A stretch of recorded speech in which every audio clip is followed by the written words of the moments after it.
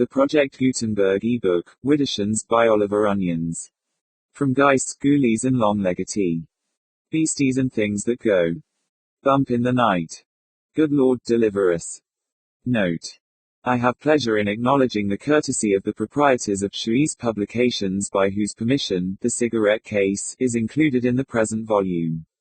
Also it has been suggested that a definition should be given of the word that forms the volume's title. That word means contrary to the course of the sun. OO. Contents. I. The Beckoning Fair 1-2. PHANTAS 3. ROOUMIV. BENLIANV. IO Vi. The Accident 7. The Cigarette Case 8. The Rocker IX. HIG JACET. The Beckoning Fair 1. I. The 3 or 4 to-let boards had stood within the low paling as long as the inhabitants of the little triangular square could remember, and if they had ever been vertical it was a very long time ago. They now overhung the palings each at its own angle, and resembled nothing so much as a row of wooden choppers, ever in the act of falling upon some passer-by, yet never cutting off a tenant for the old house from the stream of his fellows.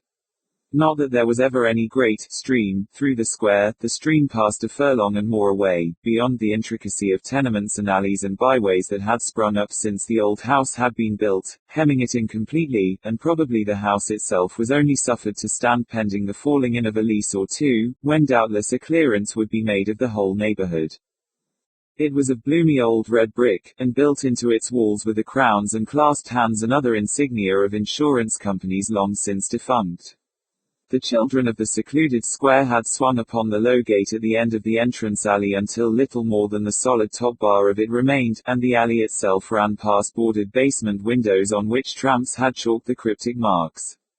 The path was washed and worn uneven by the spilling of water from the eaves of the encroaching next house, and cats and dogs had made the approach their own.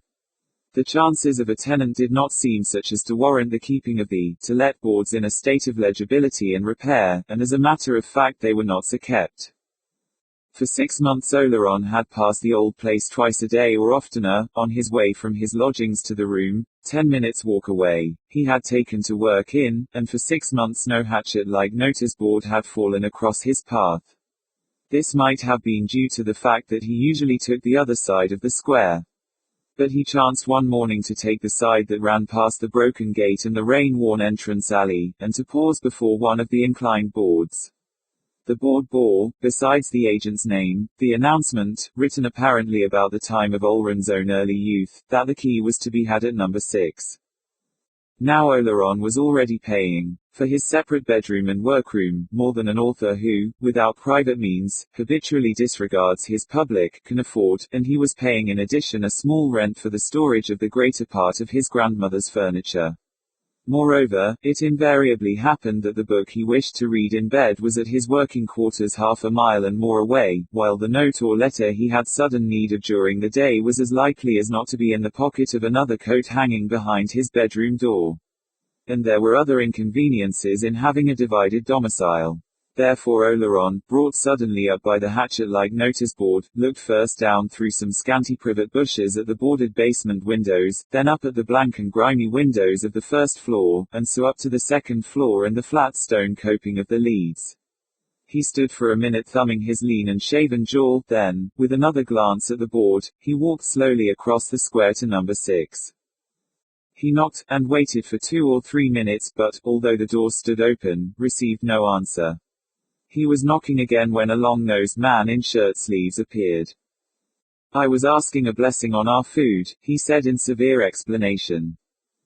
Oleron asked if he might have the key of the old house, and the long-nosed man withdrew again.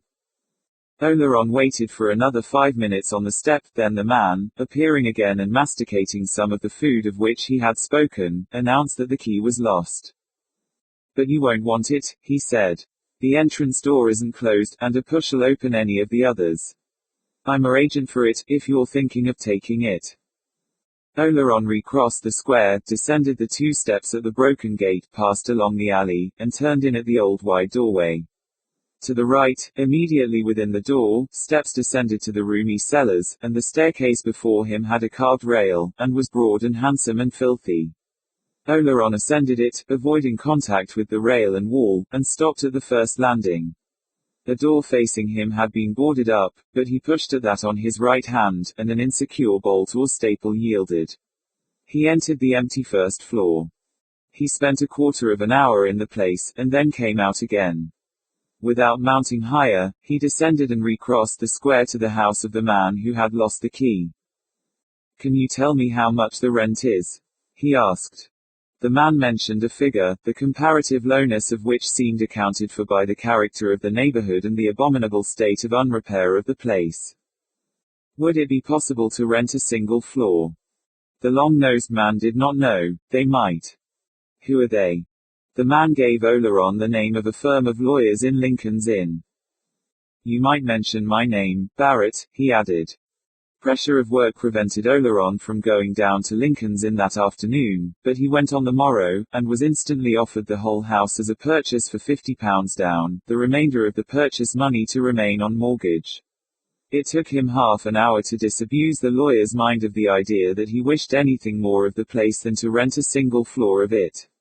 This made certain hums and haws of a difference, and the lawyer was by no means certain that it lay within his power to do as Oleron suggested, but it was finally extracted from him that, provided the notice boards were allowed to remain up, and that, provided it was agreed that in the event of the whole house letting, the arrangement should terminate automatically without further notice, something might be done. That the old place should suddenly let over his head seemed to Oleron the slightest of risks to take, and he promised a decision within a week. On the morrow he visited the house again, went through it from top to bottom, and then went home to his lodgings to take a bath. He was immensely taken with that portion of the house he had already determined should be his own. Scraped clean and repainted, and with that old furniture of Oleron's grandmother's, it ought to be entirely charming. He went to the storage warehouse to refresh his memory of his half-forgotten belongings, and to take measurements, and thence he went to a decorator's. He was very busy with his regular work, and could have wished that the notice board had caught his attention either a few months earlier or else later in the year, but the quickest way would be to suspend work entirely until after his removal. A fortnight later his first floor was painted throughout in a tender, elder-flower white, the paint was dry, and Oleron was in the middle of his installation. He was animated, delighted, and he rubbed his hands as he polished and made disposals of his grandmother's effects, the tall lattice-paned china cupboard with its Derby and Mason and Spode, the large folding Sheraton table, the long, low bookshelves, he had had two of them, copied, the chairs, the Sheffield candlesticks, the riveted rose bowls. These things he set against his newly painted elder white walls, walls of wood panelled in the happiest proportions, and moulded and coffered to the low-seated window recesses in a mood of gaiety and rest that the builders of rooms no longer know. The ceilings were lofty, and faintly painted with an old pattern of stars, even the tapering mouldings of his iron fireplace were as delicately designed as jewelry, and Oleron walked about rubbing his hands, frequently stopping for the mere pleasure of the glimpses from white room to white room. Charming, charming, he said to himself. I wonder what Elsie Bengough will think of this. He bought a bolt and a Yale lock for his door, and shut off his quarters from the rest of the house. If he now wanted to read in bed, his book could be had for stepping into the next room. All the time, he thought how exceedingly lucky he was to get the place. He put up a hat rack in the little square hall, and hung up his hats and caps and coats, and passes through the small triangular square late at night, looking up over the little serried row of wooden, to-let, hatchets, could see the light within Oleron's red blinds, or else the sudden darkening of one blind and the illumination of another, as Oleron, candlestick in hand, passed from room to room, making final settlings of his furniture, or preparing to resume the work that his removal had interrupted. 2. As far as the chief business of his life, his writing, was concerned, Paul Oleron treated the world a good deal better than he was treated by it, but he seldom took the trouble to strike a balance, or to compute how far, at 44 years of age, he was behind his points on the handicap. To have done so wouldn't have altered matters, and it might have depressed Oleron. He had chosen his path, and was committed to it beyond possibility of withdrawal. Perhaps he had chosen it in the days when he had been easily swayed by something a little disinterested, a little generous, a little noble, and had he ever thought of questioning himself, he would still have held to it that a life without nobility and generosity and disinterestedness was no life for him. Only quite recently, and rarely, had he even vaguely suspected that there was more in it than this, but it was no good anticipating the day when, he supposed, he would reach that maximum point of his powers beyond which he must inevitably decline, and be left face to face with the question whether it would not have profited him better to have ruled his life by less exigent ideals. In the meantime, his removal into the old house with the insurance marks built into its brick merely interrupted Romilly Bishop at the 15th chapter. As this tall man with the lean, ascetic face moved about his new abode, arranging, changing, altering, hardly yet into his working stride again, he gave the impression of almost spinster-like precision and nicety. For 20 years past, in a score of lodgings, garrets, flats, and rooms furnished and unfurnished, he had been accustomed to do many things for himself, and he had discovered that it saves time and temper to be methodical. He had arranged with the wife of the long-nosed Barrett, a stout Welshwoman with a falsetto voice, the Merionethshire accent of which long residence in London had not perceptibly modified, to come across the square each morning to prepare his breakfast, and also to turn the place out on Saturday mornings, and for the rest, he even welcomed a little housework as a relaxation from the strain of writing. His kitchen, together with the adjoining strip of an apartment into which a modern bath had been fitted, overlooked the alley at the side of the house, and at one end of it was a large closet with a door, and a square sliding hatch in the upper part of the door. This had been a powder closet, and through the hatch the elaborately dressed head had been thrust to receive the click and puff of the powder pistol. Oleron puzzled a little over this closet, then, as its use occurred to him, he smiled faintly, a little moved, he knew not by what. He would have to put it to a very different purpose from its original one, it would probably have to serve as his larder. It was in this closet that he made a discovery. The back of it was shelved, and, rummaging on an upper shelf that ran deeply into the wall, Oleron found a couple of mushroom-shaped old wooden wig stands. He did not know how they had come to be there. Doubtless the painters had turned them up somewhere or other, and had put them there. But his 5 rooms, as a whole, were short of cupboard and closet room, and it was only by the exercise of some ingenuity that he was able to find places for the bestowal of his household linen, his boxes, and his seldom used but not to be destroyed accumulations of papers. It was in early spring that Oleron entered on his tenancy, and he was anxious to have Romilly ready for publication in the coming autumn. Nevertheless, he did not intend to force its production. Should it demand longer in the doing, so much the worse. He realized its importance, its crucial importance, in his artistic development, and it must have its own length and time. In the workroom he had recently left he had been making excellent progress. Romilly had begun, as the saying is, to speak and act of herself, and he did not doubt she would continue to do so the moment the distraction of his removal was over. This distraction was almost over, he told himself it was time he pulled himself together again, and on a March morning he went out, returned again with 2 great bunches of yellow daffodils, placed one bunch on his mantelpiece between the Sheffield sticks and the other on the table before him, and took out the half-completed manuscript of Romilly Bishop. But before beginning work he went to a small rosewood cabinet and took from a drawer his cheque-book and pass-book. He totted them up, and his monk-like face grew thoughtful. His installation had cost him more than he had intended it should, and his balance was rather less than £50, with no immediate prospect of more. I'd forgotten rugs and chintz curtains and so forth mounted up so, said Oleron. But it would have been a pity to spoil the place for the want of £10 or so. Well, Romilly simply must be out for the autumn, that's all. So here goes. He drew his papers towards him. But he worked badly, or, rather, he did not work at all. The square outside had its own noises, frequent and new, and Oleron could only hope that he would speedily become accustomed to these. First came hawkers, with the carts and cries. At midday the children, returning from school, trooped into the square and swung on Olran's gate, and when the children had departed again for afternoon school, an itinerant musician with a mandolin posted himself beneath Olran's window and began to strum. This was a not unpleasant distraction, and Oleron, pushing up his window, threw the man a penny. Then he returned to his table again. But it was no good.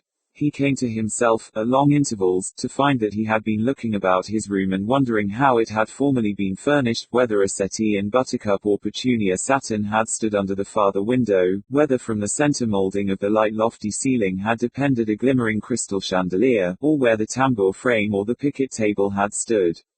No, it was no good. He had far better be frankly doing nothing than getting fruitlessly tired, and he decided that he would take a walk, but, chancing to sit down for a moment, dozed in his chair instead. This won't do, he yawned when he awoke at 4:30 in the afternoon. I must do better than this tomorrow. And he felt so deliciously lazy that for some minutes he even contemplated the breach of an appointment he had for the evening. The next morning he sat down to work without even permitting himself to answer one of his 3 letters, 2 of them tradesmen's accounts, the third a note from Miss Bengough, forwarded from his old address. It was a jolly day of white and blue, with a gay noisy wind and a subtle turn in the color of growing things, and over again, once or twice a minute, his room became suddenly light and then subdued again, as the shining white clouds rolled northeastwards over the square. The soft fitful illumination was reflected in the polished surface of the table and even in the foot-worn old floor, and the morning noises had begun again. Oleron made a pattern of dots on the paper before him, and then broke off to move the jar of daffodils exactly opposite the center of a creamy panel. Then he wrote a sentence that ran continuously for a couple of lines, after which it broke on into notes and jottings. For a time he succeeded in persuading himself that in making these memoranda he was really working, then he rose and began to pace his room. As he did so, he was struck by an idea. It was that the place might possibly be a little better for more positive color. It was perhaps a thought too pale, mild and sweet as a kind old face, but a little devitalized, even one. Yes, decidedly it would bear a robuster note, more and richer flowers, and possibly some warm and gay stuff for cushions for the window seats. Of course, I really can't afford it, he muttered, as he went for a 2-foot and began to measure the width of the window recesses. In stooping to measure a recess, his attitude suddenly changed to one of interest and attention. Presently he rose again, rubbing his hands with gentle glee. Oh ho, he said. These look to me very much like window boxes, nailed up. We must look into this. Yes, those are boxes, or this is an adventure. On that wall of his sitting room there were 2 windows, the third was in another corner, and, beyond the open bedroom door, on the same wall, was another. The seats of all had been painted, repainted, and painted again, and Olren's investigating finger had barely detected the old nailheads beneath the paint. Under the ledge over which he stooped an old keyhole also had been puttied up. Oleron took out his penknife. He worked carefully for 5 minutes, and then went into the kitchen for a hammer and chisel. Driving the chisel cautiously under the seat, he started the hole lid slightly. Again using the penknife, he cut along the hinged edge and outward along the ends, and then he fetched a wedge and a wooden mallet. Now for our little mystery, he said. The sound of the mallet on the wedge seemed, in that sweet and pale apartment, somehow a little brutal, nay, even shocking. The paneling rang and rattled and vibrated to the blows like a sounding board. The whole house seemed to echo, from the roomy cellarage to the garrets above. A flock of echoes seemed to awake, and the sound got a little on Olren's nerves. All at once he paused, fetched a duster, and muffled the mallet. When the edge was sufficiently raised he put his fingers under it and lifted. The paint flaked and starred a little, the rusty old nails squeaked and grunted, and the lid came up, laying open the box beneath. Oleron looked into it. Save for a couple of inches of scurf and mold and old cobwebs it was empty. No treasure there, said Oleron, a little amused that he should have fancied there might have been. Romilly will still have to be out by the autumn. Let's have a look at the others. He turned to the second window. The raising of the 2 remaining seats occupied him until well into the afternoon. That of the bedroom, like the first, was empty, but from the second seat of his sitting room he drew out something yielding and folded and furred over an inch thick with dust. He carried the object into the kitchen, and having swept it over a bucket, took a duster to it. It was some sort of a large bag, of an ancient frieze-like material, and when unfolded it occupied the greater part of the small kitchen floor. In shape it was an irregular, a very irregular, triangle, and it had a couple of wide flaps, with the remains of straps and buckles. The patch that had been uppermost in the folding was of a faded yellowish-brown, but the rest of it was of shades of crimson that varied according to the exposure of the parts of it. Now whatever can that have been? Oleron mused as he stood surveying it. I give it up. Whatever it is, it's settled my work for today, I'm afraid. He folded the object up carelessly and thrust it into a corner of the kitchen, then, taking pans and brushes and an old knife, he returned to the sitting room and began to scrape and to wash and to line with paper his newly discovered receptacles. When he had finished, he put his spare boots and books and papers into them, and he closed the lids again, amused with his little adventure, but also a little anxious for the hour to come when he should settle fairly down to his work again. 3. It piqued Oleron a little that his friend, Miss Bengough, should dismiss with a glance the place he himself had found so singularly winning. Indeed, she scarcely lifted her eyes to it. But then she had always been more or less like that, a little indifferent to the graces of life, careless of appearances, and perhaps a shade more herself when she ate biscuits from a paper bag than when she dined with greater observance of the convenances. She was an unattached journalist of 34, large, showy, fair as butter, pink as a dog rose, reminding one of a florist's picked specimen bloom, and given to sudden and ample movements and moist and explosive utterances. She pulled a better living out of the pool, as she expressed it, than Oleron did, and by cunningly disguised puffs of drapers and haberdashers she pulled also the greater part of her very varied wardrobe. She left small whirlwinds of air behind her when she moved, in which her veils and scarves fluttered and spun. Oleron heard the flurry of her skirts on his staircase and her single loud knock at his door when he had been a month in his new abode. Her garments brought in the outer air, and she flung a bundle of ladies' journals down on a chair. Don't knock off for me, she said across a mouthful of large-headed hatpins as she removed her hat and veil. I didn't know whether you were straight yet, so I brought some sandwiches for lunch. You've got coffee, I suppose? No, don't get up. I'll find the kitchen. Oh, that's all right, I'll clear these things away. To tell the truth, I'm rather glad to be interrupted, said Oleron. He gathered his work together and put it away. She was already in the kitchen, he heard the running of water into the kettle. He joined her, and 10 minutes later followed her back to the sitting room with the coffee and sandwiches on a tray. They sat down, with the tray on a small table between them. Well, what do you think of the new place? Oleron asked as she poured out coffee. Anybody'd think you were going to get married, Paul. He laughed. Oh no, but it's an improvement on some of them, isn't it? Is it? I suppose it is, I don't know.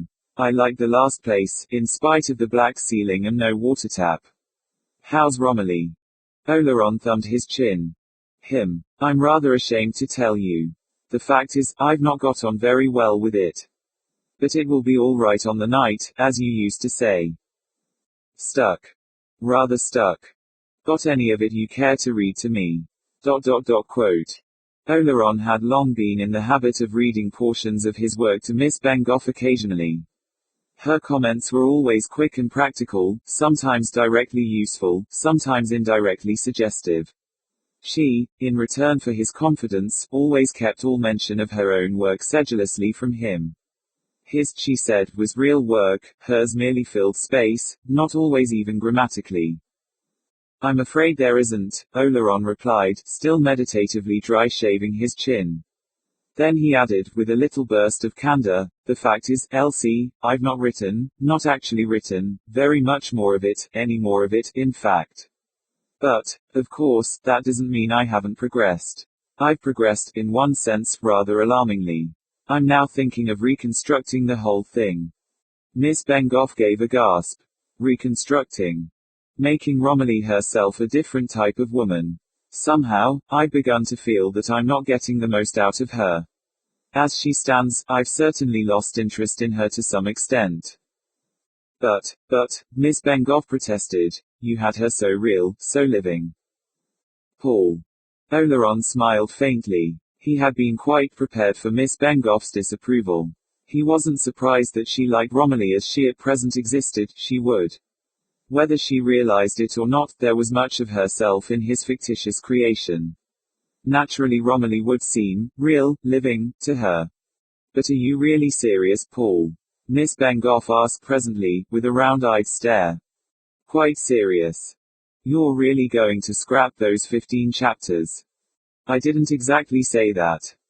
That fine, rich love scene. I should only do it reluctantly, and for the sake of something I thought better. And that beautiful, bow to full description of Romilly on the shore. It wouldn't necessarily be wasted, he said a little uneasily. But Miss Bengough made a large and windy gesture, and then let him have it. Really, you are too trying. She broke out. I do wish sometimes you'd remember you're human, and live in a world. You know I'd be the last to wish you to lower your standard 1 inch, but it wouldn't be lowering it to bring it within human comprehension. Oh, you're sometimes altogether too godlike. Why, it would be a wicked, criminal waste of your powers to destroy those 15 chapters. Look at it reasonably, now. You've been working for nearly 20 years, you've now got what you've been working for almost within your grasp, your affairs are at a most critical stage. Oh, don't tell me, I know you're about at the end of your money, and here you are, deliberately proposing to withdraw a thing that will probably make your name, and to substitute for it something that 10 to 1 nobody on earth will ever want to read, and small blame to them. Really, you try my patience. Oleron had shaken his head slowly as she had talked. It was an old story between them. The noisy, able, practical journalist was an admirable friend, up to a certain point. Beyond that, well, each of us knows that point beyond which we stand alone. Elsie Bengough sometimes said that had she had 1/10 part of Oleron's genius, there were few things she could not have done, thus making that genius a quantitatively divisible thing, a sort of ingredient, to be added to or subtracted from in the admixture of his work. That it was a qualitative thing, essential, indivisible, informing, past her comprehension. The spirits parted company at that point. Oleron knew it. She did not appear to know it. Yes, he said a little wearily, by and by, practically you're quite right, entirely right, and I haven't a word to say. If I could only turn Romilly over to you, you'd make an enormous success of her. But that can't be, and I, for my part, am seriously doubting whether she's worth my while. You know what that means. What does it mean? She demanded bluntly. Well, he said, smiling wanly, what does it mean when you're convinced a thing isn't worth doing? You simply don't do it. Miss Bengough's eyes swept the ceiling for assistance against this impossible man. What utter rubbish! She broke out at last. Why, when I saw you last you were simply oozing Romilly, you were turning her off at the rate of 4 chapters a week, if you hadn't moved you'd have had her 3 parts done by now. What on earth possessed you to move right in the middle of your most important work? Oleron tried to put her off with a recital of inconveniences, but she wouldn't have it. Perhaps in her heart she partly suspected the reason. He was simply mortally weary of the narrow circumstances of his life. He had had 20 years of it, 20 years of garrets and roof chambers and dingy flats and shabby lodgings, and he was tired of dinginess and shabbiness. The reward was as far off as ever, or if it was not, he no longer cared as once he would have cared to put out his hand and take it. It is all very well to tell a man who is at the point of exhaustion that only another effort is required of him. If he cannot make it, he is as far off as ever. Anyway, Oleron summed up, I'm happier here than I've been for a long time. That's some sort of a justification. And doing no work, said Miss Bengough pointedly. At that a trifling petulance that had been gathering in Oleron came to a head. And why should I do nothing but work? He demanded. How much happier am I for it? I don't say I don't love my work, when it's done, but I hate doing it. Sometimes it's an intolerable burden that I simply long to be rid of. Once in many weeks it has one moment, of glow and thrill for me. I remember the days when it was all glow and thrill, and now I'm 44, and it's becoming drudgery. Nobody wants it, I'm ceasing to want it myself, and if any ordinary sensible man were to ask me whether I didn't think I was a fool to go on, I think I should agree that I was. Miss Bengough's comely pink face was serious. But you knew all that, many, many years ago, Paul, and still you chose it, she said in a low voice. Well, and how should I have known? He demanded. I didn't know. I was told so. My heart, if you like, told me so, and I thought I knew. Youth always thinks it knows, then one day it discovers that it is nearly 50. 44. Paul. 44, then, and it finds that the glamour isn't in front, but behind. Yes, I knew and chose, if that's knowing and choosing, but it's a costly choice we're called on to make when we're young. Miss Bengoff's eyes were on the floor. Without moving them she said, You're not regretting it, Paul. Am I not? He took her up. Upon my word, I've lately thought I am. What do I get in return for it all? You know what you get, she replied. He might have known from her tone what else he could have had for the holding up of a finger, herself. She knew, but could not tell him, that he could have done no better thing for himself. Had he, any time these 10 years, asked her to marry him, she would have replied quietly, very well, when. He had never thought of it. Yours is the real work, she continued quietly. Without you we jackals couldn't exist. You and a few like you hold everything upon your shoulders. For a minute there was a silence. Then it occurred to Oleron that this was common vulgar grumbling. It was not his habit. Suddenly he rose and began to stack cups and plates on the tray.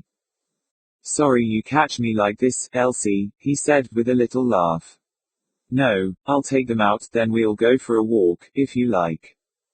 He carried out the tray, and then began to show Miss Bengoff round his flat. She made few comments. In the kitchen she asked what an old faded square of reddish frieze was that Mrs. Barrett used as a cushion for her wooden chair.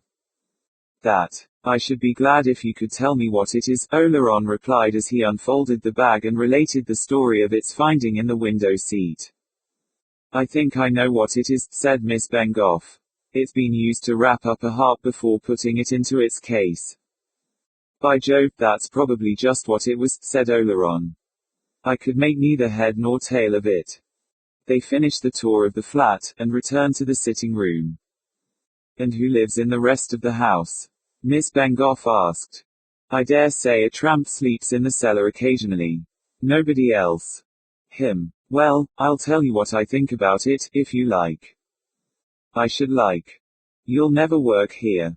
Oh, said Oleron quickly. Why not? You'll never finish Romilly here. Why, I don't know, but you won't. I know it. You'll have to leave before you get on with that book.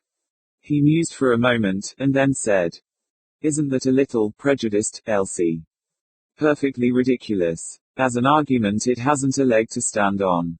But there it is, she replied, her mouth once more full of the large-headed hat pins. Oleron was reaching down his hat and coat. He laughed. I can only hope you're entirely wrong, he said, for I shall be in a serious mess if Romilly isn't out in the autumn. IV.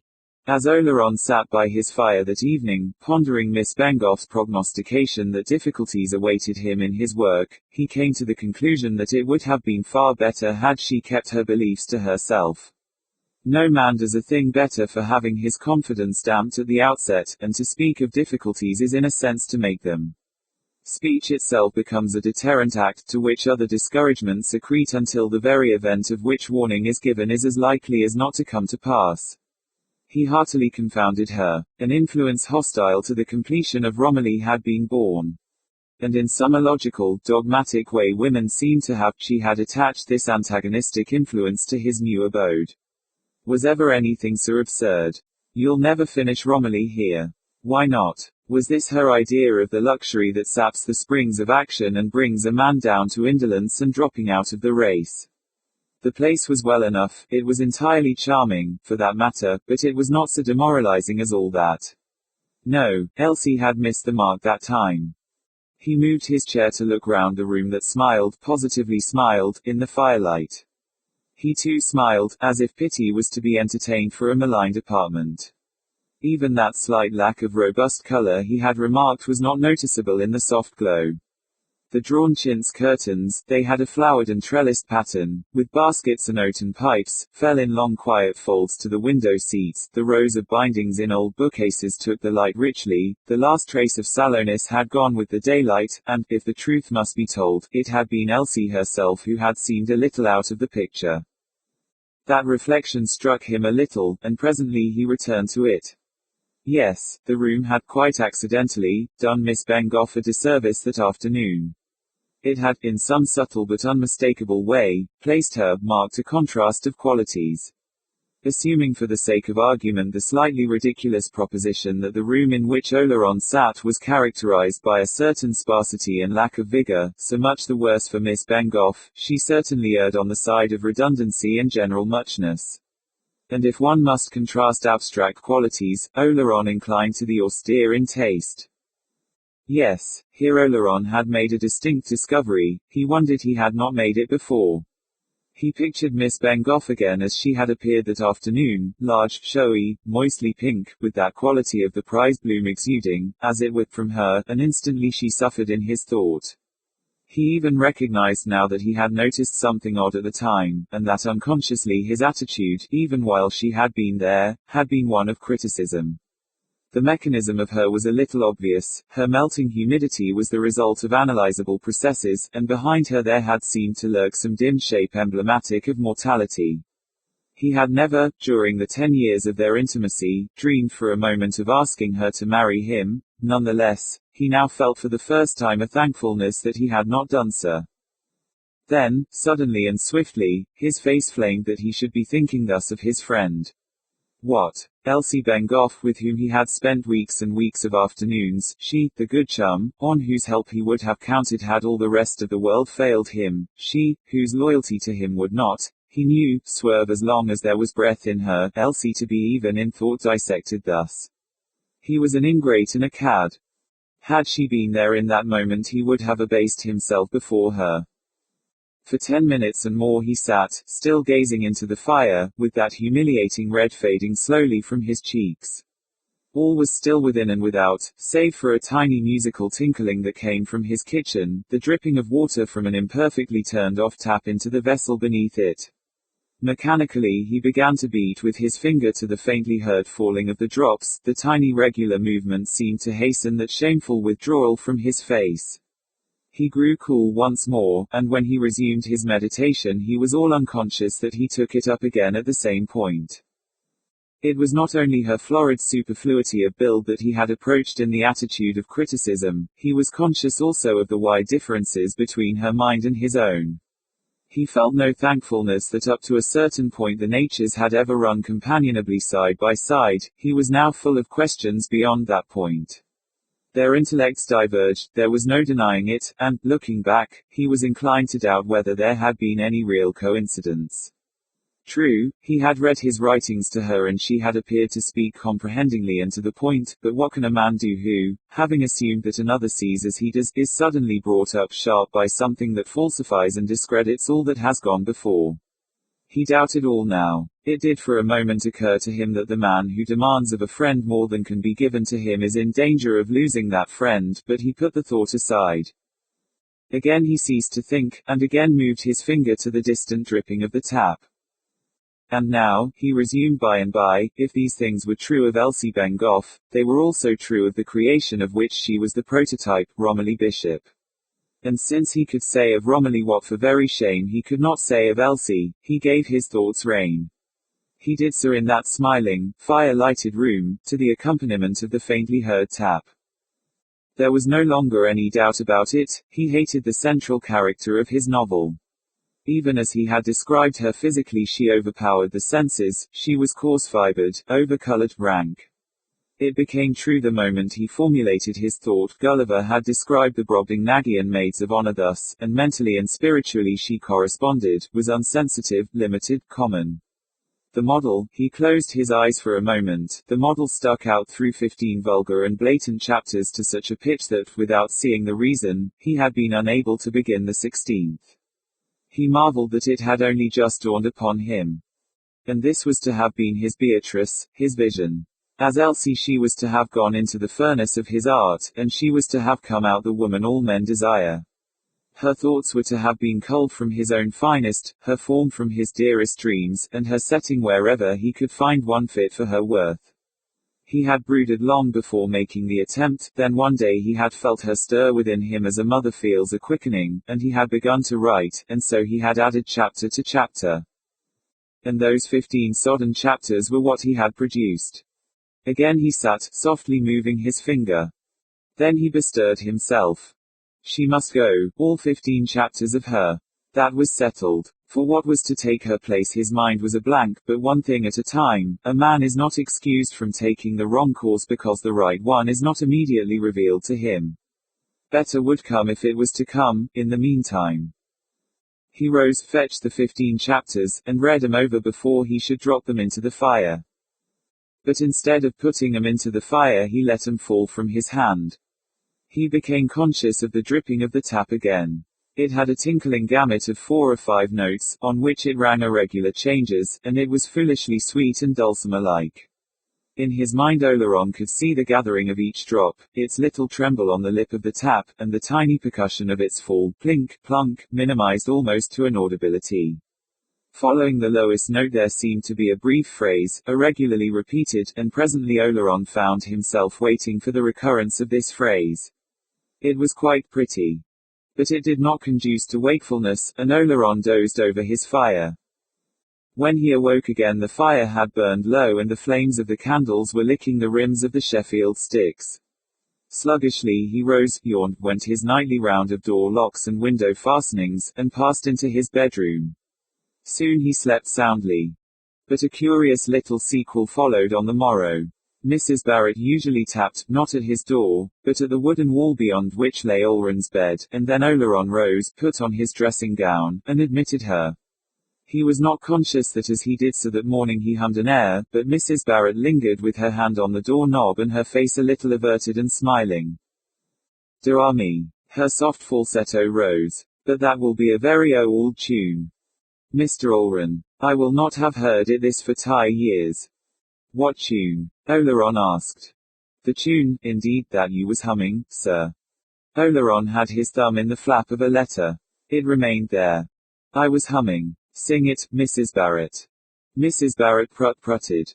"I have no voice for singing, Mr. Oleron. It was Aunt Pugh was the singer of our family, but the tune will be very old, and it is called The Beckoning Fair One." "Try to sing it," said Oleron, his thumb still in the envelope, and Mrs. Barrett, with much dimpling and confusion, hummed the air. "They do say it was sung to a harp, Mr. Oleron, and it will be very old," she concluded. "And I was singing that." "Indeed you was. I would not be likely to tell you lies." With a "very well, let me have breakfast," Oleron opened his letter, but the trifling circumstance struck him as more odd than he would have admitted to himself. The phrase he had hummed had been that which he had associated with the falling from the tap on the evening before.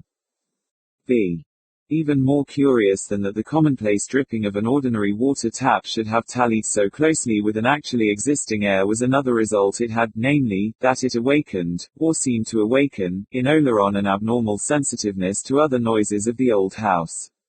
It has been remarked that silence obtains its fullest and most impressive quality when it is broken by some minute sound, and, truth to tell, the place was never still. Perhaps the mildness of the spring air operated on its torpid old timbers, perhaps Oleron's fires caused it to stretch its old anatomy, and certainly a whole world of insect life bored and burrowed in its balks and joists. At any rate, Oleron had only to sit quiet in his chair and to wait for a minute or two in order to become aware of such a change in the auditory scale as comes upon a man who, conceiving the midsummer woods to be motionless and still, all at once finds his ear sharpened to the crepitation of a myriad insects. And he smiled to think of man's arbitrary distinction between that which has life and that which has not. Here, quite apart from such recognizable sounds as the scampering of mice, the falling of plaster behind his paneling, and the popping of purses or coffins from his fire, was a whole house talking to him had he but known its language. Beams settled with a tired sigh into their old mortises, creatures ticked in the walls, joints cracked, boards complained, with no palpable stirring of the air, window sashes changed the positions with a soft knock in their frames. And whether the place had life in this sense or not, it had at all events a winsome personality. It needed but an hour of musing for Oleron to conceive the idea that, as his own body stood in friendly relation to his soul, so, by an extension and an attenuation, his habitation might fantastically be supposed to stand in some relation to himself. He even amused himself with the far-fetched fancy that he might so identify himself with the place that some future tenant, taking possession, might regard it as in a sense haunted. It would be rather a joke if he, a perfectly harmless author, with nothing on his mind worse than a novel he had discovered he must begin again, should turn out to be laying the foundation of a future ghost. In proportion, however, as he felt this growing attachment to the fabric of his abode, Elsie Bengough, from being merely unattracted, began to show a dislike of the place that was more and more marked. And she did not scruple to speak of her aversion. "It doesn't belong to today at all, and for you especially it's bad," she said with decision. "You're only too ready to let go your hold on actual things and to slip into apathy. You ought to be in a place with concrete floors and a patent gas meter and a tradesman's lift. And it would do you all the good in the world if you had a job that made you scramble and rub elbows with your fellow men. Now, if I could get you a job for, say, 2 or 3 days a week, one that would allow you heaps of time for your proper work, would you take it?" Somehow, Oleron resented a little being diagnosed like this. He thanked Miss Bengough, but without a smile. "Thank you, but I don't think so. After all, each of us has his own life to live," he could not refrain from adding. "His own life to live. How long is it since you were out, Paul?" "About 2 hours. I don't mean to buy stamps or to post a letter. How long is it since you had anything like a stretch?" "Oh, some little time perhaps. I don't know. Since I was here last. I haven't been out much." "And has Romilly progressed much better for your being cooped up?" "I think she has. I'm laying the foundations of her. I shall begin the actual writing presently." It seemed as if Miss Bengough had forgotten the tussle about the first Romilly. She frowned, turned half away, and then quickly turned again. "Ah, so you've still got that ridiculous idea in your head." "If you mean," said Oleron slowly, "that I've discarded the old Romilly, and am at work on a new one, you're right. I have still got that idea in my head." Something uncordial in his tone struck her, but she was a fighter. His own absurd sensitiveness hardened her. She gave a pea-shaw of impatience. "Where is the old one?" she demanded abruptly. "Why?" asked Oleron. "I want to see it. I want to show some of it to you. I want, if you're not wool-gathering entirely, to bring you back to your senses." This time it was he who turned his back. But when he turned round again he spoke more gently. "It's no good, Elsie. I'm responsible for the way I go, and you must allow me to go it, even if it should seem wrong to you. Believe me, I am giving thought to it. The manuscript. I was on the point of burning it, but I didn't. It's in that window seat, if you must see it." Miss Bengough crossed quickly to the window seat, and lifted the lid. Suddenly she gave a little exclamation, and put the back of her hand to her mouth. She spoke over her shoulder. "You ought to knock those nails in, Paul," she said. He strode to her side. What is it? What's the matter?" he asked. "I did knock them in, or, rather, pulled them out." "You left enough to scratch with," she replied, showing her hand. From the upper wrist to the knuckle of the little finger a welling red wound showed. "Good gracious!" Oleron ejaculated. "Here, come to the bathroom and bathe it quickly." He hurried her to the bathroom, turned on warm water, and bathed and cleansed the bad gash. Then, still holding the hand, he turned cold water on it, uttering broken phrases of astonishment and concern. "Good Lord, how did that happen? As far as I knew is this water too cold? Does that hurt? I can't imagine how on earth. There, that'll do. No, one moment longer, I can bear it," she murmured, her eyes closed. Presently he led her back to the sitting room and bound the hand in one of his handkerchiefs, but his face did not lose its expression of perplexity. He had spent half a day in opening and making serviceable the 3 window boxes, and he could not conceive how he had come to leave an inch and a half of rusty nail standing in the wood. He himself had opened the lids of each of them a dozen times and had not noticed any nail, but there it was. "It shall come out now, at all events," he muttered, as he went for a pair of pincers. And he made no mistake about it that time. Elsie Bengough had sunk into a chair, and her face was rather white, but in her hand was the manuscript of Romilly. She had not finished with Romilly yet. Presently she returned to the charge. "Oh, Paul, it will be the greatest mistake you ever made if you do not publish this," she said. He hung his head, genuinely distressed. He couldn't get that incident of the nail out of his head, and Romilly occupied a second place in his thoughts for the moment.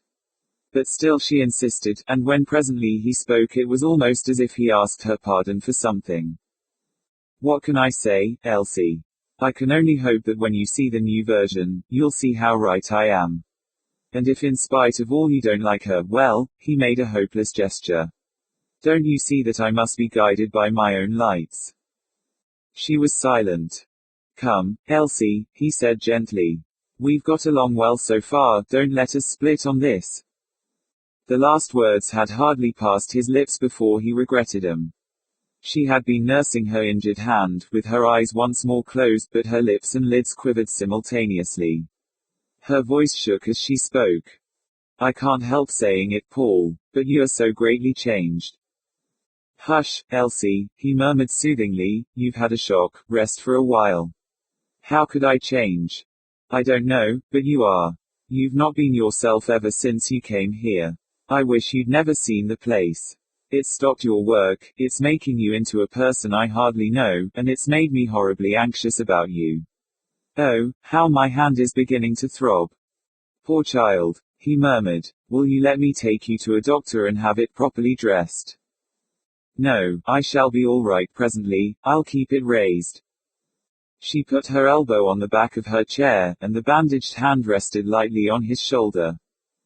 At that touch an entirely new anxiety stirred suddenly within him.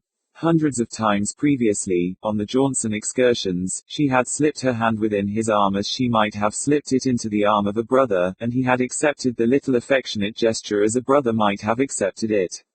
But now, for the first time, there rushed into his mind 100 startling questions. Her eyes were still closed, and her head had fallen pathetically back, and there was a lost and ineffable smile on her parted lips. The truth broke in upon him. Good God! And he had never divined it. And stranger than all was that, now that he did see that she was lost in love of him, there came to him, not sorrow and humility and abasement, but something else that he struggled in vain against, something entirely strange and new, that, had he analyzed it, he would have found to be petulance and irritation and resentment and ungentleness. The sudden selfish prompting mastered him before he was aware. He all but gave it words. What was she doing there at all? Why was she not getting on with her own work? Why was she here interfering with his? Who had given her this guardianship over him that lately she had put forward so assertively, changed? It was she, not himself, who had changed. But by the time she had opened her eyes again he had overcome his resentment sufficiently to speak gently, albeit with reserve. "I wish you would let me take you to a doctor." She rose. "No, thank you, Paul," she said. "I'll go now. If I need a dressing I'll get one. Take the other hand, please. Goodbye." He did not attempt to detain her. He walked with her to the foot of the stairs. Halfway along the narrow alley she turned. "It would be a long way to come if you happened not to be in," she said. "I'll send you a postcard the next time." At the gate she turned again. "Leave here, Paul," she said, with a mournful look. "Everything's wrong with this house." Then she was gone. Oleron returned to his room. He crossed straight to the window box. He opened the lid and stood long looking at it. Then he closed it again and turned away. "That's rather frightening," he muttered. "It's simply not possible that I should not have removed that nail." Vi. Oleron knew very well what Elsie had meant when she had said that her next visit would be preceded by a postcard. She, too, had realized that at last he knew, and didn't want her. It gave him a miserable, pitiful pang, therefore, when she came again within a week, knocking at the door unannounced. She spoke from the landing, she did not intend to stay, she said, and he had to press her before she would so much as enter. Her excuse for calling was that she had heard of an inquiry for short stories that he might be wise to follow up. He thanked her. Then, her business over, she seemed anxious to get away again. Oleron did not seek to detain her, even he saw through the pretext of the stories, and he accompanied her down the stairs. But Elsie Bengoff had no luck whatever in that house. A second accident befell her. Halfway down the staircase there was the sharp sound of splintering wood, and she checked a loud cry. Oleron knew the woodwork to be old, but he himself had ascended and descended frequently enough without mishap. Elsie had put her foot through one of the stairs. He sprang to her side in alarm. "Oh, I say, my poor girl." She laughed hysterically. "It's my weight, I know I'm getting fat." "Keep still, let me clear these splinters away," he muttered between his teeth. She continued to laugh and sob that it was her weight, she was getting fat. He thrust downwards at the broken boards. The extrication was no easy matter, and her torn boot showed him how badly the foot and ankle within it must be abraded. Good God," he muttered over and over again. "I shall be too heavy for anything soon," she sobbed and laughed. But she refused to reascend and to examine her hurt. "No, let me go quickly, she repeated. "But it's a frightful gash." "No, not so bad, let me get away quickly, I'm not wanted."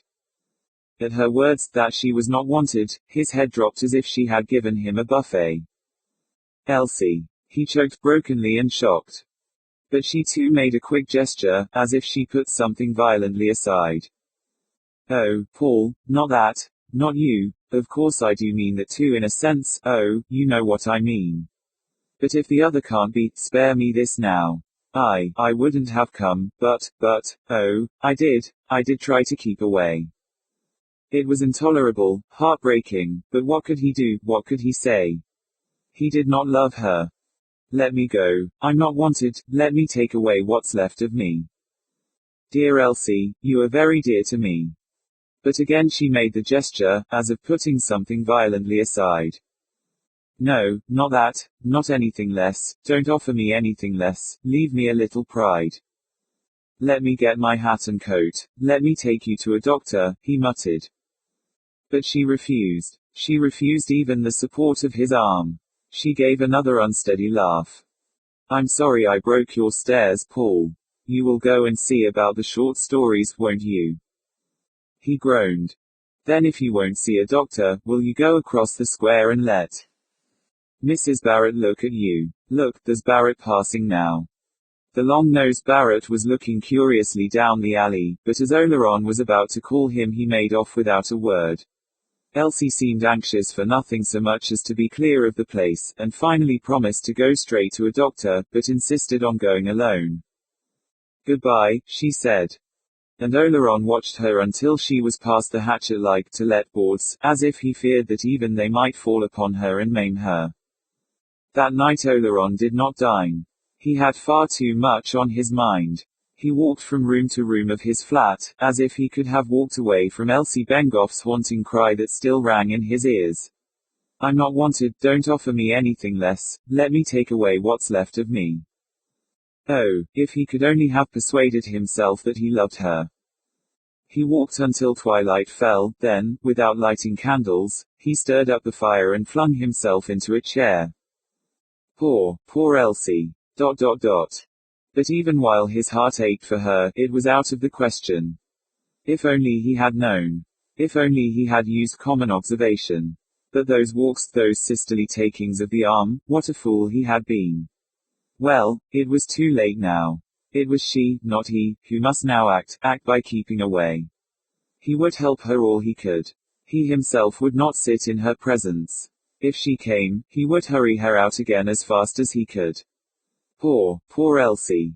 His room grew dark, the fire burned dead, and he continued to sit wincing from time to time as a fresh tortured phrase rang again in his ears. Then suddenly, he knew not why, he found himself anxious for her in a new sense, uneasy about her personal safety. A horrible fancy that even then she might be looking over an embankment down into dark water, that she might even now be glancing up at the hook on the door, took him. Women had been known to do those things. Then there would be an inquest, and he himself would be called upon to identify her, and would be asked how she had come by an ill-healed wound on the hand and a bad abrasion of the ankle. Barrett would say that he had seen her leaving his house. Then he recognized that his thoughts were morbid. By an effort of will he put them aside, and sat for a while listening to the faint creakings and tickings and rappings within his paneling. If only he could have married her. But he couldn't. Her face had risen before him again as he had seen it on the stairs, drawn with pain and ugly and swollen with tears. Ugly, yes, positively blubbered. If tears were women's weapons, as they were said to be, such tears were weapons turned against themselves, suicide again. Then all at once he found himself attentively considering her two accidents. Extraordinary they had been, both of them. He could not have left that old nail standing in the wood. Why? He had fetched tools specially from the kitchen, and he was convinced that that step that had broken beneath her weight had been as sound as the others. It was inexplicable. If these things could happen, anything could happen. There was not a beam nor a jam in the place that might not fall without warning, not a plank that might not crash inwards, not a nail that might not become a dagger. The whole place was full of life even now. As he sat there in the dark he heard its crowds of noises as if the house had been one great microphone. Only half conscious that he did so, he had been sitting for some time identifying these noises, attributing to each crack or creak or knock its material cause, but there was one noise which, again not fully conscious of the omission, he had not sought to account for. It had last come some minutes ago, it came again now, a sort of soft sweeping rustle that seemed to hold an almost inaudibly minute crackling. For half a minute or so it had Ulrin's attention, then his heavy thoughts were of Elsie Bengough again. He was nearer to loving her in that moment than he had ever been. He thought how to some men their loved ones were but the dearer for those poor mortal blemishes that tell us we are but sojourners on earth, with a common fate not far distant that makes it hardly worthwhile to do anything but love for the time remaining. Strangling sobs, blearing tears, bodies buffeted by sickness, hearts and mind callous and hard with the rubs of the world, how little love there would be with these things a barrier to love. In that sense he did love Elsie Bengough. What her happiness had never moved in him her sorrow almost awoke. Suddenly his meditation went. His ear had once more become conscious of that soft and repeated noise, the long sweep with the almost inaudible crackle in it. Again and again it came, with a curious insistence and urgency. It quickened a little as he became increasingly attentive. It seemed to Oleron that it grew louder.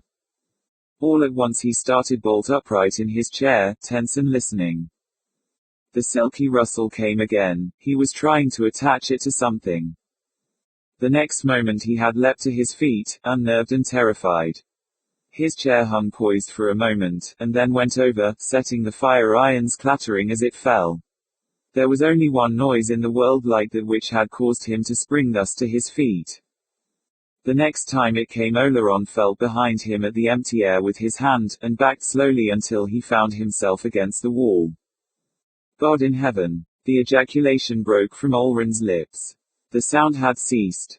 The next moment he had given a high cry. What is it? What's there? Who's there? A sound of scuttling caused his knees to bend under him for a moment, but that, he knew, was a mouse. That was not something that his stomach turned sick and his mind reeled to entertain. That other sound, the like of which was not in the world, had now entirely ceased, and again he called. He called and continued to call, and then another terror, a terror of the sound of his own voice, seized him. He did not dare to call again. His shaking hand went to his pocket for a match, but found none. He thought there might be matches on the mantelpiece. He worked his way to the mantelpiece round a little recess without for a moment leaving the wall. Then his hand encountered the mantelpiece, and groped along it. A box of matches fell to the hearth. He could just see them in the firelight, but his hand could not pick them up until he had cornered them inside the fender. Then he rose and struck a light. The room was as usual. He struck a second match. A candle stood on the table. He lighted it, and the flame sank for a moment and then burned up clear. Again he looked round. There was nothing. There was nothing, but there had been something, and might still be something. Formerly, Oleron had smiled at the fantastic thought that, by a merging and interplay of identities between himself and his beautiful room, he might be preparing a ghost for the future. It had not occurred to him that there might have been a similar merging and coalescence in the past. Yet with this staggering impossibility he was now face to face. Something did persist in the house. It had a tenant other than himself, and that tenant, whatsoever or whosoever, had appalled Olron's soul by producing the sound of a woman brushing her hair. 7. Without quite knowing how he came to be there, Oleron found himself striding over the loose board he had temporarily placed on the step broken by Miss Bengough. He was hatless, and descending the stairs. Not until later did there return to him a hazy memory that he had left the candle burning on the table, had opened the door no wider than was necessary to allow the passage of his body, and had sidled out, closing the door softly behind him. At the foot of the stairs another shock awaited him. Something dashed with a flurry up from the disused cellars and disappeared out of the door. It was only a cat, but Oleron gave a childish sob. He passed out of the gate, and stood for a moment under the to-let boards, plucking foolishly at his lip and looking up at the glimmer of light behind one of his red blinds. Then, still looking over his shoulder, he moved stumblingly up the square. There was a small public house round the corner. Oleron had never entered it, but he entered it now, and put down a shilling that missed the counter by inches. Brandy, he said, and then stooped to look for the shilling. He had the little sawdusted bar to himself. What company there was, carters and labourers and the small tradesmen of the neighbourhood, was gathered in the farther compartment, beyond the space where the white-haired landlady moved among her taps and bottles. Oleron sat down on a hardwood settee with a perforated seat, drank half his brandy, and then, thinking he might as well drink it as spill it, finished it. Then he fell to wondering which of the men whose voices he heard across the public house would undertake the removal of his effects on the morrow. In the meantime he ordered more brandy. For he did not intend to go back to that room where he had left the candle burning. Oh no. He couldn't have faced even the entry and the staircase with the broken step, certainly not that pith-white, fascinating room. He would go back for the present to his old arrangement, of workroom and separate sleeping quarters. He would go to his old landlady at once, presently, when he had finished his brandy, and see if she could put him up for the night. His glass was empty now. He rose, had it refilled, and sat down again. And if anybody asked his reason for removing again, oh, he had reason enough. Nails that put themselves back into wood again and gashed people's hands, steps that broke when you trod on 'em, and women who came into a man's place and brushed their hair in the dark, were reasons enough. He was querulous and injured about it all. He had taken the place for himself, not for invisible women to brush their hair in. That lawyer fellow in Lincoln's Inn should be told so, too, before many hours were out. It was outrageous, letting people in for agreements like that. A cut-glass partition divided the compartment where Oleron sat from the space where the white-haired landlady moved, but it stopped 7 or 8 inches above the level of the counter. There was no partition at the farther bar. Presently Oleron, raising his eyes, saw that faces were watching him through the aperture. The faces disappeared when he looked at them. He moved to a corner where he could not be seen from the other bar, but this brought him into line with the white-haired landlady. She knew him by sight, had doubtless seen him passing and repassing, and presently she made a remark on the weather. Oleron did not know what he replied, but it sufficed to call forth the further remark that the winter had been a bad one for influenza, but that the spring weather seemed to be coming at last. Even this slight contact with the commonplace steadied Oleron a little. An idle, nascent wonder whether the landlady brushed her hair every night, and, if so, whether it gave out those little electric cracklings, was shut down with a snap, and Oleron was better.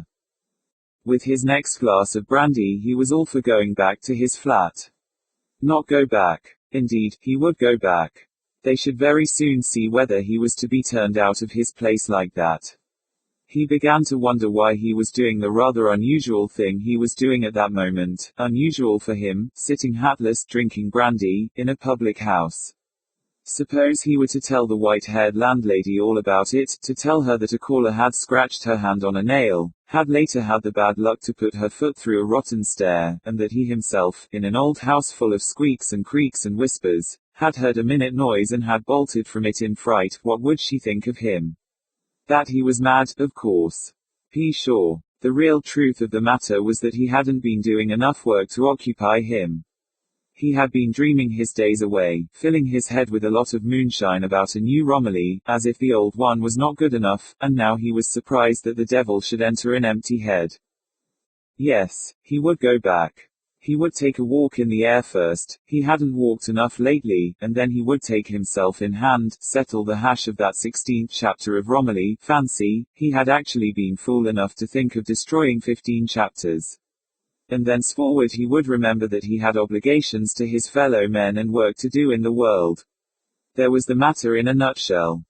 He finished his brandy and went out. He had walked for some time before any other bearing of the matter than that on himself occurred to him. At first the fresh air had increased the heady effect of the brandy he had drunk, but afterwards his mind grew clearer than it had been since morning. And the clearer it grew, the less final did his boastful self-assurances become, and the firmer his conviction that, when all explanations had been made, there remained something that could not be explained. His hysteria of an hour before had passed, he grew steadily calmer, but the disquieting conviction remained. A deep fear took possession of him. It was a fear for Elsie. For something in his place was inimical to her safety. Of themselves, her two accidents might not have persuaded him of this, but she herself had said it. "I'm not wanted here," and she had declared that there was something wrong with the place. She had seen it before he had.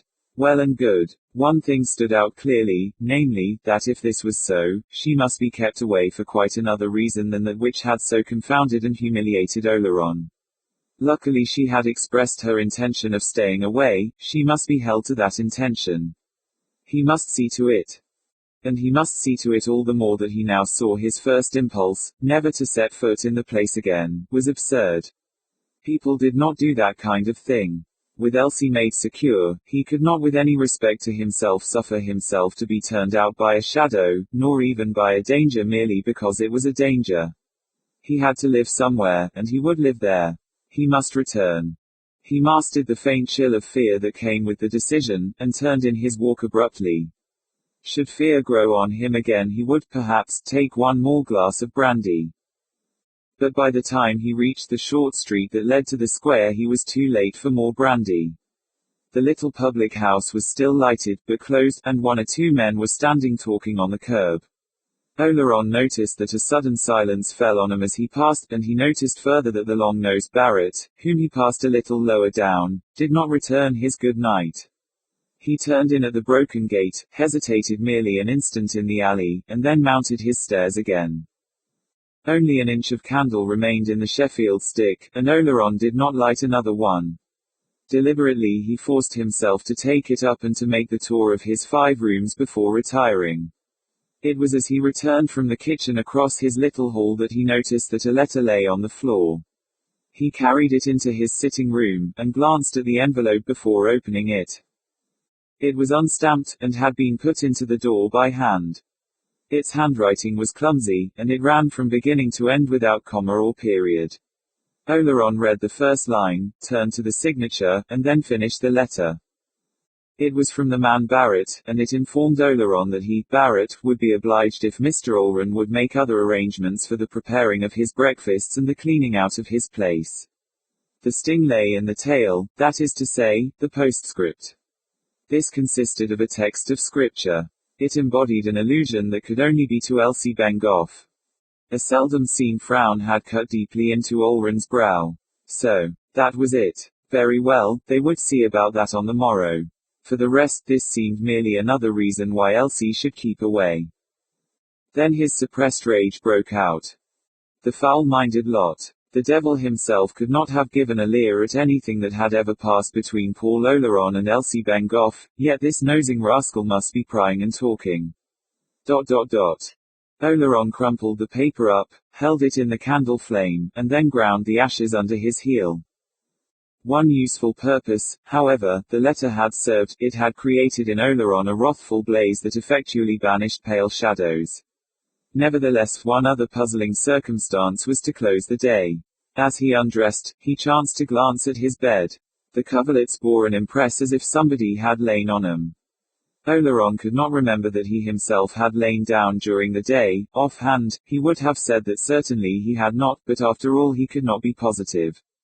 His indignation for Elsie, acting possibly with the residue of the brandy in him, excluded all other considerations, and he put out his candle, lay down, and passed immediately into a deep and dreamless sleep, which, in the absence of Mrs. Barrett's morning call, lasted almost once round the clock. 8.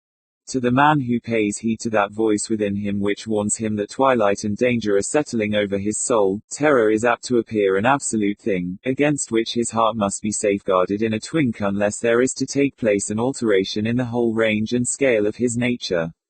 Mercifully, he has never far to look for safeguards. Of the immediate and small and common and momentary things of life, of usages and observances and modes and conventions, he builds up fortifications against the powers of darkness. He is even content that, not terror only, but joy also, should for working purposes be placed in the category of the absolute things, and the last treason he will commit will be that breaking down of terms and limits that strikes, not at one man, but at the welfare of the souls of all. In his own person, Oleron began to commit this treason. He began to commit it by admitting the inexplicable and horrible to an increasing familiarity. He did it insensibly, unconsciously, by a neglect of the things that he now regarded it as an impertinence in Elsie Bengough to have prescribed. 2 months before, the words, "a haunted house," applied to his lovely bemusing dwelling, would have chilled his marrow. Now, his scale of sensation becoming depressed, he could ask, haunted by what? And remain unconscious that horror, when it can be proved to be relative by so much, loses its proper quality. He was setting aside the landmarks. Mists and confusion had begun to enwrap him. And he was conscious of nothing so much as of a voracious inquisitiveness. He wanted to know. He was resolved to know. Nothing but the knowledge would satisfy him, and craftily he cast about for means whereby he might attain it. He might have spared his craft. The matter was the easiest imaginable. As in time past he had known, in his writing, moments when his thoughts had seemed to rise of themselves and to embody themselves in words not to be altered afterwards, so now the questions he put himself seemed to be answered even in the moment of their asking. There was exhilaration in the swift, easy processes. He had known no such joy in his own power since the days when his writing had been a daily freshness and a delight to him. It was almost as if the course he must pursue was being dictated to him. And the first thing he must do, of course, was to define the problem. He defined it in terms of mathematics. Granted that he had not the place to himself, granted that the old house had inexpressibly caught and engaged his spirit, granted that, by virtue of the common denominator of the place, this unknown co-tenant stood in some relation to himself, what next? Clearly, the nature of the other numerator must be ascertained. And how? Ordinarily this would not have seemed simple, but to Oleron it was now pellucidly clear. The key, of course, lay in his half-written novel, or rather, in both Romilly's, the old and the proposed new one. A little while before Oleron would have thought himself mad to have embraced such an opinion, now he accepted the dizzying hypothesis without a quiver. He began to examine the first and second Romillys. From the moment of his doing so the thing advanced by leaps and bounds. Swiftly he reviewed the history of the Romilly of the 15 chapters. He remembered clearly now that he had found her insufficient on the very first morning on which he had sat down to work in his new place. Other instances of his aversion leaped up to confirm his obscure investigation. There had come the night when he had hardly forborne to throw the whole thing into the fire, and the next morning he had begun the planning of the new Romilly. It had been on that morning that Mrs. Barrett, overhearing him humming a brief phrase that the dripping of a tap the night before had suggested, had informed him that he was singing some air he had never in his life heard before, called The Beckoning Fair One. The Beckoning Fair One. With scarcely a pause in thought he continued. The first Romilly having been definitely thrown over, the second had instantly fastened herself upon him, clamoring for birth in his brain.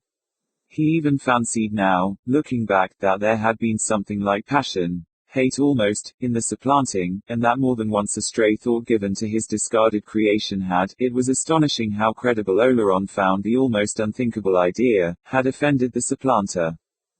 Yet that a malignancy almost homicidal should be extended to his fiction's poor mortal prototype. in spite of his inuring to a scale in which the horrible was now a thing to be fingered and turned this way and that, a good God broke from Oleron. This intrusion of the first Romilly's prototype into his thought again was a factor that for the moment brought his inquiry into the nature of his problem to a termination. The mere thought of Elsie was fatal to anything abstract. For another thing, he could not yet think of that letter of Barrett's, nor of a little scene that had followed it, without a mounting of color and a quick contraction of the brow. For, wisely or not, he had had that argument out at once. Striding across the square on the following morning, he had bearded Barrett on his own doorstep. Coming back again a few minutes later, he had been strongly of opinion that he had only made matters worse. The man had been vagueness itself. He had not been to be either challenged or browbeaten into anything more definite than a muttered farrago in which the words, certain things, Mrs. Barrett, respectable house, if the cap fits, proceedings that shall be nameless, had been constantly repeated. Not that I make any charge, he had concluded. Charge. Oleron had cried. Ave my ideas of things, as I don't doubt you, ave yours. Ideas, mine. Oleron had cried wrathfully, immediately dropping his voice as heads had appeared at windows of the square. Look you here, my man, you've an unwholesome mind, which probably you can't help, but a tongue which you can help, and shall. If there is a breath of this repeated, I'll not be talked to on my own doorstep like this by anybody. Barrett had blustered. You shall, and I'm doing it. Don't you forget there's a God above all, who, as said, you're a low scandalmonger, ... quote. And so forth, continuing badly what was already badly begun. Oleron had returned wrathfully to his own house, and thenceforward, looking out of his windows, had seen Barrett's face at odd times, lifting blinds or peering round curtains, as if he sought to put himself in possession of heaven knew what evidence, in case it should be required of him. The unfortunate occurrence made certain minor differences in Oleron's domestic arrangements. Barrett's tongue, he gathered, had already been busy. He was looked at askance by the dwellers of the square, and he judged it better, until he should be able to obtain other help, to make his purchases of provisions a little farther afield rather than at the small shops of the immediate neighborhood. For the rest, housekeeping was no new thing to him, and he would resume his old bachelor habits. Besides, he was deep in certain rather abstruse investigations, in which it was better that he should not be disturbed. He was looking out of his window one midday rather tired, not very well, and glad that it was not very likely he would have to stir out of doors, when he saw Elsie Bengough crossing the square towards his house. The weather had broken, it was a raw and gusty day, and she had to force her way against the wind that set her ample skirts bellying about her opulent figure and her veil spinning and streaming behind her. Oleron acted swiftly and instinctively. Seizing his hat, he sprang to the door and descended the stairs at a run. A sort of panic had seized him. She must be prevented from setting foot in the place. As he ran along the alley, he was conscious that his eyes went up to the eaves as if something drew them. He did not know that a slate might not accidentally fall. He met her at the gate, and spoke with curious volubleness. This is really too bad, Elsie. Just as I'm urgently called away. I'm afraid it can't be helped though, and that you'll have to think me an inhospitable beast. He poured it out just as it came into his head. She asked if he was going to town. Yes, to town, he replied. I've got to call on Chambers. You know Chambers, don't you? No, I remember you don't, a big man you once saw me with. I ought to have gone yesterday, and this he felt to be a brilliant effort, and he's going out of town this afternoon. To Brighton. I had a letter from him this morning. He took her arm and led her up the square. She had to remind him that his way to town lay in the other direction. Of course, how stupid of me. He said with a little loud laugh. I'm so used to going the other way with you, of course, it's the other way to the bus.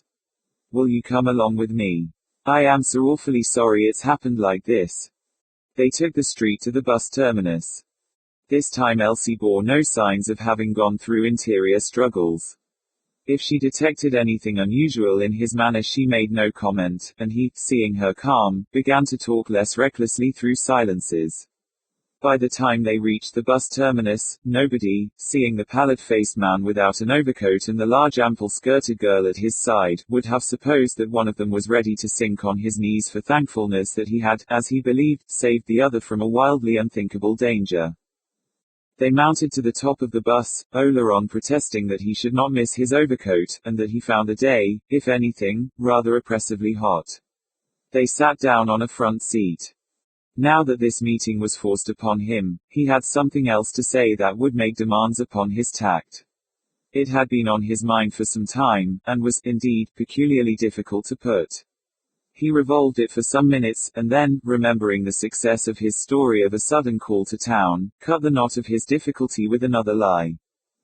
"I'm thinking of going away for a little while, Elsie," he said. She merely said, "Oh. Somewhere for a change. I need a change. I think I shall go tomorrow, or the day after." "Yes, tomorrow, I think." "Yes," she replied. "I don't quite know how long I shall be," he continued. "I shall have to let you know when I am back." "Yes, let me know," she replied in an even tone. The tone was for her, suspiciously even. He was a little uneasy. "You don't ask me where I'm going," he said, with a little cumbrous effort to rally her. She was looking straight before her, past the bus driver. "I know," she said. He was startled. "How, you know?" "You're not going anywhere," she replied. He found not a word to say. It was a minute or so before she continued, in the same controlled voice she had employed from the start. "You're not going anywhere. You weren't going out this morning. You only came out because I appeared. Don't behave as if we were strangers, Paul." A flush of pink had mounted to his cheeks. He noticed that the wind had given her the pink of early rhubarb. Still he found nothing to say. "Of course, you ought to go away," she continued. "I don't know whether you look at yourself often in the glass, but you're rather noticeable. Several people have turned to look at you this morning. So, of course, you ought to go away. But you won't, and I know why." He shivered, coughed a little, and then broke silence. "Then if you know, there's no use in continuing this discussion," he said curtly. "Not for me, perhaps, but there is for you," she replied. "Shall I tell you what I know?" "No," he said in a voice slightly raised. "No?" she asked, her round eyes earnestly on him. "No." Again he was getting out of patience with her, again he was conscious of the strain. Her devotion and fidelity and love plagued him, she was only humiliating both herself and him.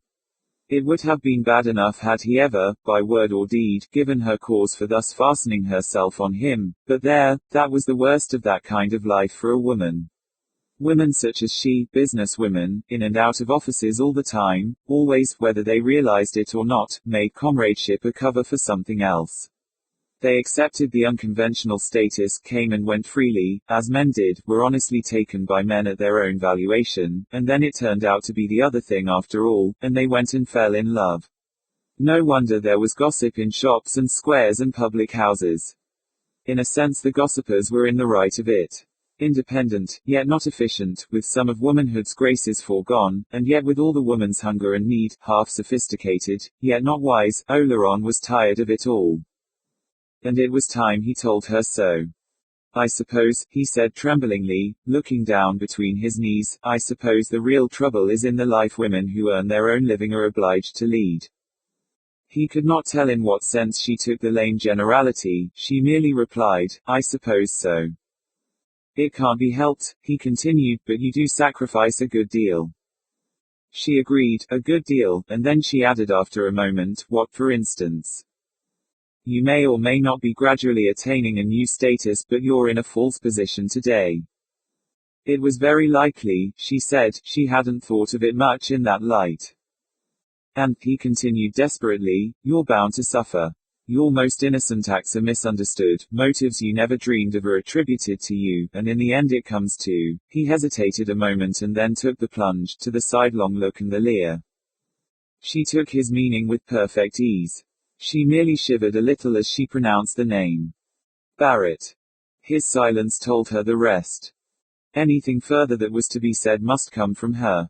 It came as the bus stopped at a stage and fresh passengers mounted the stairs.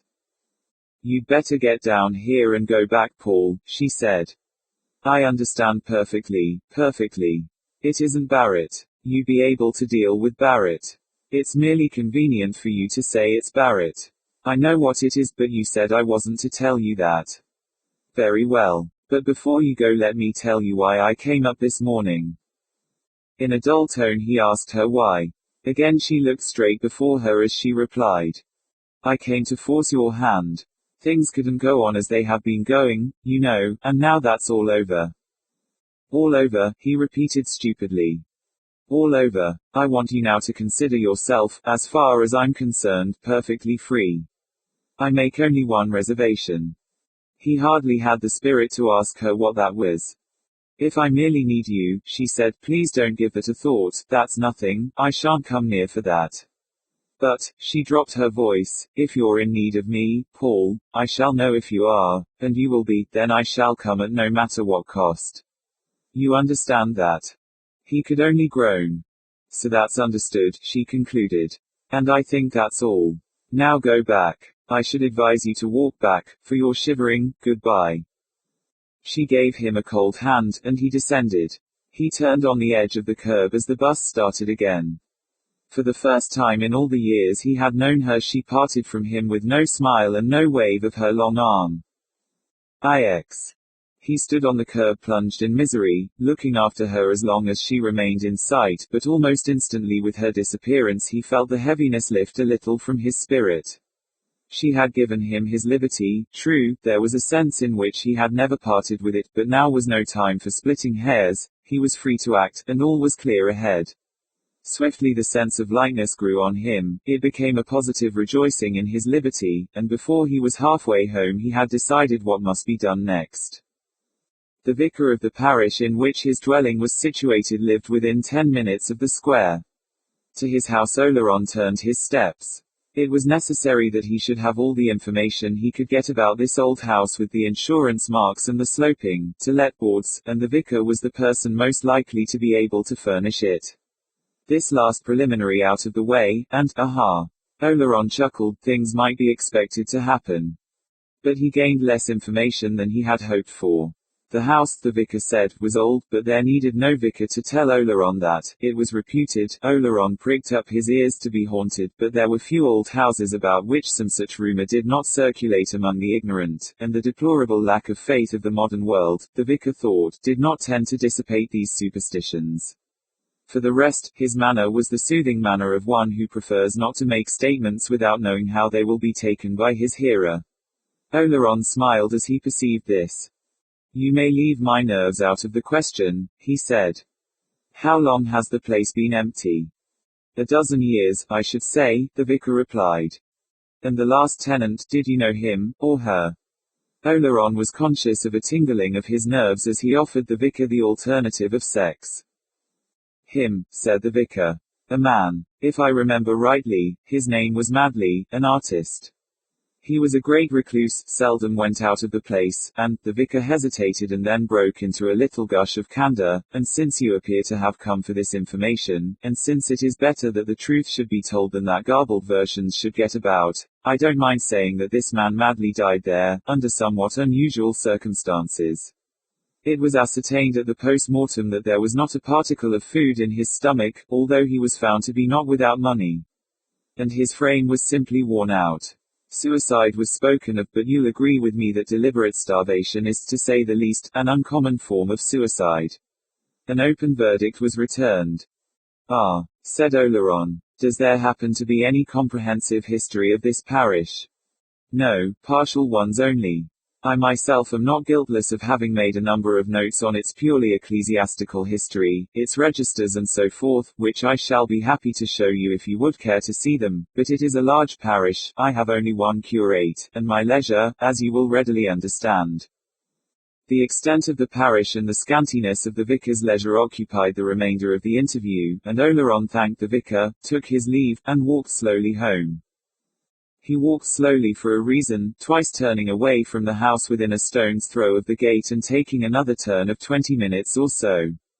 He had a very ticklish piece of work now before him. It required the greatest mental concentration. It was nothing less than to bring his mind, if he might, into such a state of unpreoccupation and receptivity that he should see the place as he had seen it on that morning when, his removal accomplished, he had sat down to begin the 16th chapter of the first Romilly.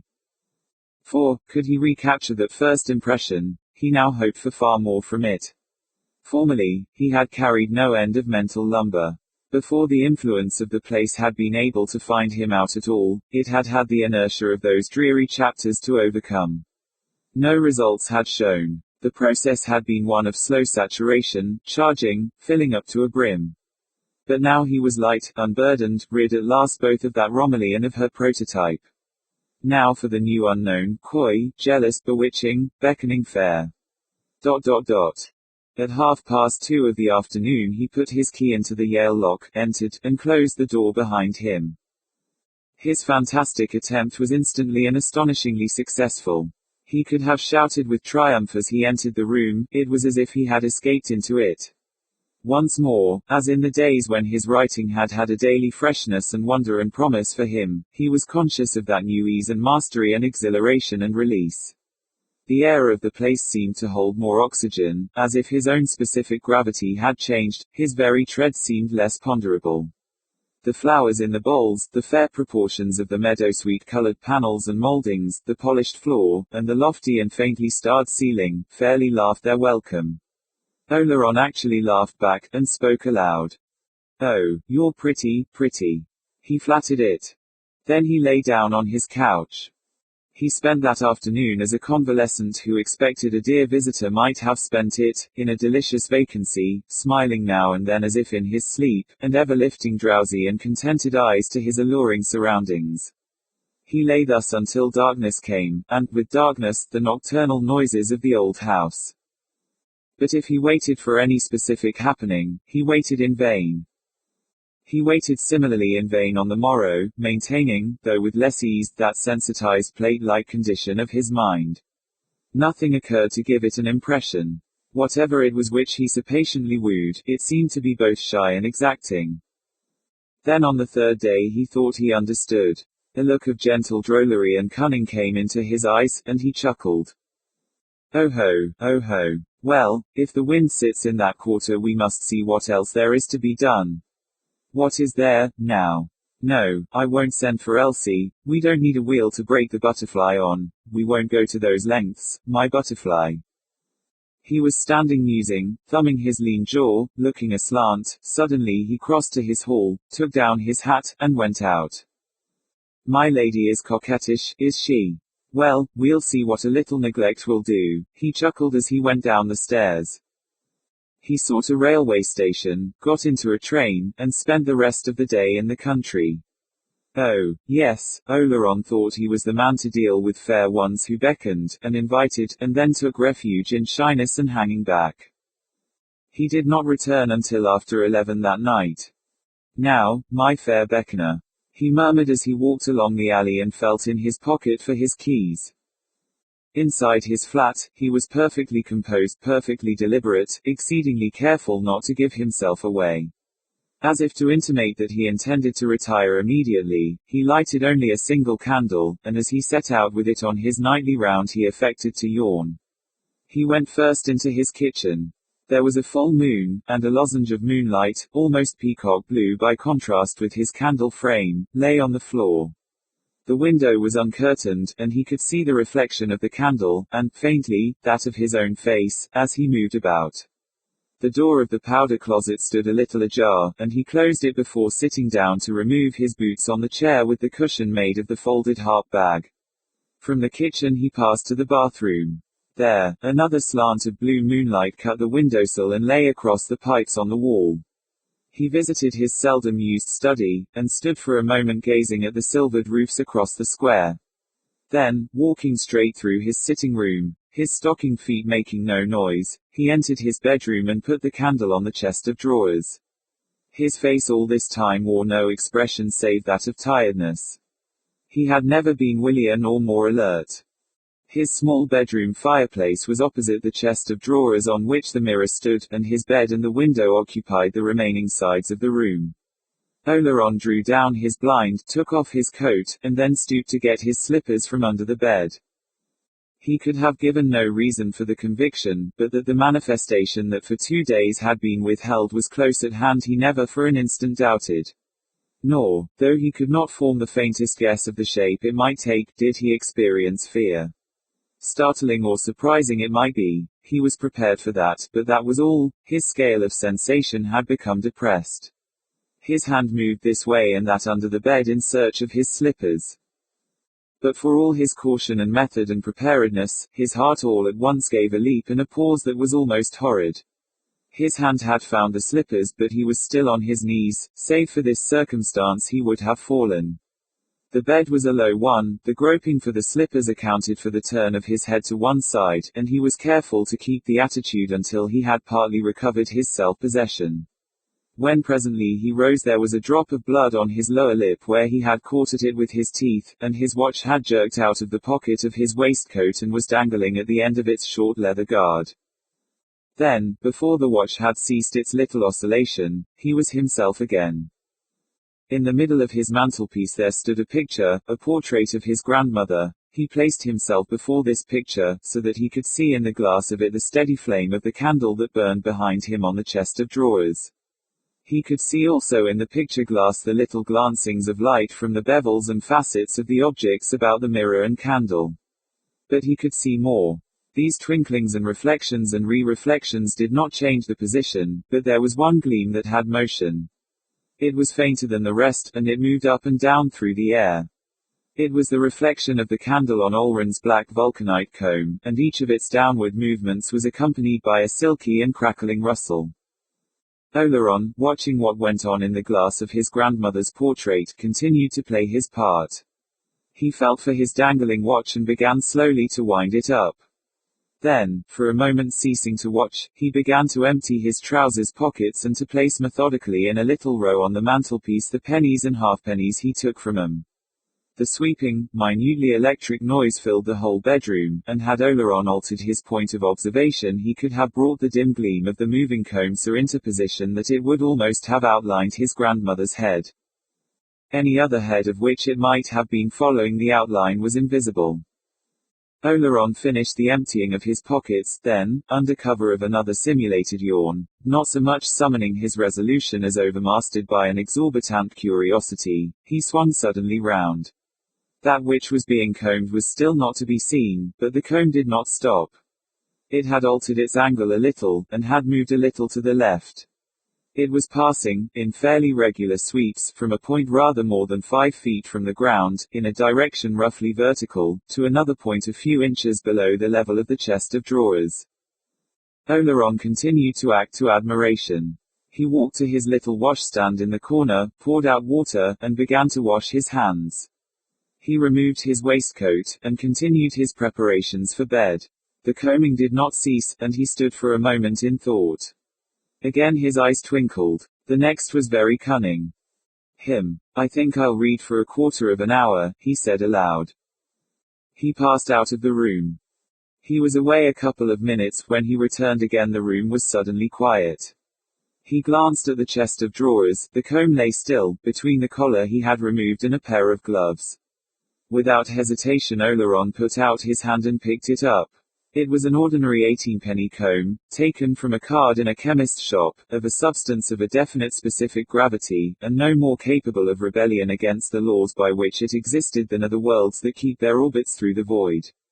Oleron put it down again, then he glanced at the bundle of papers he held in his hand. What he had gone to fetch had been the 15 chapters of the original Romilly.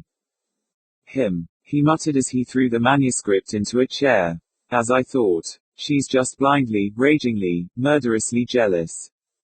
On the night after that, and on the following night, and for many nights and days, so many that he began to be uncertain about the count of them, Oleron, courting, cajoling, neglecting, threatening, beseeching, eaten out with unappeased curiosity and regardless that his life was becoming one consuming passion and desire, continued his search for the unknown co-numerator of his abode.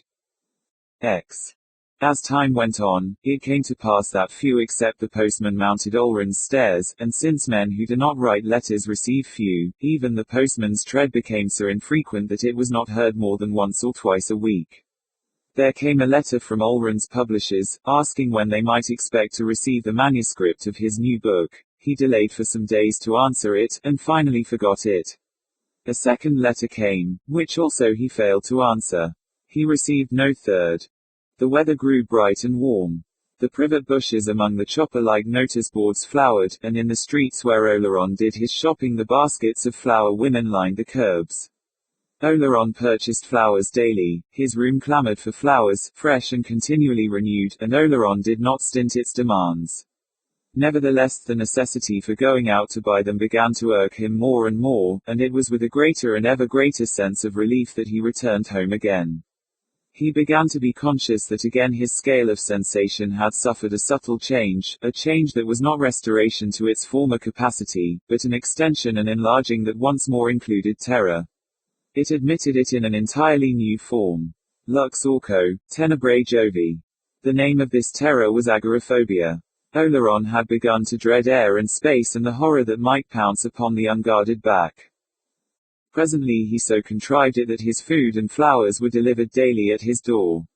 He rubbed his hands when he had hit upon this expedient. That was better. Now he could please himself whether he went out or not. Quickly he was confirmed in his choice. It became his pleasure to remain immured. But he was not happy, or, if he was, his happiness took an extraordinary turn. He fretted discontentedly, could sometimes have wept for mere weakness and misery, and yet he was dimly conscious that he would not have exchanged his sadness for all the noisy mirth of the world outside. And speaking of noise, much noise, now caused him the acutest discomfort. It was hardly more to be endured than that newborn fear that kept him, on the increasingly rare occasions when he did go out, sidling close to walls and feeling friendly railings with his hand. He moved from room to room softly and in slippers, and sometimes stood for many seconds closing a door so gently that not a sound broke the stillness that was in itself a delight. Sunday now became an intolerable day to him, for, since the coming of the fine weather, there had begun to assemble in the square under his windows each Sunday morning certain members of the sect to which the long-nosed Barrett adhered. These came with a great drum and large brass-bellied instruments, men and women uplifted anguished voices, struggling with the god, and Barrett himself with a praised face and closed eyes and working brows, prayed that the sound of his voice might penetrate the ears of all unbelievers, as it certainly did Olrun's. One day, in the middle of one of these rhapsodies, Oleron sprang to his blind and pulled it down, and heard as he did so his own name made the subject of a fresh torrent of outpouring. And sometimes, but not as expecting a reply, Oleron stood still and called softly. Once or twice he called Romilly. And then waited, but more often his whispering did not take the shape of a name. There was one spot in particular of his abode that he began to haunt with increasing persistency. This was just within the opening of his bedroom door. He had discovered one day that by opening every door in his place, always excepting the outer one, which he only opened unwillingly, and by placing himself on this particular spot, he could actually see to a greater or less extent into each of his 5 rooms without changing his position. He could see the whole of his sitting room, all of his bedroom except the part hidden by the open door, and glimpses of his kitchen, bathroom, and of his rarely used study. He was often in this place, breathless and with his finger on his lip. One day, as he stood there, he suddenly found himself wondering whether this Madley, of whom the vicar had spoken, had ever discovered the strategic importance of the bedroom entry.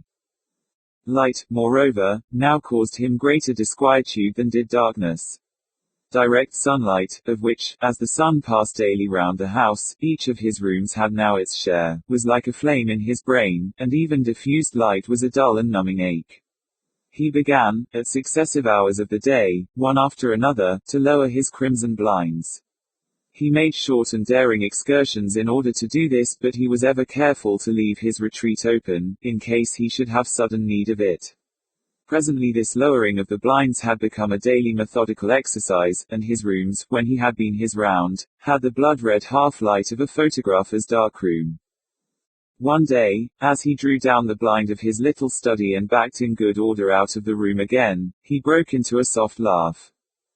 "That bilks Mr. Barrett," he said, and the baffling of Barrett continued to afford him mirth for an hour. But on another day, soon after, he had a fright that left him trembling also for an hour. He had seized the cord to darken the window over the seat in which he had found the harp bag, and was standing with his back well protected in the embrasure, when he thought he saw the tail of a black and white check skirt disappear round the corner of the house. He could not be sure. Had he run to the window of the other wall, which was blinded, the skirt must have been already past, but he was almost sure that it was Elsie. He listened in an agony of suspense for her tread on the stairs. But no tread came, and after 3 or 4 minutes he drew a long breath of relief. "By Jove, but that would have compromised me horribly," he muttered. And he continued to mutter from time to time, "Horribly compromising, no woman would stand that, not any kind of woman, oh, compromising in the extreme."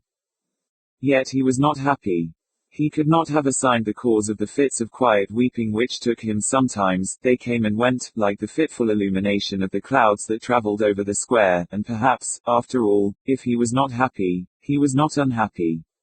Before he could be unhappy something must have been withdrawn, and nothing had yet been withdrawn from him, for nothing had been granted. He was waiting for that granting, in that flower-laden, frightfully enticing apartment of his, with the pith-white walls tinged and subdued by the crimson blinds to a blood-like gloom. He paid no heed to it that his stock of money was running perilously low, nor that he had ceased to work. Ceased to work. He had not ceased to work. They knew very little about it who supposed that Oleron had ceased to work. He was in truth only now beginning to work. He was preparing such a work, such a mistress was a-making in the gestation of his art. Let him but get this period of probation and poignant waiting over, and men should see. How should men know her, this fair one of Oleron's, until Oleron himself knew her? Lovely radiant creations are not thrown off like how-do-ye-dos. The men to whom it is committed to father them must weep wretched tears, as Oleron did, must swell with vain presumptuous hopes, as Oleron did, must pursue, as Oleron pursued, the capricious, fair, mocking, slippery, eager spirit that, ever eluding, ever sees to it that the chase does not slacken. Let Oleron but hunt this huntress a little longer, he would have her sparkling and panting in his arms yet. Oh no, they were very far from the truth who supposed that Oleron had ceased to work. And if all else was falling away from Oleron, gladly he was letting it go. So do we all when our fair ones beckon. Quite at the beginning we wink, and promise ourselves that we will put her ladyship through her paces, neglect her for a day, turn her own jealous wiles against her, flout and ignore her when she comes wheedling. Perhaps there lurks within us all the time a heartless sprite who is never fooled, but in the end all falls away. She beckons, and all goes. And so Oleron kept his strategic post within the frame of his bedroom door, and watched, and waited, and smiled, with his finger on his lips. It was his duteous service, his worship, his troth-plighting, all that he had ever known of love. And when he found himself, as he now and then did, hating the dead man madly, and wishing that he had never lived, he felt that that, too, was an acceptable service. But, as he thus prepared himself, as it were, for a marriage, and moped and chafed more and more that the bride made no sign, he made a discovery that he ought to have made weeks before. It was through a thought of the dead madly that he made it. Since that night when he had thought in his greenness that a little studied neglect would bring the lovely beckoner to her knees, and had made use of her own jealousy to banish her, he had not set eyes on those 15 discarded chapters of Romilly. He had thrown them back into the window seat, forgotten their very existence. But his own jealousy of madly put him in mind of hers, of her jilted rival of flesh and blood, and he remembered them. Fool that he had been. Had he, then, expected his desire to manifest herself while there still existed the evidence of his divided allegiance? What, and she with a passion so fierce and scented that it had not hesitated at the destruction, twice attempted, of her rival? Fool that he had been. But if that was all the pledge and sacrifice she required, she should have it, yes, and quickly. He took the manuscript from the window seat, and brought it to the fire. He kept his fire always burning now, the warmth brought out the last vestige of odor of the flowers with which his room was banked. He did not know what time it was, long since he had allowed his clock to run down. It had seemed a foolish measurer of time in regard to the stupendous things that were happening to Oleron, but he knew it was late. He took the Romilly manuscript and knelt before the fire. But he had not finished removing the fastening that held the sheets together before he suddenly gave a start, turned his head over his shoulder, and listened intently. The sound he had heard had not been loud, it had been, indeed, no more than a tap, twice or thrice repeated, but it had filled Oleron with alarm. His face grew dark as it came again. He heard a voice outside on his landing. Paul. Quote. It was Elsie's voice. Paul, I know you're in, I want to see you. He cursed her under his breath, but kept perfectly still. He did not intend to admit her. Paul, you're in trouble. I believe you're in danger, at least come to the door. Quote. Oleron smothered a low laugh. It somehow amused him that she, in such danger herself, should talk to him of his danger. Well, if she was, serve her right, she knew, or said she knew, all about it. Paul. Quote. Paul. He mimicked her under his breath. Oh, Paul, it's horrible. Quote.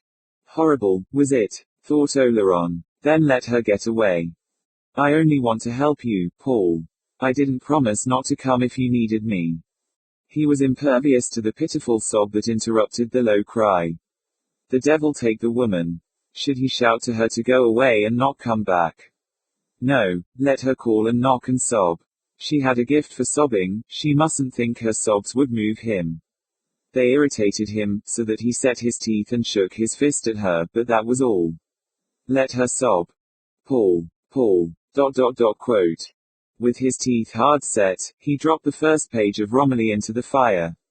Then he began to drop the rest in, sheet by sheet. For many minutes the calling behind his door continued, then suddenly it ceased. He heard the sound of feet slowly descending the stairs.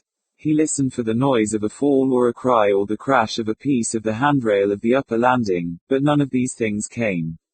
She was spared. Apparently her rival suffered her to crawl abject and beaten away. Oleron heard the passing of her steps under his window, then she was gone. He dropped the last page into the fire, and then, with a low laugh, rose. He looked fondly round his room. Lucky to get away like that, he remarked. She wouldn't have got away if I'd given her as much as a word or a look. What devils these women are. But no, I oughtn't to say that, one of 'em showed forbearance. Who showed forbearance? And what was forborne? Ah, Oleron knew. Contempt, no doubt, had been at the bottom of it, but that didn't matter, the pestering creature had been allowed to go unharmed. Yes, she was lucky, Oleron hoped she knew it. And now for his reward.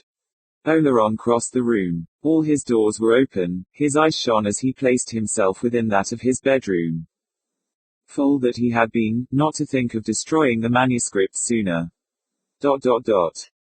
How, in a house full of shadows, should he know his own shadow? How, in a house full of noises, distinguish the summons he felt to be at hand? Ah, trust him. He would know. The place was full of a jugglery of dim lights. The blind at his elbow that allowed the light of a street lamp to struggle vaguely through, the glimpse of greeny-blue moonlight seen through the distant kitchen door, the sulky glow of the fire under the black ashes of the burnt manuscript, the glimmering of the tulips and the moon daisies and narcissi and the bowls and jugs and jars, these did not so trick and bewilder his eyes that he would not know his own. It was he, not she, who had been delaying the shadowy bridal. He hung his head for a moment in mute acknowledgement, then he bent his eyes on the deceiving, puzzling gloom again. He would have called her name had he known it, but now he would not ask her to share even a name with the other. His own face, within the frame of the door, glimmered white as the narcissi in the darkness. A shadow, light as fleece, seemed to take shape in the kitchen. The time had been when Oleron would have said that a cloud had passed over the unseen moon. The low illumination on the blind at his elbow grew dimmer. The time had been when Oleron would have concluded that the lamplighter going his rounds had turned low the flame of the lamp. The fire settled, letting down the black and charred papers, a flower fell from a bowl, and lay indistinct upon the floor, all was still, and then a stray draught moved through the old house, passing before Olrun's face. Suddenly, inclining his head, he withdrew a little from the door jamb. The wandering draught caused the door to move a little on its hinges. Olrun trembled violently, stood for a moment longer, and then, putting his hand out to the knob, softly drew the door to, sat down on the nearest chair, and waited, as a man might await the calling of his name that should summon him to some weighty, high and privy audience. 11. One knows not whether there can be human compassion for anemia of the soul. When the pitch of life is dropped, and the spirit is so put over and reversed that that only is horrible which before was sweet and worldly and of the day, the human relation disappears. The sane soul turns appalled away, lest not merely itself but sanity should suffer. We are not gods. We cannot drive out devils. We must see selfishly to it that devils do not enter into ourselves. And this we must do even though love so transfuse us that we may well deem our nature to be half divine. We shall but speak of honor and duty in vain. The letter dropped within the dark door will lie unregarded, or, if regarded for a brief instant between two unspeakable lapses, left and forgotten again.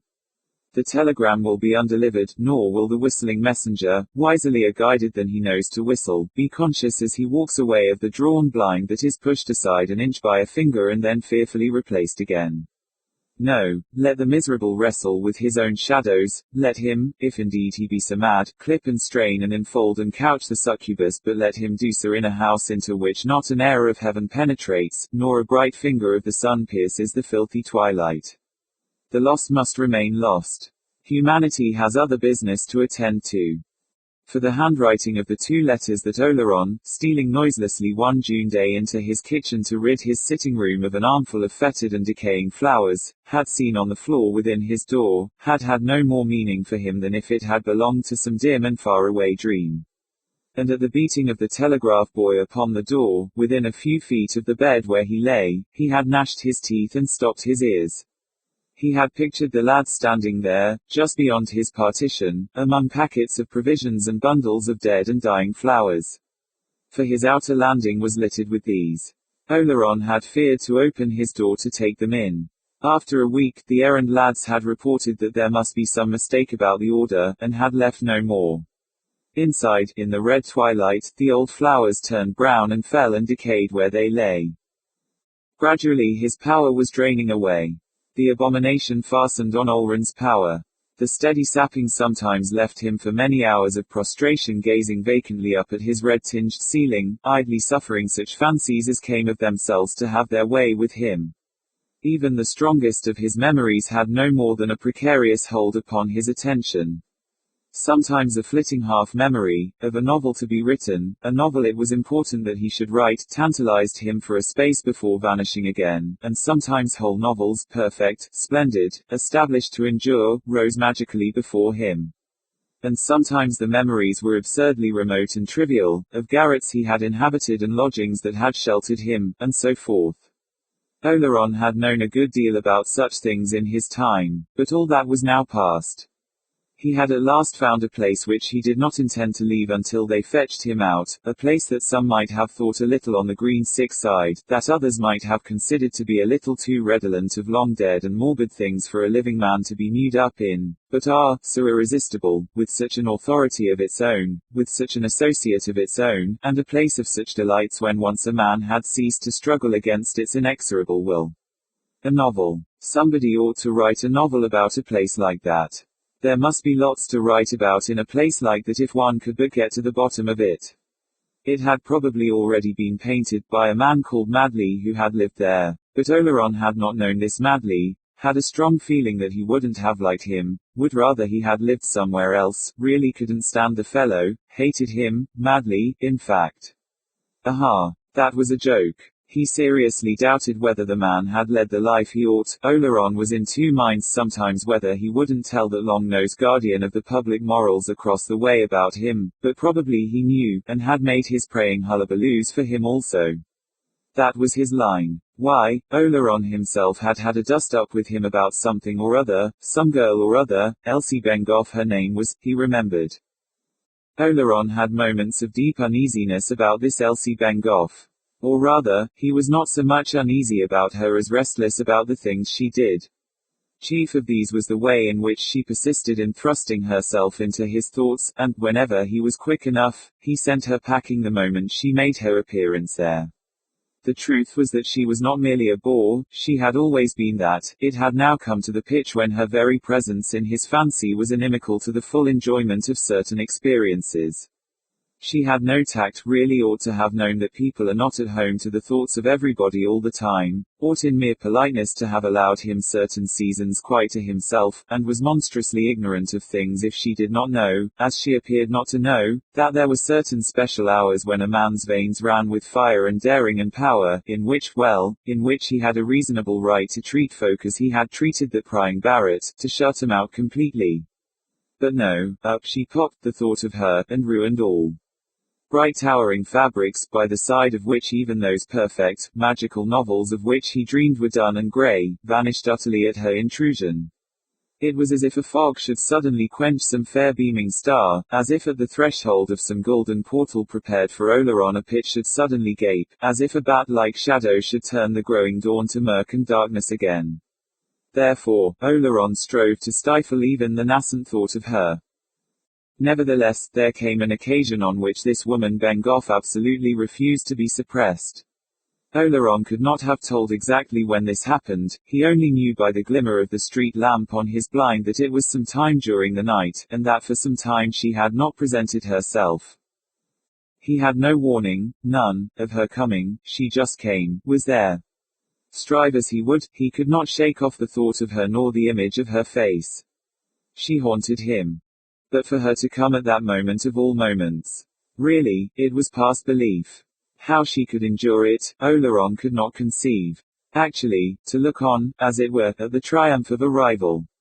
Good God, it was monstrous. Tact, reticence, he had never credited her with an overwhelming amount of either, but he had never attributed there was no word for it.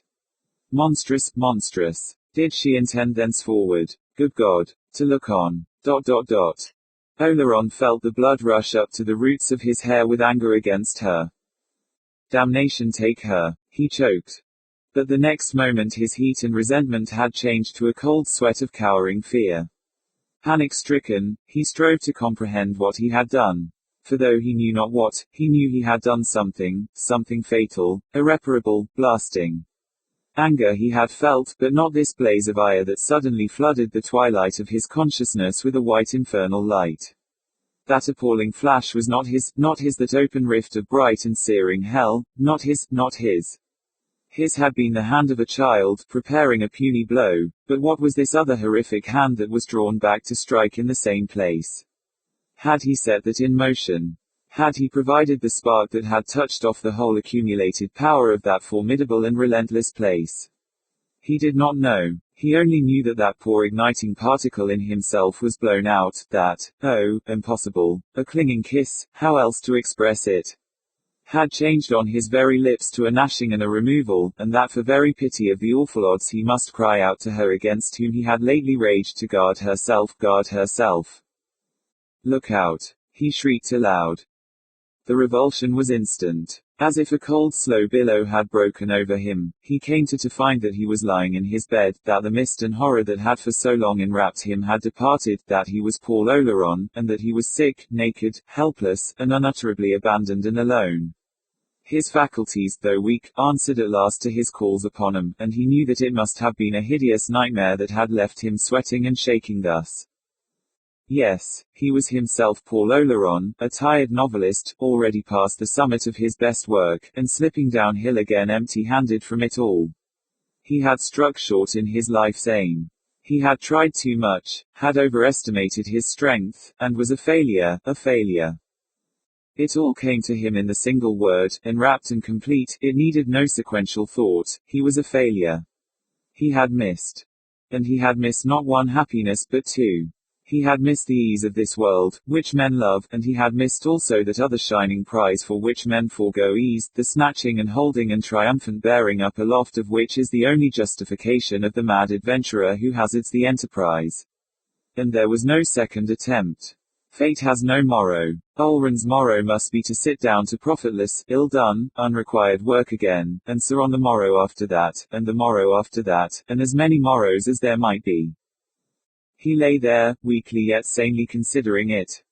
And since the whole attempt had failed, it was hardly worthwhile to consider whether a little might not be saved from the general wreck. No good would ever come of that half-finished novel. He had intended that it should appear in the autumn, was under contract that it should appear, no matter, it was better to pay forfeit to his publishers than to waste what days were left. He was spent, age was not far off, and paths of wisdom and sadness were the properest for the remainder of the journey. If only he had chosen the wife, the child, the faithful friend at the fireside, and let him follow an ignis fatuus that list. In the meantime it began to puzzle him exceedingly what he should be so weak, that his room should smell so overpoweringly of decaying vegetable matter, and that his hand, chancing to stray to his face in the darkness, should encounter a beard. Most extraordinary. He began to mutter to himself. Have I been ill? Am I ill now? And if so, why have they left me alone? Extraordinary.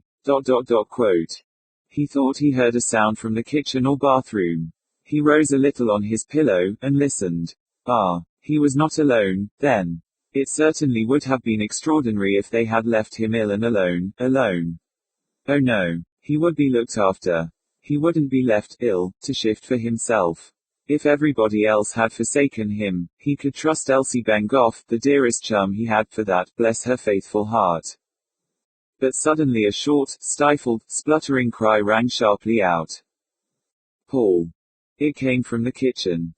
And in the same moment it flashed upon Oleron, he knew not how, that 2, 3, 5, he knew not how many minutes before, another sound, unmarked at the time but suddenly transfixing his attention now, had striven to reach his intelligence.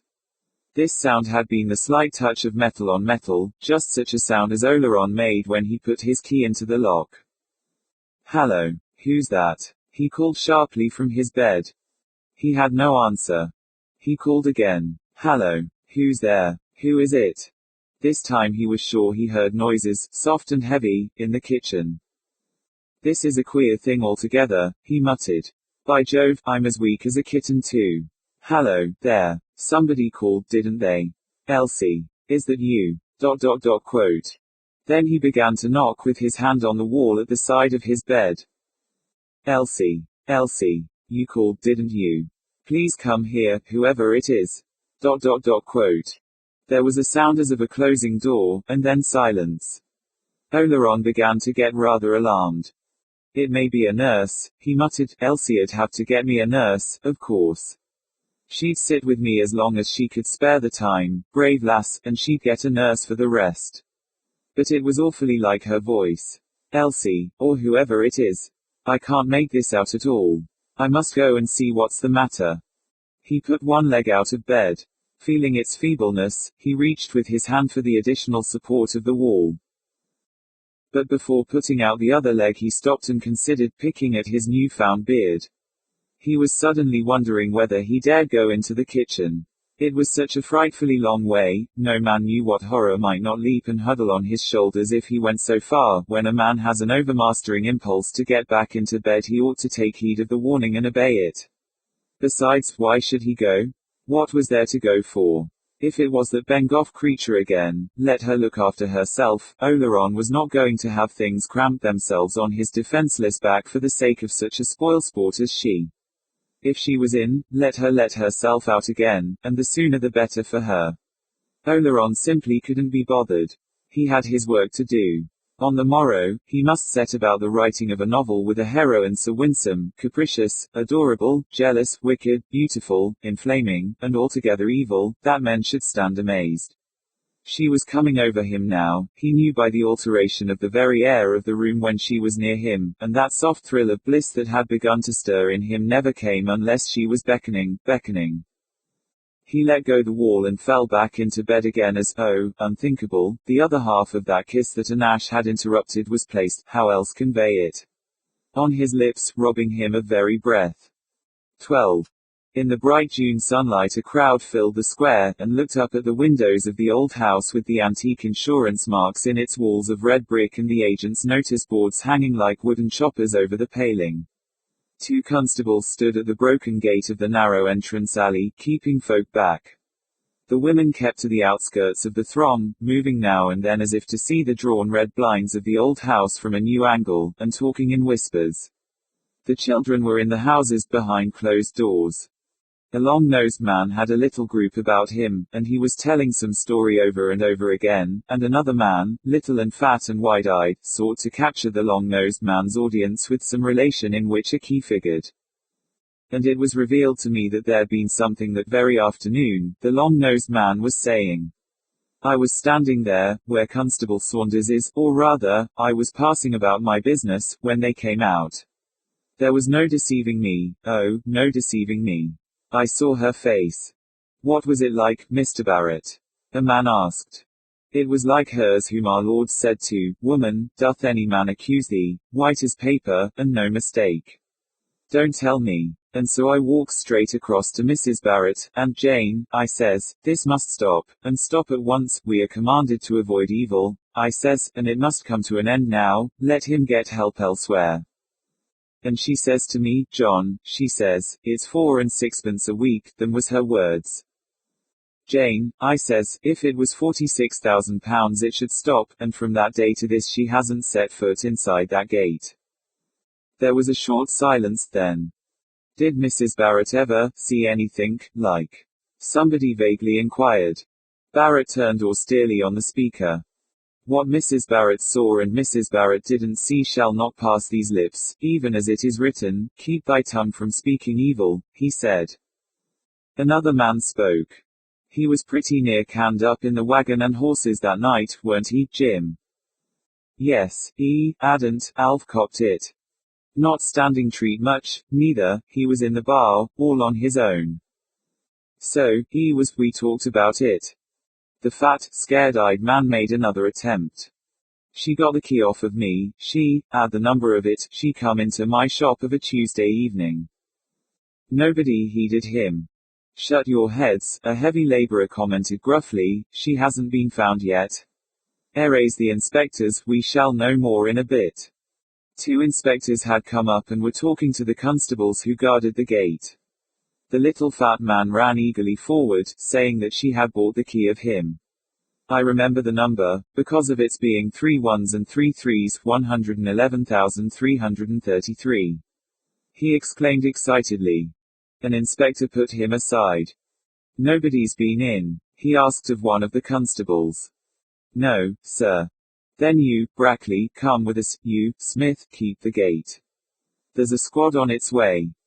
The 2 inspectors and the constable passed down the alley and entered the house. They mounted the wide carved staircase. This don't look as if he'd been out much lately, one of the inspectors muttered as he kicked aside a litter of dead leaves and paper that lay outside Olren's door. I don't think we need break a pane, Brackley. The door had 2 glazed panels, there was a sound of shattered glass, and Brackley put his hand through the hole his elbow had made and drew back the latch. 4. Choked one of the inspectors as they entered. Let some light and air in, quick. It stinks like a hearse. The assembly out in the square saw the red blinds go up and the windows of the old house flung open. That's better, said one of the inspectors, putting his head out of a window and drawing a deep breath. That seems to be the bedroom in there, will you go in, Sims, while I go over the rest? Quote. They had drawn up the bedroom blind also, and the waxy white, emaciated man on the bed had made a blinker of his hand against the torturing flood of brightness.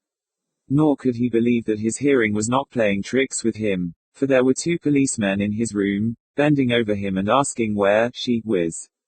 He shook his head. This woman Bengoff goes by the name of Miss Elsie Bengoff, d'ye hear?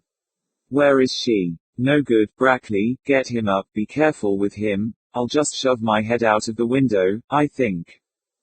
The other inspector had been through Olren's study and had found nothing, and was now in the kitchen, kicking aside an ankle-deep mass of vegetable refuse that cumbered the floor. The kitchen window had no blind, and was overshadowed by the blank end of the house across the alley. The kitchen appeared to be empty. But the inspector, kicking aside the dead flowers, noticed that a shuffling track that was not of his making had been swept to a cupboard in the corner. In the upper part of the door of the cupboard was a square panel that looked as if it slid on runners. The door itself was closed. The inspector advanced, put out his hand to the little knob, and slid the hatch along its groove. Then he took an involuntary step back again. Framed in the aperture, and falling forward a little before it jammed again in its frame, was something that resembled a large lumpy pudding, done up in a pudding bag of faded browny red frieze. "Ah," said the inspector. To close the hatch again he would have had to thrust that pudding back with his hand, and somehow he did not quite like the idea of touching it. Instead, he turned the handle of the cupboard itself. There was weight behind it, so much weight that, after opening the door 3 or 4 inches and peering inside, he had to put his shoulder to it in order to close it again. In closing it he left sticking out, a few inches from the floor, a triangle of black and white check skirt. He went into the small hall. "All right," he called. They had got Oleron into his clothes. He still used his hands as blinkers, and his brain was very confused. A number of things were happening that he couldn't understand. He couldn't understand the extraordinary mess of dead flowers there seemed to be everywhere. He couldn't understand why there should be police officers in his room. He couldn't understand why one of these should be sent for a 4-wheeler and a stretcher, and he couldn't understand what heavy article they seemed to be moving about in the kitchen, his kitchen. "What's the matter?" he muttered sleepily. Then he heard a murmur in the square, and the stopping of a 4-wheeler outside.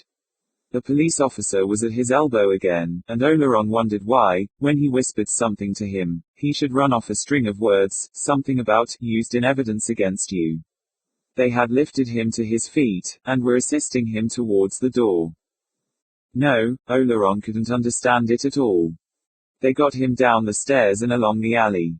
Oleron was aware of confused angry shoutings. He gathered that a number of people wanted to lynch somebody or other. Then his attention became fixed on a little fat frightened-eyed man who appeared to be making a statement that an officer was taking down in a notebook. "I'd seen her with him, they was often together, she came into my shop and said it was for him, I thought it was all right, 111,333 the number was," the man was saying.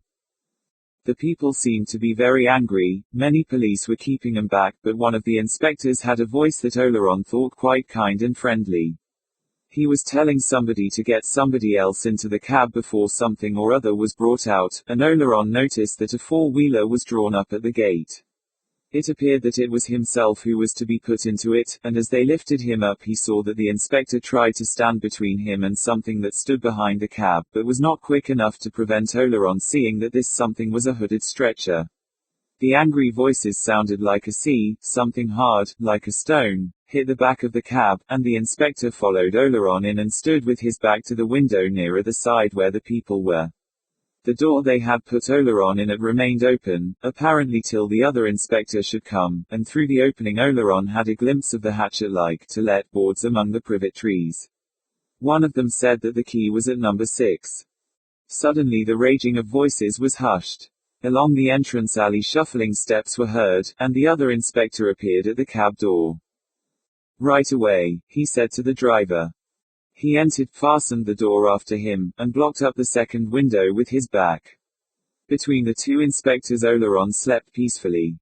The cab moved down the square, the other vehicle went up the hill. The mortuary lay that way. PHANTAS. 4. Barring all pother. With this, or the other. Still Britons are lords of the main. The chapter of admirals.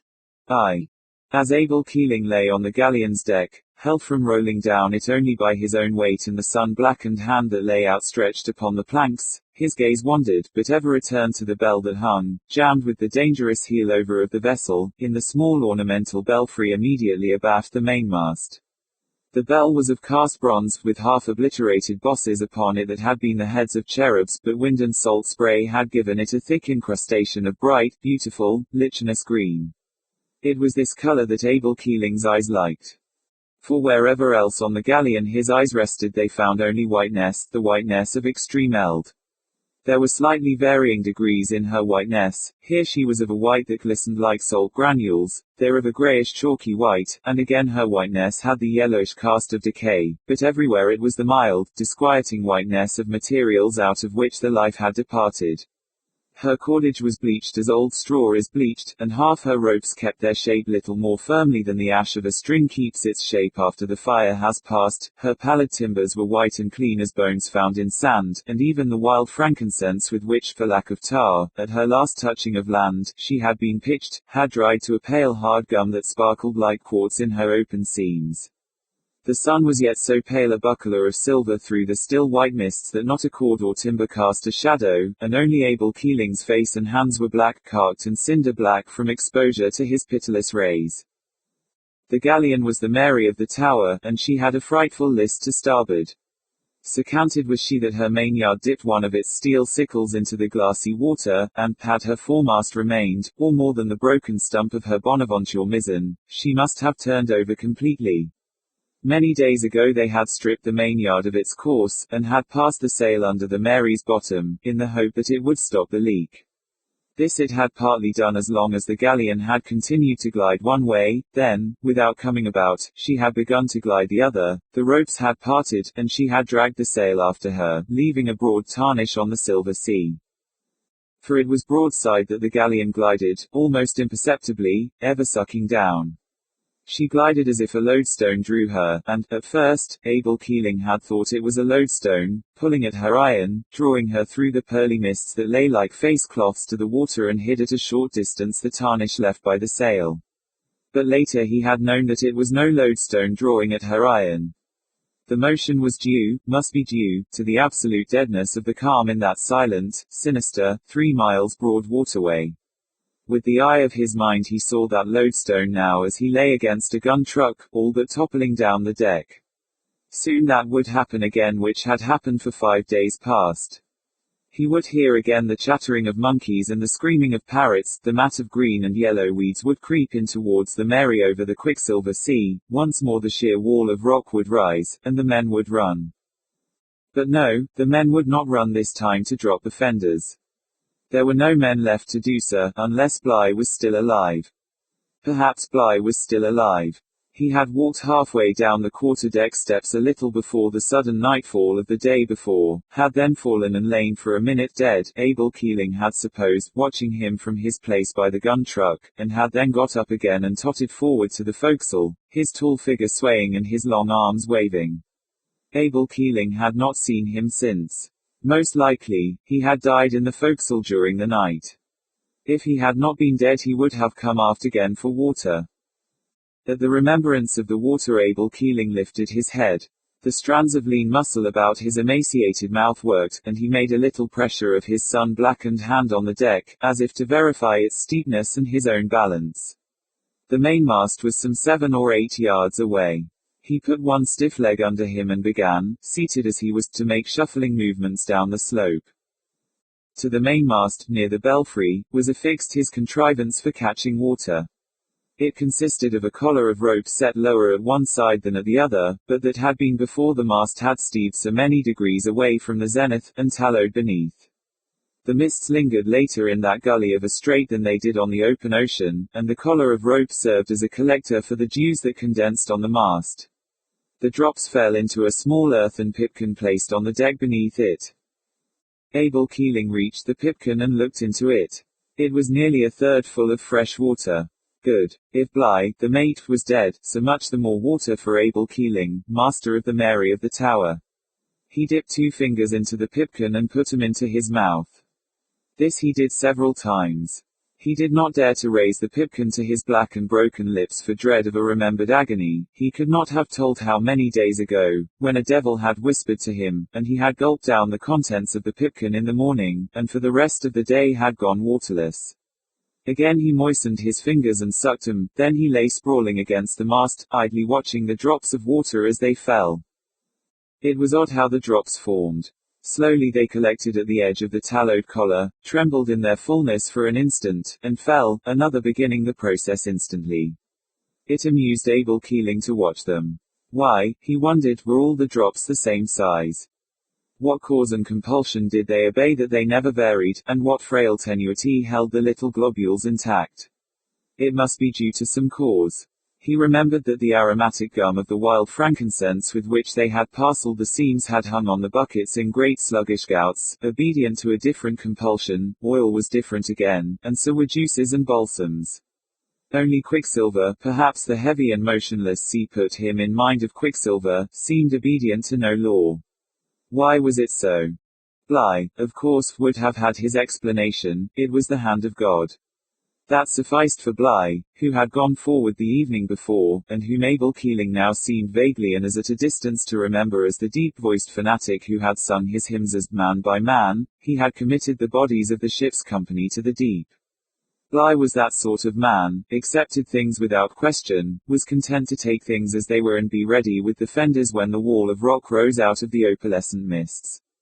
Bligh, too, like the waterdrops, had his law, that was his and nobody else's. There floated down from some rotten rope up aloft a flake of scurf, that settled in the pipkin. Abel Keeling watched it dully as it settled towards the pipkin's rim. When presently he again dipped his fingers into the vessel, the water ran into a little vortex, drawing the flake with it. The water settled again, and again the minute flake determined towards the rim and adhered there, as if the rim had power to draw it. It was exactly so that the galleon was gliding towards the wall of rock, the yellow and green weeds, and the monkeys and parrots.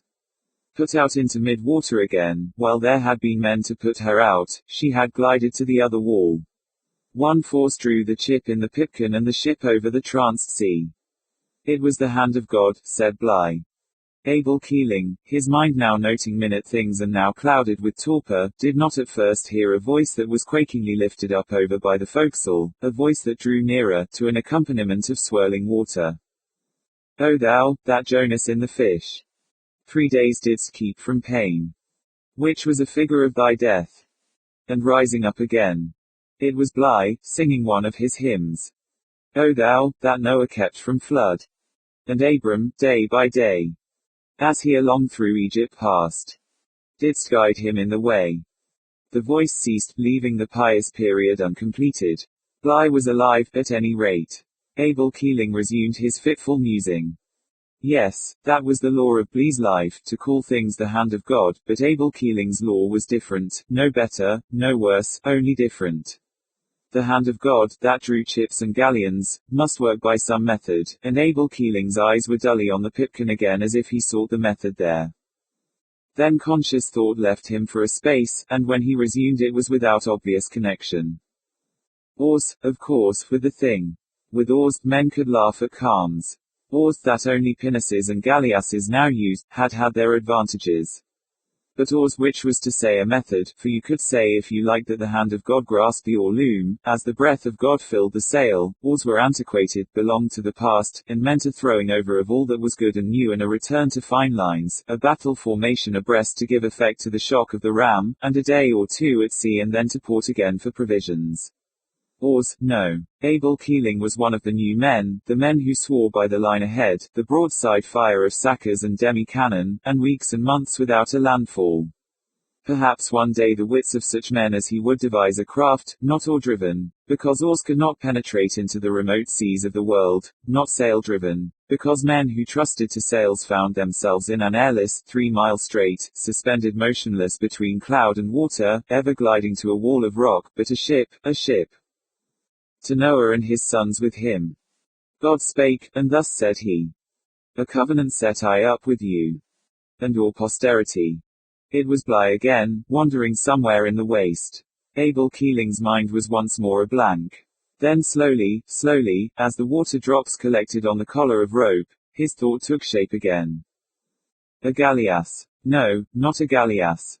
The galleass made shift to be two things, and was neither. This ship, that the hand of man should one day make for the hand of God to manage, should be a ship that should take and conserve the force of the wind, take it and store it as she stored her victuals, at rest when she wished, going ahead when she wished, turning the forces both of calm and storm against themselves.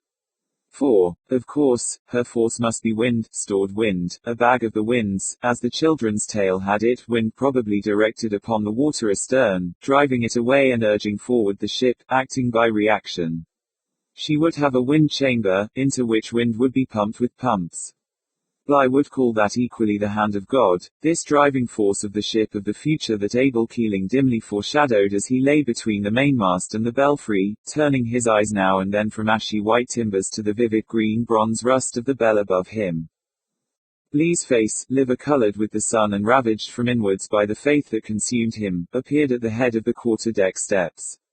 His voice beat uncontrollably out. And in the earth here is no place of refuge to be found, nor in the deep and watercourse that passeth underground. 2. Bly's eyes were lidded, as if in contemplation of his inner ecstasy. His head was thrown back, and his brows worked up and down tormentedly. His wide mouth remained open as his hymn was suddenly interrupted on the long-drawn note. From somewhere in the shimmering mists the note was taken up, and there drummed and rang and reverberated through the strait a windy, hoarse, and dismal bellow, alarming and sustained. A tremor rang through Bly. Moving like a sightless man, he stumbled forward from the head of the quarter-deck steps, and Abel Keeling was aware of his gaunt figure behind him, taller for the steepness of the deck. As that vast empty sound died away, Bly laughed in his mania.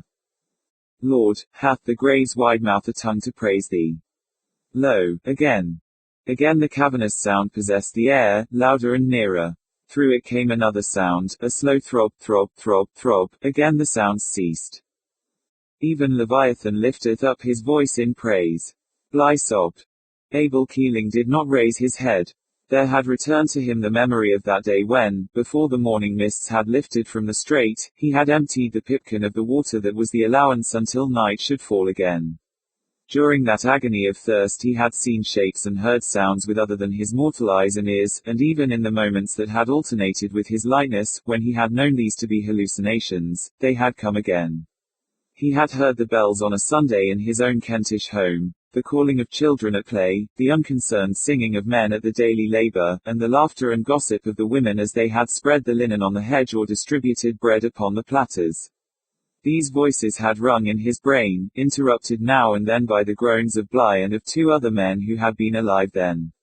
Some of the voices he had heard had been silent on earth this many a long year, but Abel Keeling, thirst-tortured, had heard them, even as he was now hearing that vacant moaning with the intermittent throbbing that filled the strait with alarm. Praise him, praise him, praise him. Bly was calling deliriously. Then a bell seemed to sound in Abel Keeling's ears, and, as if something in the mechanism of his brain had slipped, another picture rose in his fancy, the scene when the Mary of the Tower had put out, to a bravery of swinging bells and shrill fifes and valiant trumpets. She had not been a leper-white galleon then. The scroll work on her prow had twinkled with gilding, her belfry and stern galleries and elaborate lanterns had flashed in the sun with gold, and her fighting tops and the war pavis about her waist had been gay with painted coats and scutcheons. To her sails had been stitched gaudy ramping lions of scarlet say, and from her mainyard, now dipping in the water, had hung the broad two-tailed pennant with the Virgin and Child embroidered upon it. Then suddenly a voice about him seemed to be saying, and a half seven, and a half seven, and in a twink the picture in Abel Keeling's brain changed again.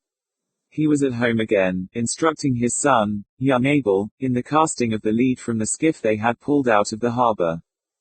And a half seven. The boy seemed to be calling. Abel Keeling's blackened lips muttered, excellently well cast, Abel, excellently well cast. And a half seven, and a half seven, seven, seven. Ah, Abel Keeling murmured, that last was not a clear cast, give me the line, thus it should go, so. Soon you shall sail the seas with me in the Mary of the Tower.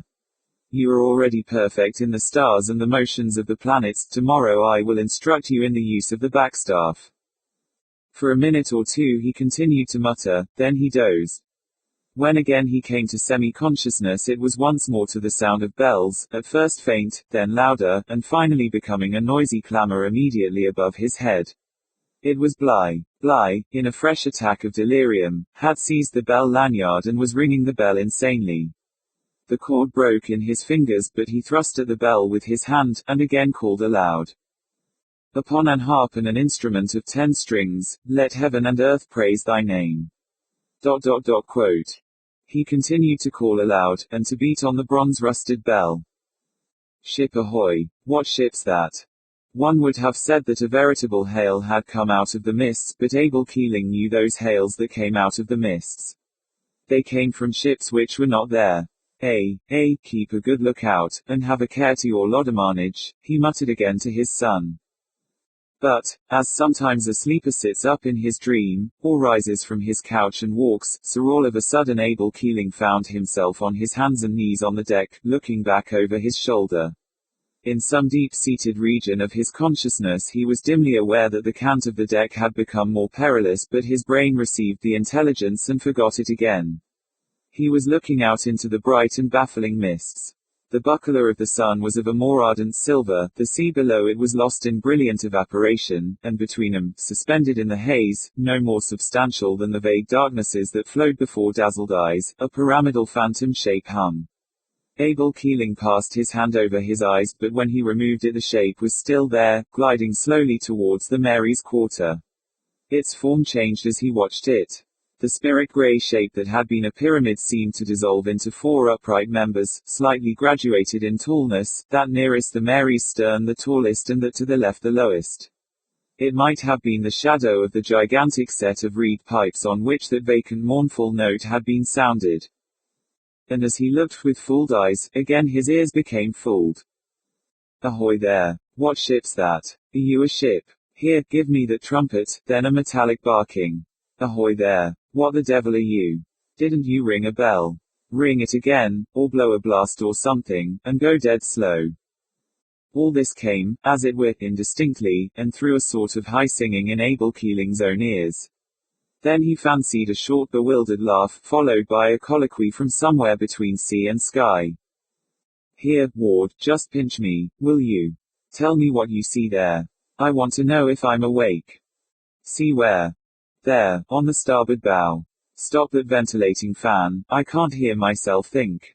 See anything? Don't tell me it's that damned Dutchman, don't pitch me that old Vanderdecken tale, give me an easy one first, something about a sea serpent.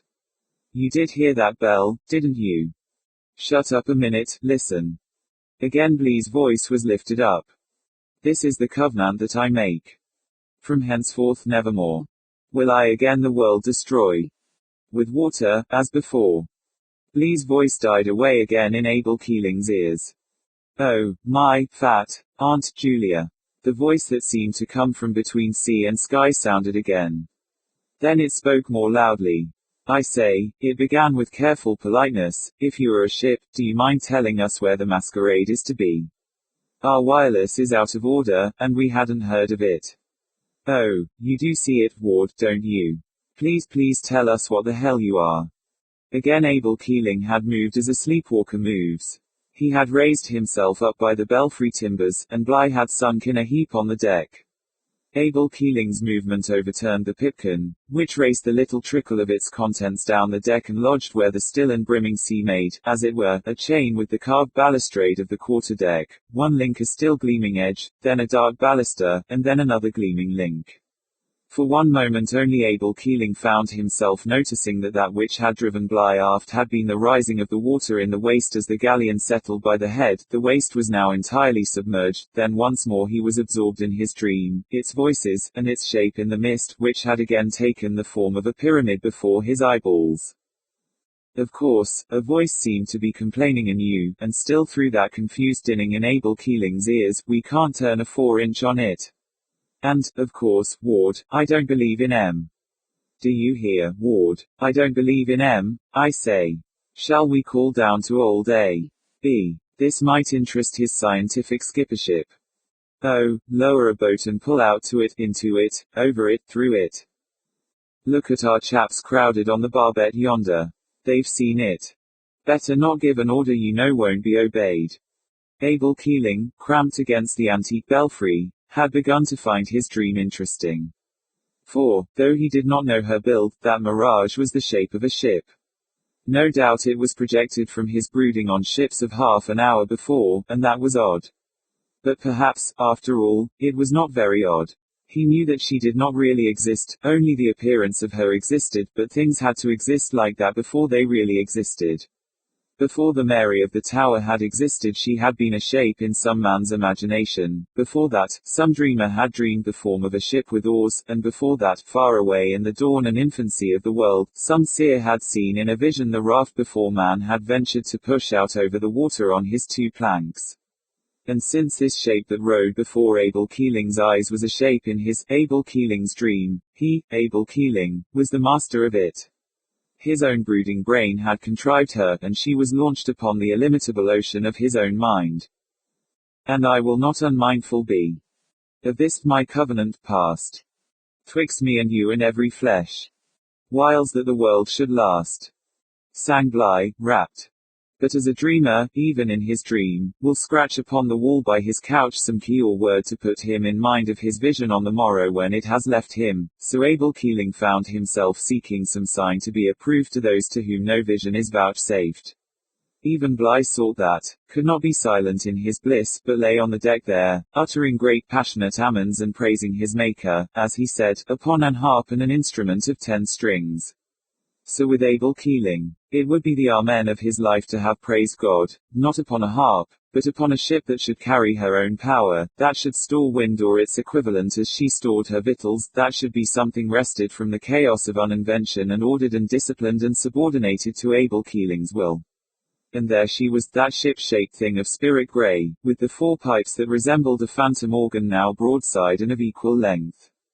And the ghost crew of that ship was speaking again. The interrupted silver chain by the quarterdeck balustrade had now become continuous, and the balusters made a herringbone over their own motionless reflections. The spilt water from the pipkin had dried, and the pipkin was not to be seen. Abel Keeling stood beside the mast, erect as God made man to go. With his leathery hand he smote upon the bell. He waited for the space of a minute, and then cried, "Ahoy, ship ahoy, what ship's that?" 3. We are not conscious in a dream that we are playing a game the beginning and end of which are in ourselves. In this dream of Abel Keeling's a voice replied, "Hallo, it's found its tongue. Ahoy there, what are you?" Loudly and in a clear voice Abel Keeling called, "Are you a ship?" With a nervous giggle the answer came, "We are a ship, aren't we, Ward? I hardly feel sure. Yes, of course, we're a ship. No question about us. The question is what the dickens you are." Not all the words these voices used were intelligible to Abel Keeling, and he knew not what it was in the tone of these last words that reminded him of the honor due to the Mary of the Tower. Blister white and at the end of her life as she was, Abel Keeling was still jealous of her dignity. The voice had a youngish ring, and it was not fitting that young chins should be wagged about his galleon. He spoke curtly. "You that spoke, are you the master of that ship?" Officer of the watch, the words floated back, "The captain's below." "Then send for him. It is with masters that masters hold speech," Abel Keeling replied. He could see the 2 shapes, flat and without relief, standing on a high narrow structure with rails. One of them gave a low whistle, and seemed to be fanning his face, but the other rumbled something into a sort of funnel. Presently the 2 shapes became 3. There was a murmuring, as of a consultation, and then suddenly a new voice spoke. At its thrill and tone a sudden tremor ran through Abel Keeling's frame. He wondered what response it was that voice found in the forgotten recesses of his memory. "Ahoy," seemed to call this new yet faintly remembered voice. "What's all this about? Listen. Were His Majesty's destroyer Sea Pink out of Devonport last October, and nothing particular the matter with us? Now who are you? The Mary of the Tower, out of the port of Rye on the day of St. Anne, and only 2 men." A gasp interrupted him. "Out of where?" That voice that so strangely moved Abel Keeling said unsteadily, while Bligh broke into groans of renewed rapture. "Out of the port of Rye, in the county of Sussex. Nay, give ear, else I cannot make you hear me while this man's spirit and flesh wrestle so together. Ahoy, are you gone?" For the voices had become a low murmur, and the ship shape had faded before Abel Keeling's eyes. Again and again he called. He wished to be informed of the disposition and economy of the wind chamber. "The wind chamber," he called, in an agony lest the knowledge almost within his grasp should be lost. "I would know about the wind chamber." Like an echo, there came back the words, uncomprehendingly uttered, "the wind chamber." Quote. that driveth the vessel, perchance 'tis not wind, a steel bow that is bent also conserveth force, the force you store, to move at will through calm and storm. Can you make out what it's driving at? Oh, we shall all wake up in a minute. Quiet, I have it, the engines, it wants to know about our engines. It'll be wanting to see our papers presently. Report. Well, no harm in humoring it, let's see what it can make of this. Ahoy there, came the voice to Abel Keeling, a little more strongly, as if a shifting wind carried it, and speaking faster and faster as it went on. Not wind, but steam, do you hear? Steam, steam, steam, in 80 arrow water tube boilers. STEAM, steam. Got it. And we've twin-screw triple expansion engines, indicated horsepower 4000, and we can do 430 revolutions per minute, savvy. Is there anything your phantomhood would like to know about our armament? ... Quote. Abel Keeling was muttering fretfully to himself. It annoyed him that words in his own vision should have no meaning for him. How did words come to him in a dream that he had no knowledge of when wide awake? The Sea Pink, that was the name of this ship, but a pink was long and narrow, low-carged and square-built aft. And as for our armament, the voice with the tones that so profoundly troubled Abel Keeling's memory continued, we've 2 revolving Whitehead torpedo tubes, 3 6-pounders on the upper deck, and that's a 12-pounder forward there by the conning tower. I forgot to mention that we're nickel steel, with a coal capacity of 60 tons in most damnably placed bunkers, and that 30¼ knots is about our top. Care to come aboard? But the voice was speaking still more rapidly and feverishly, as if to fill a silence with no matter what, and the shape that was uttering it was straining forward anxiously over the rail. Ugh. But I'm glad this happened in the daylight, another voice was muttering. I wish I was sure it was happening at all. Poor old spook. I suppose it would keep its feet if her deck was quite vertical. Think she'll go down, or just melt? Kind of go down, without wash. Listen, here's the other one now. For Bly was singing again. For, Lord, thou know'st our nature such. If we great things obtain, and in the getting of the same, do feel no grief or pain, we little do esteem thereof. But, hardly brought to pass. 1,000 times we do esteem. More than the other was. But oh, look at the other. Oh, I say, wasn't he a grand old boy? Look. For, transfiguring Abel Keeling's form as a prophet's form is transfigured in the instant of his rapture, flooding his brain with the white eureka light of perfect knowledge, that for which he and his dream had been at a standstill had come. He knew her, this ship of the future, as if God's finger had bitten her lines into his brain. He knew her as those already sinking into the grave know things, miraculously, completely, accepting life's impossibilities with a nodded, of course. From the ardent mouths of her 8 furnaces to the last drip from her lubricators, from her bed plates to the breeches of her quick firers, he knew her, read her gauges, thumbed her bearings, gave the ranges from her range finders, and lived the life he lived who was in command of her. And he would not forget on the morrow, as he had forgotten on many morrows, for at last he had seen the water about his feet, and knew that there would be no morrow for him in this world. And even in that moment, with but a sand or 2 to run in his glass, indomitable, insatiable, dreaming dream on dream, he could not die until he knew more. He had 2 questions to ask, and a master question, and but a moment remained. Sharply his voice rang out. Ho, there. This ancient ship, the Mary of the Tower, cannot steam 30¼ knots, but yet she can sail the waters. What more does your ship? Can she soar above them, as the fowls of the air soar? Lord, he thinks we're an aeroplane. No, she can't. And can you dive, even as the fishes of the deep? No. Those are submarines, we aren't a submarine. But Abel Keeling waited for no more. He gave an exulting chuckle. Oh ho, 30 knots, and but on the face of the waters, no more than that. Oh ho, now my ship, the ship I see as a mother sees full grown the child she has but conceived, my ship, I say, oh ho, my ship shall. Below there, trip that gun. The cry came suddenly and alertly, as a muffled sound came from below and an ominous tremor shook the galleon. By Jove, her guns are breaking loose below, that's her finish. trip that gun, and double breach the others. Abel Keeling's voice rang out, as if there had been any to obey him. He had braced himself within the belfry frame, and then in the middle of the next order his voice suddenly failed him. His ship shape, that for the moment he had forgotten, rode once more before his eyes. This was the end, and his master question, apprehension for the answer to which was now torturing his face and well-nigh bursting his heart, was still unasked.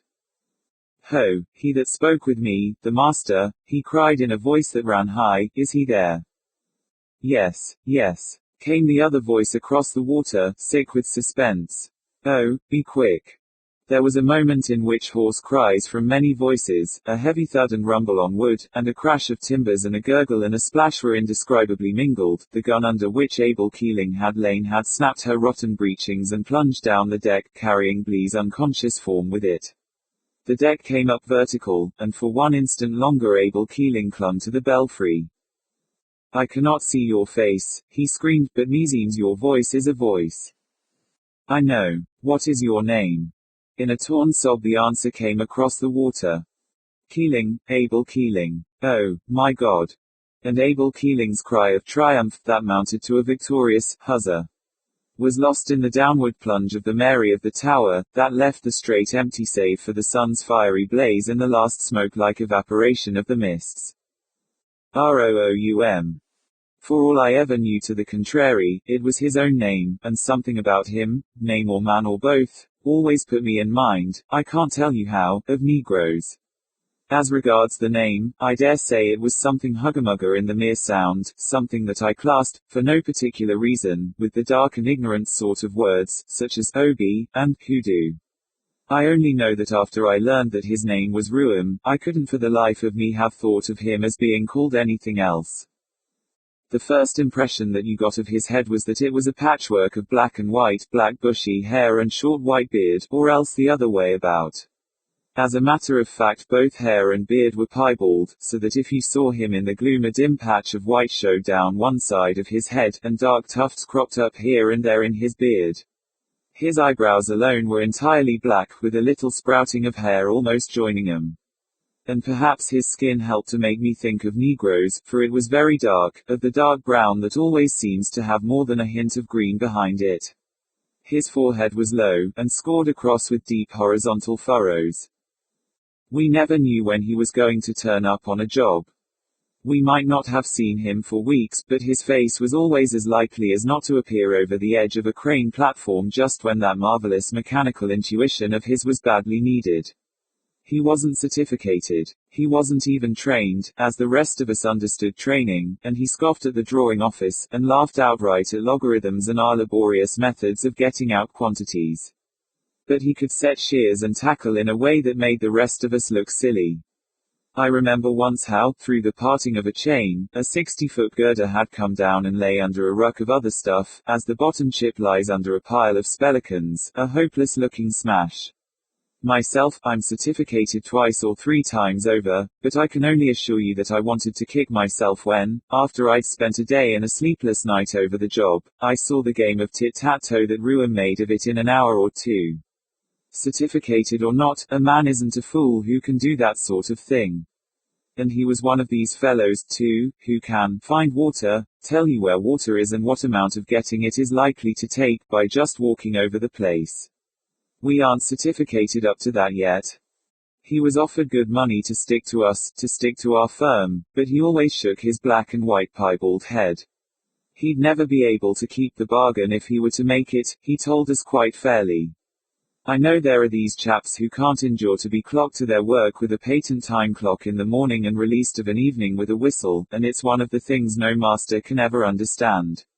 Sir Ruum came and went erratically, showing up maybe in Leeds or Liverpool, perhaps next on Plymouth Breakwater, and once he turned up in an out-of-the-way place in Glamorganshire just when I was wondering what had become of him. The way I got to know him, I mean, more than just a nod, was that he tacked himself onto me one night down Vauxhall Way, where we were setting up some small plant or other. We had knocked off for the day, and I was walking in the direction of the bridge when he came up. We walked along together, and we had not gone far before it appeared that his reason for joining me was that he wanted to know what a molecule was. I stared at him a bit. What do you want to know that for? I said. What does a chap like you, who can do it all backwards, want with molecules?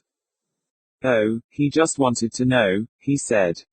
So, on the way across the bridge, I gave it him more or less from the book, molecular theory and all the rest of it. But, from the childish questions he put, it was plain that he hadn't got the hang of it at all. Did the molecular theory allow things to pass through one another? He wanted to know, could things pass through one another? And a lot of ridiculous things like that. I gave it up. You're a genius in your own way, Ruum, I said finally. You know these things without the books we plodders have to depend on. If I'd luck like that, I think I should be content with it. But he didn't seem satisfied, though he dropped the matter for that time. But I had his acquaintance, which was more than most of us had. He asked me, rather timidly, if I'd lend him a book or two.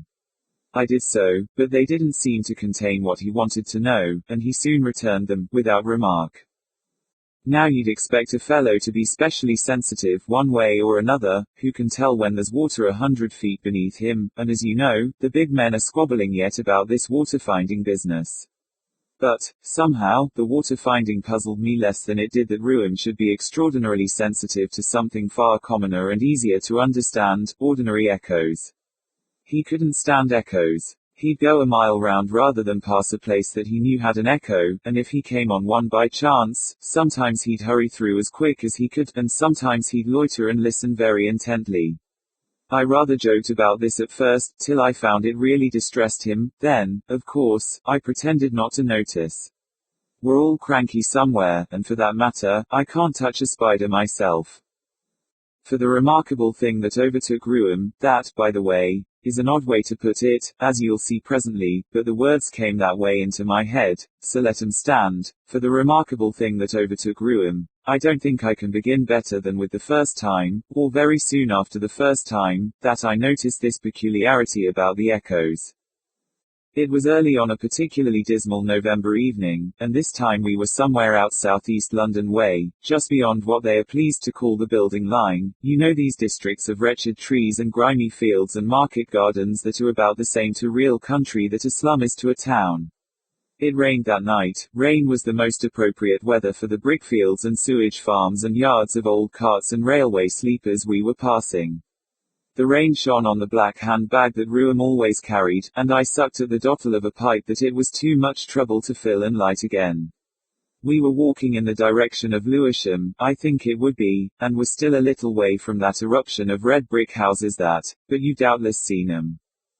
You know how, when they're laying out new roads, they lay down the narrow strip of curb first, with neither sets on the one hand nor flagstones on the other. We had come upon one of these.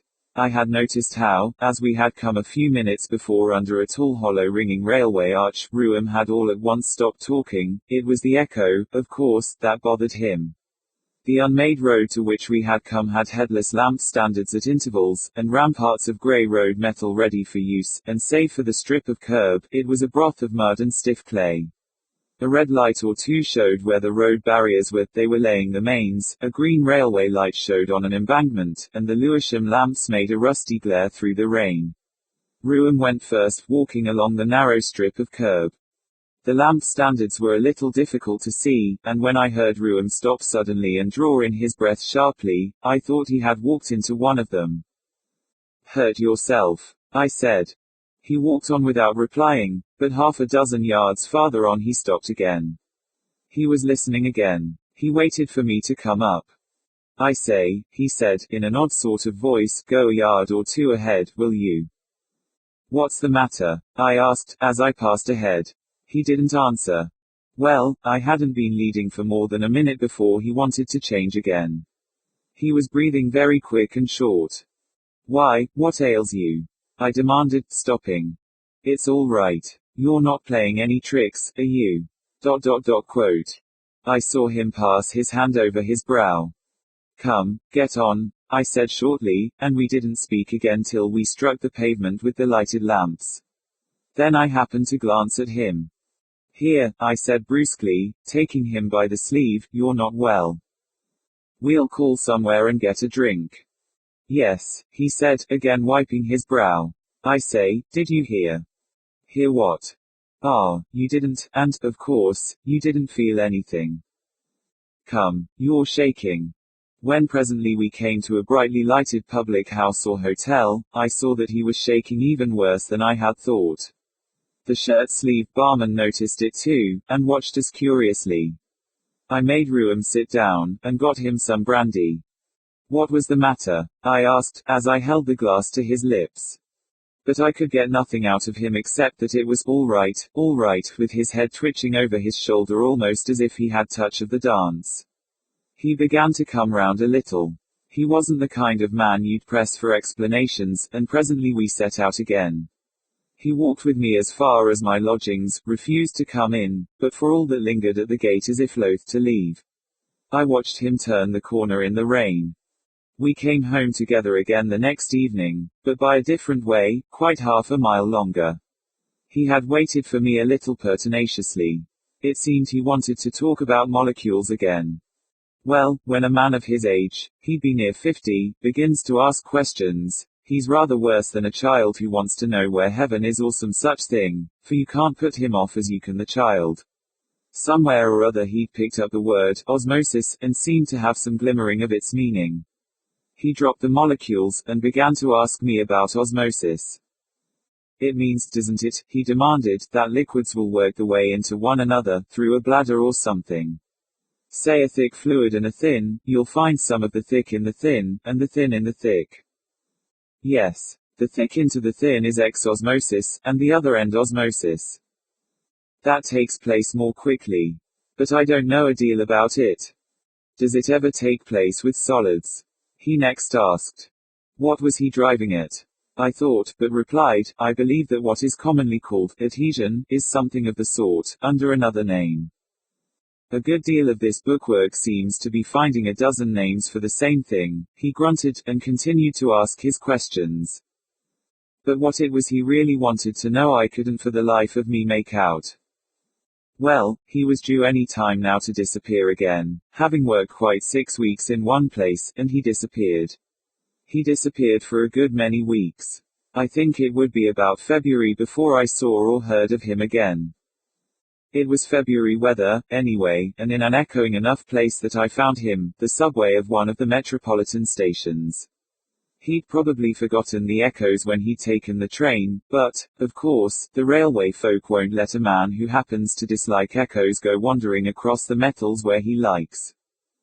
He was 20 yards ahead when I saw him.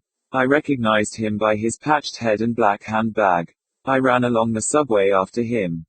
It was very curious. He'd been walking close to the white-tiled wall, and I saw him suddenly stop, but he didn't turn. He didn't even turn when I pulled up, close behind him. He put out one hand to the wall, as if to steady himself. But, the moment I touched his shoulder, he just dropped, half on his knees against the white tiling. The face he turned round and up to me was transfixed with fright. There were 100 people about, a train was just in, and it isn't a difficult matter in London to get a crowd for much less than a man crouching terrified against a wall, looking over his shoulder as Ruam looked at another man almost as terrified. I felt somebody's hand on my own arm. Evidently somebody thought I'd knocked Ruam down. The terror went slowly from his face. He stumbled to his feet. I shook myself free of the man who held me and stepped up to Ruam. What the devil's all this about? I demanded, roughly enough. It's all right, he stammered. Heavens, man, you shouldn't play tricks like that. No, but for the love of God don't do it again. ... Quote. We'll not explain here, I said, still in a good deal of a huff, and the small crowd melted away, disappointed, I dare say, that it wasn't a fight. Now, I said when we were outside in the crowded street, you might let me know what all this is about, and what it is that for the love of God I'm not to do again. He was half apologetic, but at the same time half blustering, as if I had committed some sort of an outrage. A senseless thing like that. He mumbled to himself. But there, you didn't know. You don't know, do you? I tell you, do you hear, you're not to run at all when I'm about. You're a nice fellow and all that, and get your quantities somewhere near right, if you do go a long way round to do it, but I'll not answer for myself if you run, do you hear? Putting your hand on a man's shoulder like that, just when. Certainly I might have spoken, I agreed, a little stiffly. Of course, you ought to have spoken. Just you see you don't do it again. It's monstrous. I put a curt question. Are you sure you're quite right in your head, Ruum? Ah, he cried, don't you think I just fancy it, my lad? Nothing so easy. I thought you guessed that other time, on the new road, it's as plain as a pikestaff, no, no, no. I shall be telling you something about molecules one of these days. We walked for a time in silence. Suddenly he asked, what are you doing now? I myself, do you mean? Oh, the firm. A railway job past Pinner. But we've a big contract coming on in the West End soon they might want you for. They call it alterations, but it's one of these big shop rebuildings. I'll come along. Oh, it isn't for a month or two yet. I don't mean that. I mean I'll come along to Pinner with you now, tonight, or whenever you go. Oh, I said. I don't know that I specially wanted him. It's a little wearing, the company of a chap like that. You never know what he's going to let you in for next. But, as this didn't seem to occur to him, I didn't say anything. If he really liked catching the last train down, a 3-mile walk, and then sharing a double-bedded room at a poor sort of alehouse, which was my own program, he was welcome. We walked a little farther, then I told him the time of the train and left him. He turned up at Euston, a little after 12. We went down together. It was getting on for 1 when we left the station at the other end, and then we began the tramp across the Weald to the inn. A little to my surprise, for I had begun to expect unaccountable behavior from him, we reached the inn without Ruum having dodged about changing places with me, or having fallen cowering under a gorse bush, or anything of that kind. Our talk, too, was about work, not molecules and osmosis. The inn was only a roadside beerhouse, I have forgotten its name, and all its sleeping accommodation was the one double-bedded room. Over the head of my own bed the ceiling was cut away, following the roof line, and the wallpaper was perfectly shocking, faded bouquets that made V's and A's, interlacing everywhere. The other bed was made up, and lay across the room. I think I only spoke once while we were making ready for bed, and that was when Ruum took from his black handbag a brush and a torn nightgown. That's what you always carry about, is it? I remarked, and Ruum grunted something. Yes, never knew where you'd be next, no harm, was it? We tumbled into bed. But, for all the lateness of the hour, I wasn't sleepy, so from my own bag I took a book, set the candle on the end of the mantel, and began to read. Mark you, I don't say I was much better informed for the reading I did, for I was watching the V's on the wallpaper mostly, that, and wondering what was wrong with the man in the other bed who had fallen down at a touch in the subway. He was already asleep. Now I don't know whether I can make the next clear to you. I'm quite certain he was sound asleep, so that it wasn't just the fact that he spoke. Even that is a little unpleasant, I always think, any sort of sleep talking, but it's a very queer sort of sensation when a man actually answers a question that's put to him, knowing nothing whatever about it in the morning. Perhaps I ought not to have put that question. Having put it, I did the next best thing afterwards, as you'll see in a moment, but let me tell you. He'd been asleep perhaps an hour, and I was gathering about the wallpaper, when suddenly, in a far more clear and loud voice than he ever used when awake, he said, "What the devil is it prevents me seeing him, then?" That startled me, rather, for the second time that evening, and I really think I had spoken before I had fully realized what was happening. "From seeing whom?" I said, sitting up in bed. "Whom? You're not attending. The fella I'm telling you about, who runs after me," he answered perfectly plainly.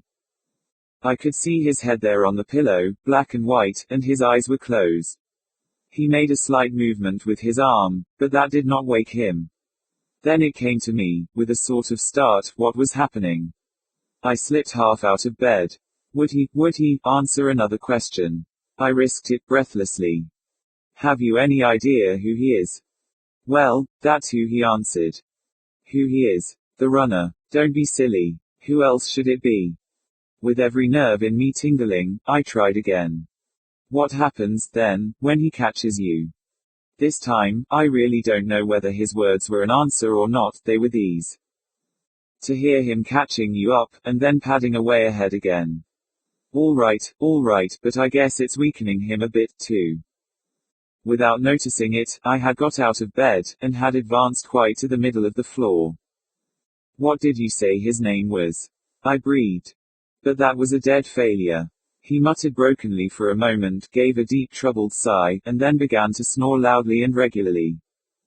I made my way back to bed, but I assure you that before I did so I filled my basin with water, dipped my face into it, and then set the candlestick afloat in it, leaving the candle burning. I thought I'd like to have a light. It had burned down by morning. Ruim, I remember, remarked on the silly practice of reading in bed. Well, it was a pretty kind of obsession for a man to have, wasn't it? Somebody running after him all the time, and then, running on ahead. And, of course, on a broad pavement there would be plenty of room for this running gentleman to run round, but on an 8 or 9-inch curb, such as that of the new road out Lewisham Way, but perhaps he was a jumping gentleman too, and could jump over a man's head. You'd think he'd have to get past some way, wouldn't you? I remember vaguely wondering whether the name of that runner was not Conscience, but conscience isn't a matter of molecules and osmosis. One thing, however, was clear, I got to tell Ruim what I'd learned, for you can't get hold of a fellow's secrets in ways like that. I lost no time about it. I told him, in fact, soon after we'd left the inn the next morning, told him how he'd answered in his sleep. And what do you think of this? He seemed to think I ought to have guessed it. Guessed a monstrous thing like that. You're less clever than I thought, with your books and that, if you didn't, he grunted. But, good God, man. Queer, isn't it? But you don't know the queerest. He pondered for a moment, and then suddenly put his lips to my ear. I'll tell you, he whispered. It gets harder every time. At first, he just slipped through, a bit of a catch at my heart, like when you nod off to sleep in a chair and jerk up awake again, and away he went.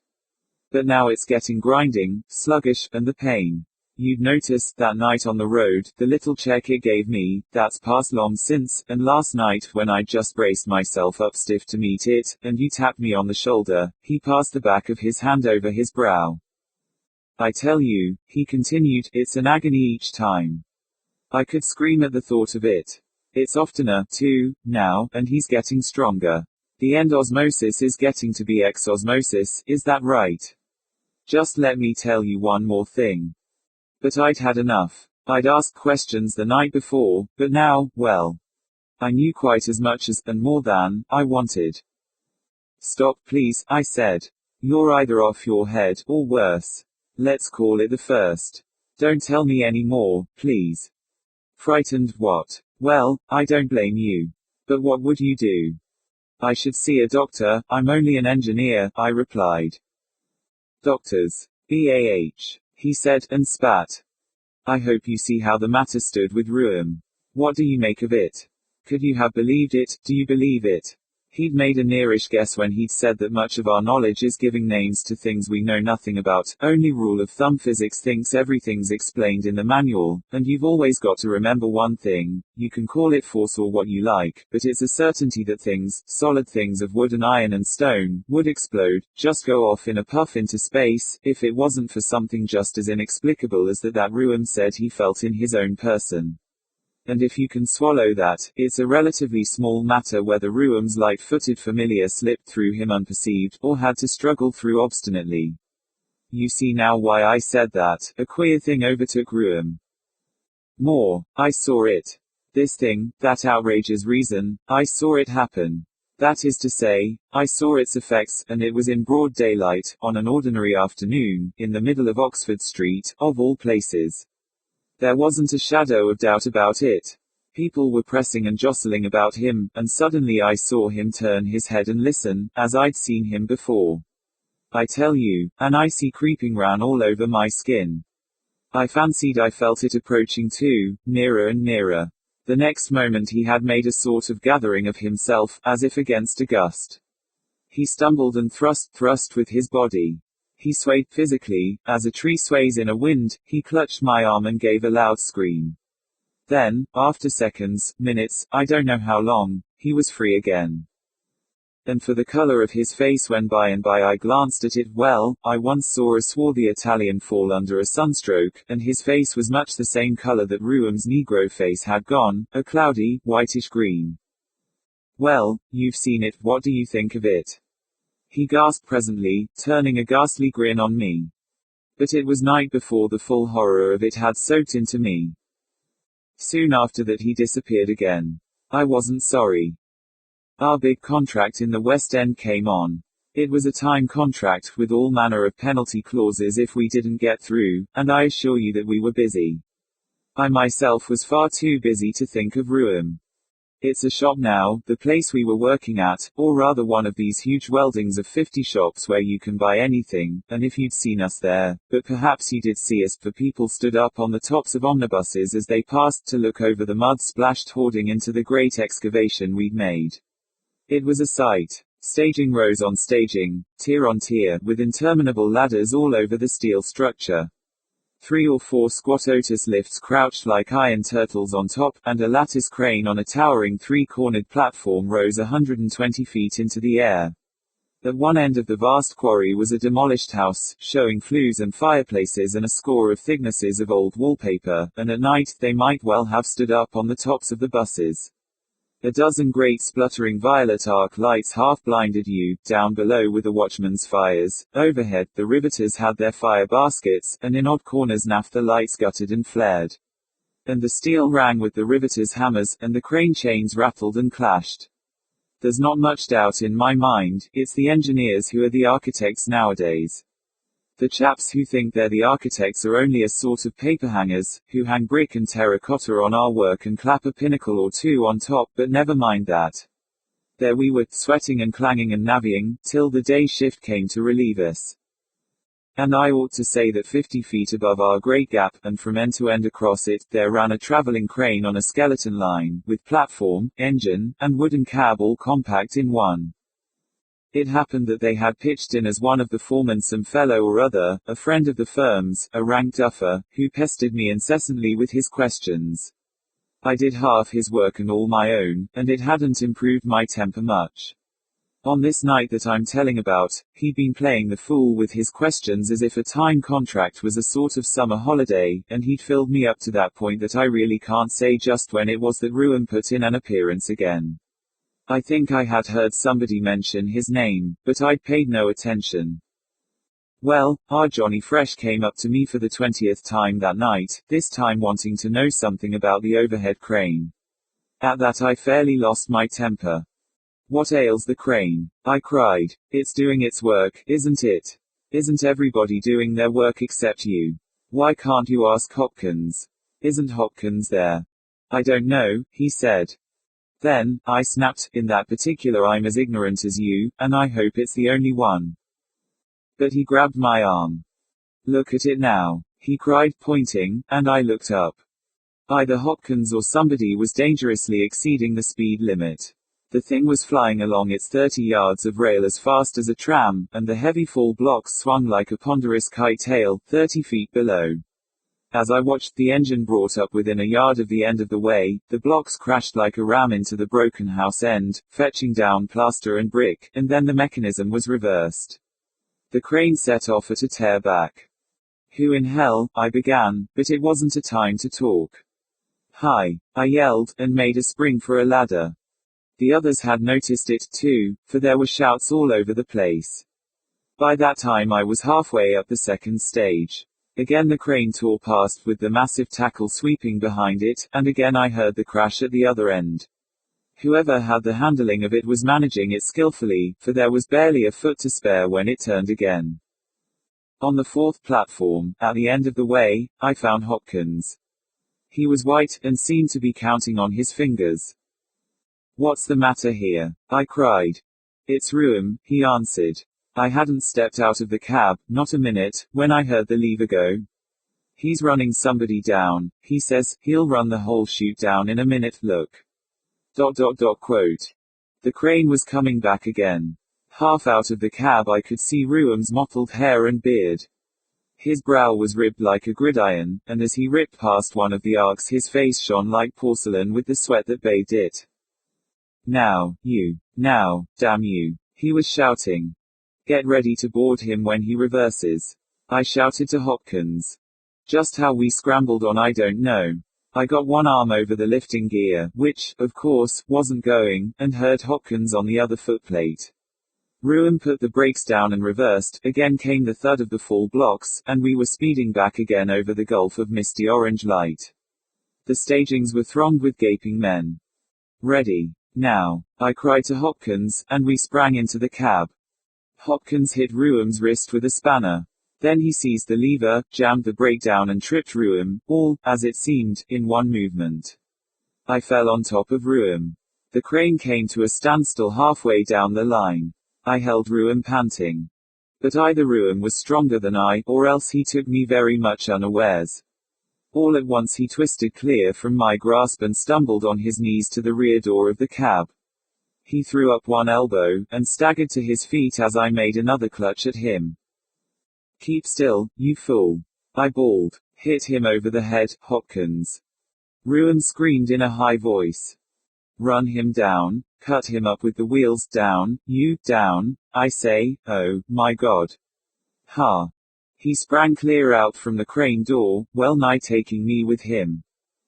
I told you it was a skeleton line, 2 rails and a tie or 2. He'd actually jumped to the right-hand rail. And he was running along it, running along that iron tightrope, out over that well of light and watching men. Hopkins had started the traveling gear, as if with some insane idea of catching him, but there was only one possible end to it. He'd gone fully a dozen yards, while I watched, horribly fascinated, and then I saw the turn of his head. He didn't meet it this time. He sprang to the other rail, as if to evade it. Even at the takeoff he missed. As far as I could see, he made no attempt to save himself with his hands. He just went down out of the field of my vision. There was an awful silence then, from far below. They weren't the men on the lower stages who moved first. The men above went a little way down, and then they too stopped. Presently 2 of them descended, but by a distant way. They returned with 2 bottles of brandy, and there was a hasty consultation. 2 men drank the brandy off there and then, getting on for a pint of brandy apiece, then they went down, drunk. I, Hopkins tells me, had got down on my knees in the crane cab, and was jabbering away cheerfully to myself. When I asked him what I said, he hesitated, and then said, oh, you don't want to know that, sir, and I haven't asked him since. What do you make of it? Benlian. It would be different if you had known Benlian. It would be different if you had had even that glimpse of him that I had the very first time I saw him, standing on the little wooden landing at the top of the flight of steps outside my studio door. I say, studio, but really it was just a sort of loft looking out over the timber yard, and I used it as a studio. The real studio, the big one, was at the other end of the yard, and that was Benlian's. Scarcely anybody ever came there. I wondered many a time if the timber merchant was dead or had lost his memory and forgotten all about his business, for his stacks of floorboards, set criss-crosswise to season, you know how they pile them up, were grimy with soot, and nobody ever disturbed the rows of scaffold poles that stood like palisades along the walls. The entrance was from the street, through a door in a billposter's hoarding, and on the river not far away the steamboats hooted, and, in windy weather, the floorboards hummed to keep them company. I suppose some of these real, regular artists wouldn't have called me an artist at all, for I only painted miniatures, and it was trade work at that, copied from photographs and so on. Not that I wasn't jolly good at it, and punctual too. Lots of these high-flown artists have simply no idea of punctuality, and the loft was cheap, and suited me very well. But, of course, a sculptor wants a big place on the ground floor. It's slow work, that with blocks of stone and marble that cost you £20 every time you lift 'em. So Benlian had the studio. His name was on a plate on the door, but I'd never seen him till this time I'm telling you of. I was working that evening at one of the prettiest little things I'd ever done, a girl's head on ivory, that I'd stippled up just like, oh, you'd never have thought it was done by hand at all. The daylight had gone, but I knew that Prussian would be about the color for the eyes and the bunch of flowers at her breast, and I wanted to finish. I was working at my little table, with a shade over my eyes, and I jumped a bit when somebody knocked at the door, not having heard anybody come up the steps, and not having many visitors anyway. Letters were always put into the box in the yard door. When I opened the door, there he stood on the platform, and I gave a bit of a start, having come straight from my ivory, you see. He was one of these very tall, gaunt chaps, that make us little fellows feel even smaller than we are, and I wondered at first where his eyes were. They were set so deep in the dark caves on either side of his nose.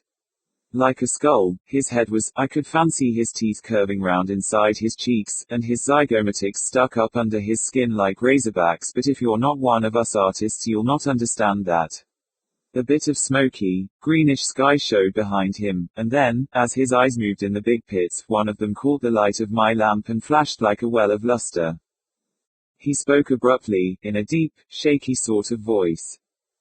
"I want you to photograph me in the morning," he said. I supposed he'd seen my printing frames out on the window sash some time or other. "Come in," I said. "But I'm afraid, if it's a miniature you want, that I'm retained, my firm retains me, you'd have to do it through them. But come in, and I'll show you the kind of thing I do, though you ought to have come in the daylight." He came in. He was wearing a long, grey dressing gown that came right down to his heels and made him look something like a Noah's Ark figure. Seen in the light, his face seemed more ghastly bony still, and as he glanced for a moment at my little ivory he made a sound of contempt. I know it was contempt.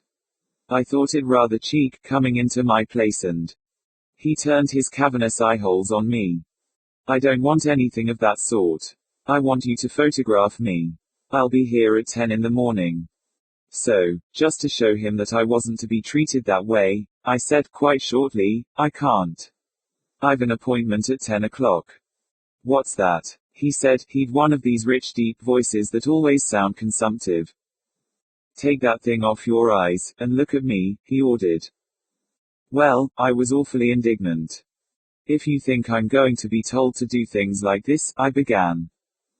"Take that thing off," he just ordered again. I've got to remember, of course, that you didn't know Benlian. I didn't then. And for a chap just to stalk into a fellow's place, and tell him to photograph him, and order him about, but you'll see in a minute.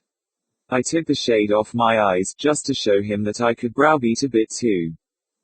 I used to have a tall strip of looking glass leaning against my wall, for though I didn't use models much, it's awfully useful to go to nature for odd bits now and then, and I've sketched myself in that glass, oh, hundreds of times. We must have been standing in front of it, for all at once I saw the eyes at the bottom of his pits looking rigidly over my shoulder.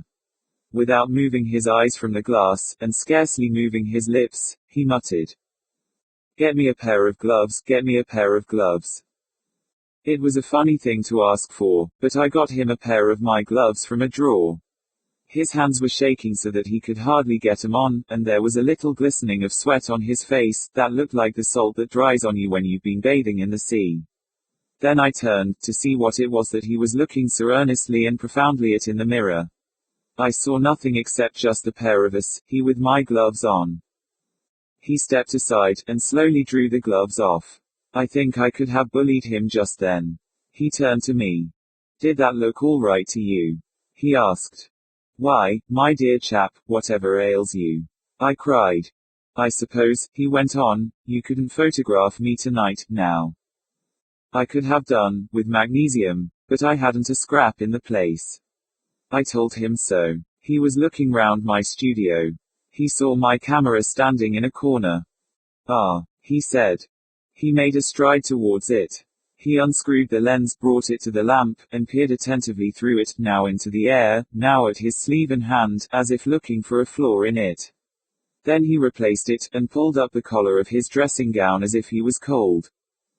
"Well, another night of it," he muttered, "but," he added, facing suddenly round on me, "if your appointment was to meet your God himself, you must photograph me at 10 tomorrow morning."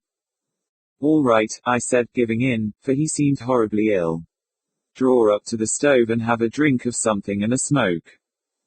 "I neither drink nor smoke," he replied, moving towards the door. Sit down and have a chat then, I urged, for I always like to be decent with fellows, and it was a lonely sort of place, that yard. He shook his head. Be ready by 10 o'clock in the morning, he said, and he passed down my stairs and crossed the yard to his studio without even having said good night. Well, he was at my door again at 10 o'clock in the morning, and I photographed him. I made 3 exposures, but the plates were some that I'd had in the place for some time, and they'd gone off and fogged in the developing. I'm awfully sorry, I said, but I'm going out this afternoon, and we'll get some more, and we'll have another shot in the morning. One after the other, he was holding the negatives up to the light and examining them. Presently he put them down quietly, leaning them methodically up against the edge of the developing bath.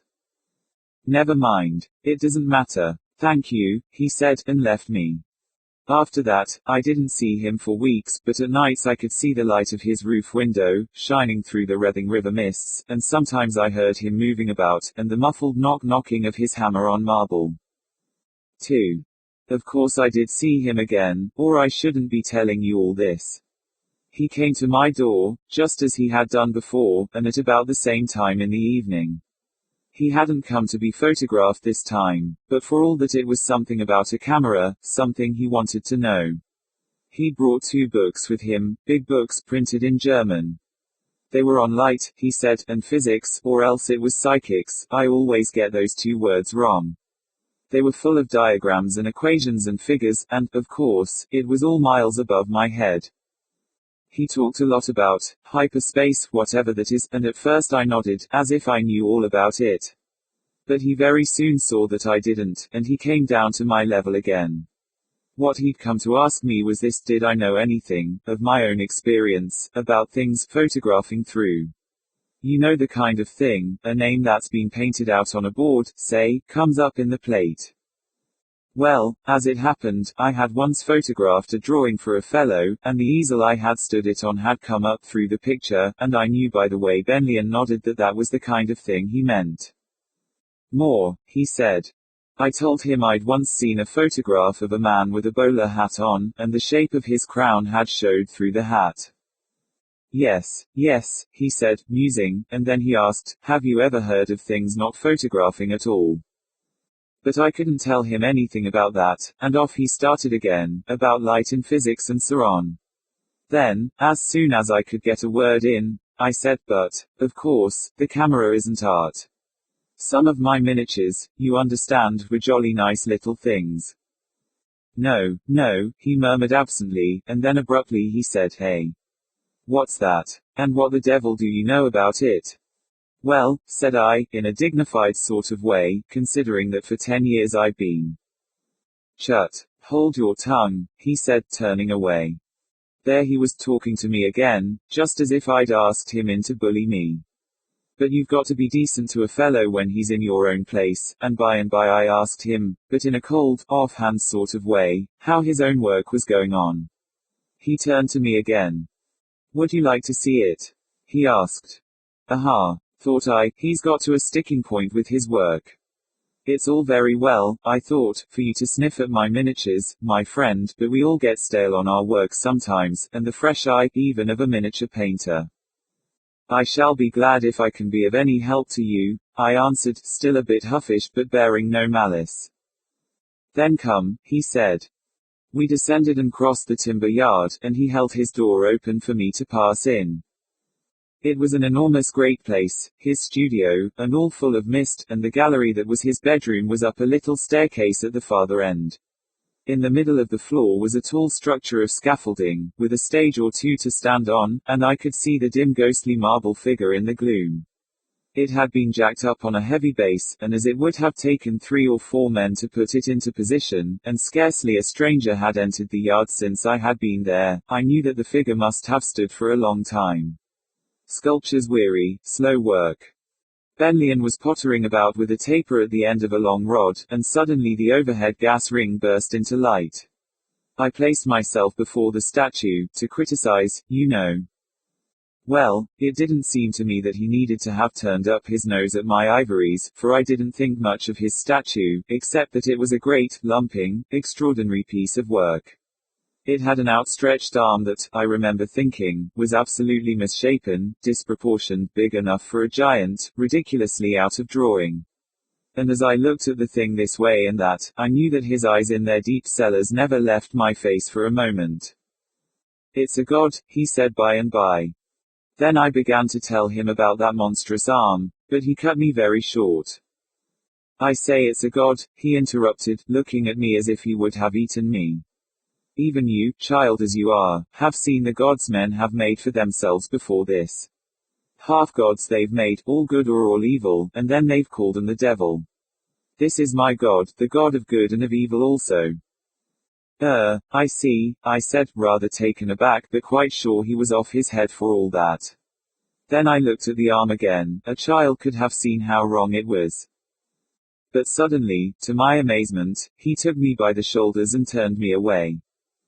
"That'll do," he said curtly. "I didn't ask you to come in here with a view to learning anything from you. I wanted to see how it struck you. I shall send for you again, and again." Then he began to jabber, half to himself. He muttered. "Is that all? They ask before a stupendous thing. Show them the ocean, the heavens, infinity, and they ask, is that all? If they saw the God face to face they'd ask it. There's only one cause that works now in good and now in evil, but show it to them and they put their heads on one side and begin to appraise and patronize it. I tell you, what's seen at a glance flies away at a glance. Gods come slowly over you, but presently, they begin to grip you, and at the end there's no fleeing from 'em. You'll tell me more about my statue by and by. What was that you said?" he demanded, facing swiftly round on me. "That arm. Yes, but we'll see what you say about that arm 6 months from now." "Yes, the arm. Now be off," he ordered me. "I'll send for you again when I want you." He thrust me out. "An asylum, Mr. Benlian," I thought as I crossed the yard, "is the place for you." You see, I didn't know him then, and that he wasn't to be judged as an ordinary man is. Just you wait till you see. And straight away, I found myself vowing that I'd have nothing more to do with him. I found myself resolving that, as if I were making up my mind not to smoke or drink, and, I don't know why, with a similar sense that I was depriving myself of something. But, somehow, I forgot, and within a month he'd been in several times to see me, and once or twice had fetched me in to see his statue. In 2 months I was in an extraordinary state of mind about him. I was familiar with him in a way, but at the same time I didn't know one scrap more about him. Because I'm a fool, yes, I know quite well, now, what I am. You'll think I'm talking folly if I even begin to tell you what sort of a man he was. I don't mean just his knowledge, though I think he knew everything, sciences, languages, and all that, for it was far more than that. Somehow, when he was there, he had me all restless and uneasy, and when he wasn't there I was, there's only the one word for it, jealous as if he'd been a girl. Even yet I can't make it out. And he knew how unsettled he'd got me, and I'll tell you how I found that out. Straight out one night, when he was sitting up in my place, he asked me, "Do you like me, Pudgy?" I forgot to say that I'd told him they used to call me Pudgy at home, because I was little and fat. It was odd, the number of things I told him that I wouldn't have told anybody else. "Do you like me, Pudgy?" he said. As for my answer, I don't know how it spurted out. I was much more surprised than he was, for I really didn't intend it.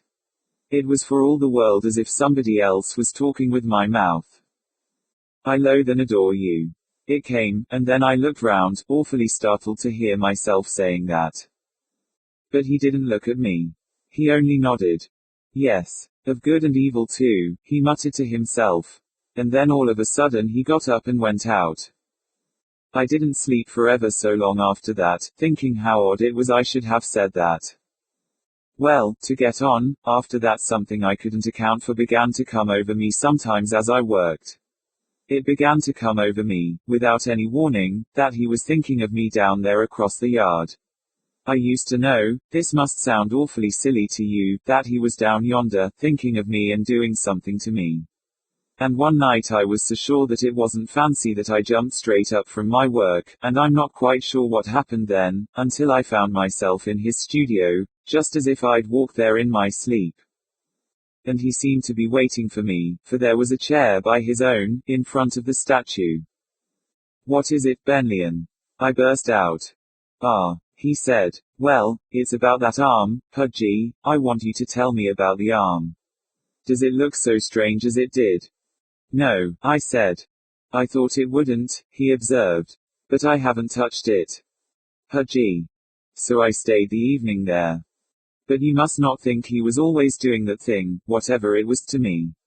On the other hand, I sometimes felt the oddest sort of release, I don't know how else to put it, like when, on one of these muggy, earthy-smelling days, when everything's melancholy, the wind freshens up suddenly and you breathe again. And that, I'm trying to take it in order, you see, so that it will be plain to you, brings me to the time I found out that he did that too, and knew when he was doing it. I'd gone into his place one night to have a look at his statue. It was surprising what a lot I was finding out about that statue. It was still all out of proportion, that is to say, I knew it must be, remembered I'd thought so, though it didn't annoy me now quite so much. I suppose I'd lost my fresh eye by that time.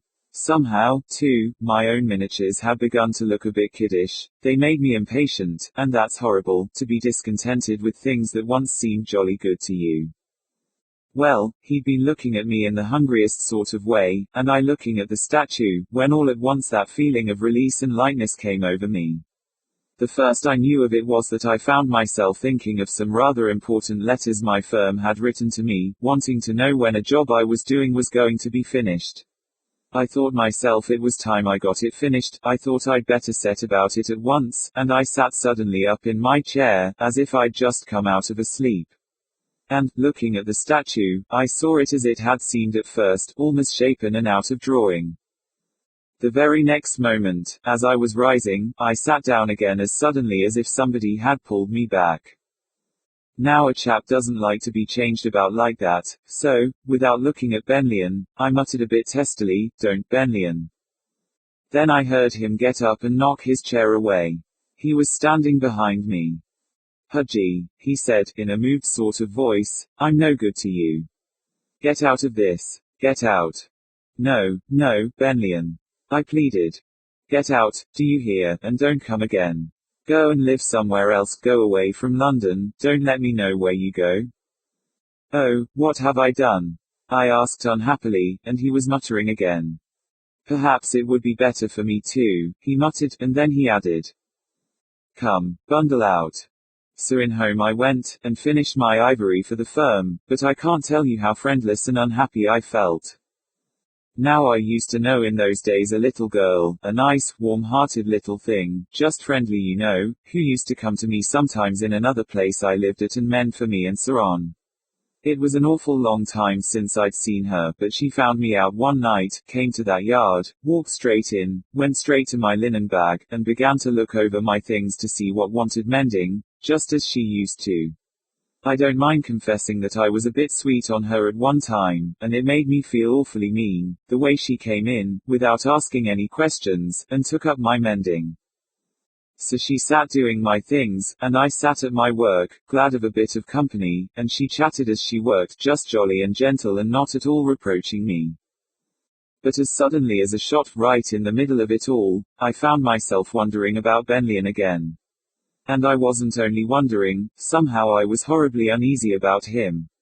It came to me that he might be ill or something. And all the fun of her having come to see me was gone. I found myself doing all sorts of stupid things to my work, and glancing at my watch that was lying on the table before me. At last I couldn't stand it any longer. I got up. "Daisy," I said, "I've got to go out now." She seemed surprised. "Oh, why didn't you tell me I'd been keeping you?" she said, getting up at once. I muttered that I was awfully sorry. I packed her off. I closed the door in the hoarding behind her. Then I walked straight across the yard to Benlian's. He was lying on a couch, not doing anything. "I know I ought to have come sooner, Benlian," I said, "but I had somebody with me." "Yes," he said, looking hard at me, and I got a bit red. "She's awfully nice," I stammered, "but you never bother with girls, and you don't drink or smoke." "No," he said. Well, I continued, you ought to have a little relaxation, you're knocking yourself up. And, indeed, he looked awfully ill. But he shook his head. A man's only a definite amount of force in him, Pudgy, he said, and if he spends it in one way he goes short in another. Mine goes there. He glanced at the statue. I rarely sleep now, he added. Then you ought to see a doctor, I said, a bit alarmed. I'd felt sure he was ill. No, Pudgy. My force is all going there, all but the minimum that can't be helped, you know. You've heard artists talk about putting the soul into their work, Pudgy. Don't rub it in about my rotten miniatures, Benlian, I asked him. You've heard 'em say that, but they're charlatans, professional artists, all, Pudgy. They haven't got any souls bigger than a sixpence to put into it. You know, Pudgy, that force and matter are the same thing, that it's decided nowadays that you can't define matter otherwise than as a point of force. Yes, I found myself saying eagerly, as if I'd heard it dozens of times before. So that if they could put the souls into it, it would be just as easy for them to put the bodies into it. Quote. I had drawn very close to him, and again, it was not fancy, I felt as if somebody, not me, was using my mouth. A flash of comprehension seemed to come into my brain. Not that, Benlian, I cried breathlessly. He nodded 3 or 4 times, and whispered. I really don't know why we both whispered. Really that, Benlian, I whispered again. Shall I show you? I tried my hardest not to, you know, he still whispered. Yes, show me, I replied in a suppressed voice. Don't breathe a sound then. I keep them up there. He put his finger to his lips as if we had been 2 conspirators, then he tiptoed across the studio and went up to his bedroom in the gallery. Presently he tiptoed down again, with some rolled-up papers in his hand. They were photographs, and we stooped together over a little table. His hand shook with excitement. You remember this, he whispered, showing me a rough print. It was one of the prints from the fog plates that I'd taken after that first night. Come closer to me if you feel frightened, Pudgy, he said. You said they were old plates, Pudgy. No, the plates were all right, it's I who am wrong. Of course, I said. It seems so natural. This one, he said, taking up one that was numbered 1, is a plain photograph, in the flesh, before it started, you know. Now look at this, and this. He spread 'em before me, all in order. 2, was a little fogged, as if a novice had taken it. On 3, a sort of cloudy veil partly obliterated the face. 4, was still further smudged and lost, and 5 was a figure with gloved hands held up, as a man holds his hands up when he is covered by a gun. The face of this one was completely blotted out. And it didn't seem in the least horrible to me, for I kept on murmuring. Of course. Then Benlian rubbed his hands and smiled at me. I'm making good progress, am I not? He said. Splendid, I breathed. Better than you know, too, he chuckled, for you're not properly under yet. But you will be, Pudgy, you will be. Yes. Will it be long, Benlian? No, he replied, not if I can keep from eating and sleeping and thinking of other things than the statue, and if you don't disturb me by having girls about the place, Pudgy. I'm awfully sorry, I said contritely. All right, SSH. This, you know, Pudgy, is my own studio. I bought it purposely to make my statue, my God. I'm passing nicely into it, and when I'm quite past, Pudgy, you can have the key and come in when you like. Oh, thanks awfully, I murmured gratefully. He nudged me. What would they think of it, Pudgy, those of the exhibitions and academies, who say the souls are in their work? What would the cacklers think of it, Pudgy? Aren't they fools? I chuckled. And I shall have one worshipper, shan't I, Pudgy? Rather, I replied. Isn't it splendid? Oh, need I go back just yet? Yes, you must go now, but I'll send for you again very soon. You know. I tried to do without you, Pudge, I tried for 13 days, and it nearly killed me. That's past. I shan't try again. Now off you trot, my Pudgy. I winked at him knowingly, and came skipping and dancing across the yard. 3. It's just silly, that's what it is, to say that something of a man doesn't go into his work. Why, even those wretched little ivories of mine, the thick-headed fellows who paid for them knew my touch in 'em, and once spotted it instantly when I tried to slip in another chap's who was hard up. Benlian used to say that a man went about spreading himself over everything he came in contact with, diffusing some sort of influence, as far as I could make it out, and the mistake was, he said, that we went through the world just wasting it instead of directing it. And if Benlian didn't understand all about those things, I should jolly well like to know who does. A chap with a great abounding will and brain like him, it's only natural he should be able to pass himself on, to a statue or anything else, when he really tried, did without food and talk and sleep in order to save himself up for it. A man can't both do and be, I remember he said to me once. He's so much force, no more, and he can either make himself with it or something else. If he tries to do both, he does both imperfectly. I'm going to do one perfect thing. Oh, he was a queer chap. Fancy, a fellow making a thing like that statue, out of himself, and then wanting somebody to adore him. And I hadn't the faintest conception of how much I did adore him till yet again, as he had done before, he seemed to, to take himself away from me again, leaving me all alone, and so wretched. And I was angry at the same time, for he'd promised me he wouldn't do it again. This was one night, I don't remember when. I ran to my landing and shouted down into the yard. Benlian, Benlian. There was a light in his studio, and I heard a muffled shout come back. Keep away, keep away, keep away. He was struggling, I knew he was struggling as I stood there on my landing, struggling to let me go. And I could only run and throw myself on my bed and sob, while he tried to set me free. Who didn't want to be set free? He was having a terrific struggle, all alone there. He told me afterwards that he had to eat something now and then and to sleep a little, and that weakened him, strengthened his body and weakened the passing, But the next day it was all right again. I was Benlian's again. And I wondered, when I remembered his struggle, whether a dying man had ever fought for life as hard as Benlian was fighting to get away from it and pass himself. The next time after that he fetched me, called me, whatever you like to name it, I burst into his studio like a bullet. He was sunk in a big chair, gaunt as a mummy now, and all the life in him seemed to burn in the bottom of his deep eye sockets. At the sight of him I fiddled with my knuckles and giggled. You are going it, Benlian. I said. Am I not? He replied, in a voice that was scarcely a breath. You meant me to bring the camera and magnesium, didn't you? I had snatched 'em up when I felt his call, and had brought 'em. Yes. Go ahead. So I placed the camera before him, made all ready, and took the magnesium ribbon in a pair of pincers.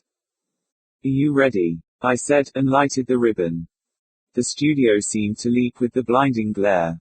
The ribbon spat and spluttered. I snapped the shutter, and the fumes drifted away and hung in clouds in the roof. You'll have to walk me about soon, Pudgy, and bang me with bladders, as they do the opium patients, he said sleepily. Let me take one of the statue now, I said eagerly. But he put up his hand. No, that's too much like testing our God. Faith's the food they feed gods on, Pudgy. We'll let the SPR people photograph it when it's all over, he said. Now get it developed. I developed the plate. The obliteration now seemed complete. But Benlian seemed dissatisfied. There's something wrong somewhere, he said. It isn't so perfect as that yet. I can feel within me it isn't. It's merely that your camera isn't strong enough to find me, Pudgy. I'll get another in the morning, I cried. No, he answered. I know something better than that. Have a cab here by 10 o'clock in the morning, and we'll go somewhere. By 10:30 the next morning we had driven to a large hospital, and had gone down a lot of steps and along corridors to a basement room. There was a stretcher couch in the middle of the room, and all manner of queer appliances, frames of ground glass, tubes of glass blown into extraordinary shapes, a dynamo, and a lot of other things all about. A couple of doctors were there too, and Benlian was talking to them. We'll try my hand first, Benlian said by and by. He advanced to the couch, and put his hand under one of the frames of ground glass. One of the doctors did something in a corner. A harsh crackling filled the room, and an unearthly, fluorescent light shot and flooded across the frame where Benlian's hand was. The two doctors looked, and then started back. One of them gave a cry. He was sickly white. "Put me on the couch," said Benlian. I and the doctor who was not ill lifted him on the canvas stretcher. The green gleaming frame of fluctuating light was passed over the whole of his body. Then the doctor ran to a telephone and called a colleague. We spent the morning there, with dozens of doctors coming and going. Then we left. All the way home in the cab Benlian chuckled to himself. "That scared Pudgy." He chuckled. "A man they can't X-ray, that scared We must put that down in the diary. Wasn't it ripping?" I chuckled back. He kept a sort of diary or record. He gave it to me afterwards, but they borrowed it. It was as big as a ledger, and immensely valuable. I'm sure they oughtn't to borrow valuable things like that and not return 'em. The laughing that Benlian and I have had over that diary. It fooled them all, the clever X-ray men, the artists of the academies, everybody. Written on the fly-leaf was "To my Pudgy. I shall publish it when I get it back again."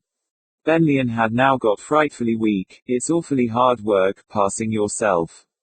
And he had to take a little milk now and then or he'd have died before he had quite finished. I didn't bother with miniatures any longer, and when angry letters came from my employers we just put 'em into the fire, Benlian and we laughed, that is to say, I laughed but Benlian only smiled, being too weak to laugh really. He'd lots of money, so that was all right, and I slept in his studio, to be there for the passing. And that wouldn't be very long now, I thought, and I was always looking at the statue. Things like that, in case you don't know, have to be done gradually, and I supposed he was busy filling up the inside of it and hadn't got to the outside yet, for the statue was much the same to look at. But, reckoning off his sips of milk and snatches of sleep, he was making splendid progress, and the figure must be getting very full now. I was awfully excited, it was getting so near. And then somebody came bothering and nearly spoiling all. It's odd, but I really forget exactly what it was.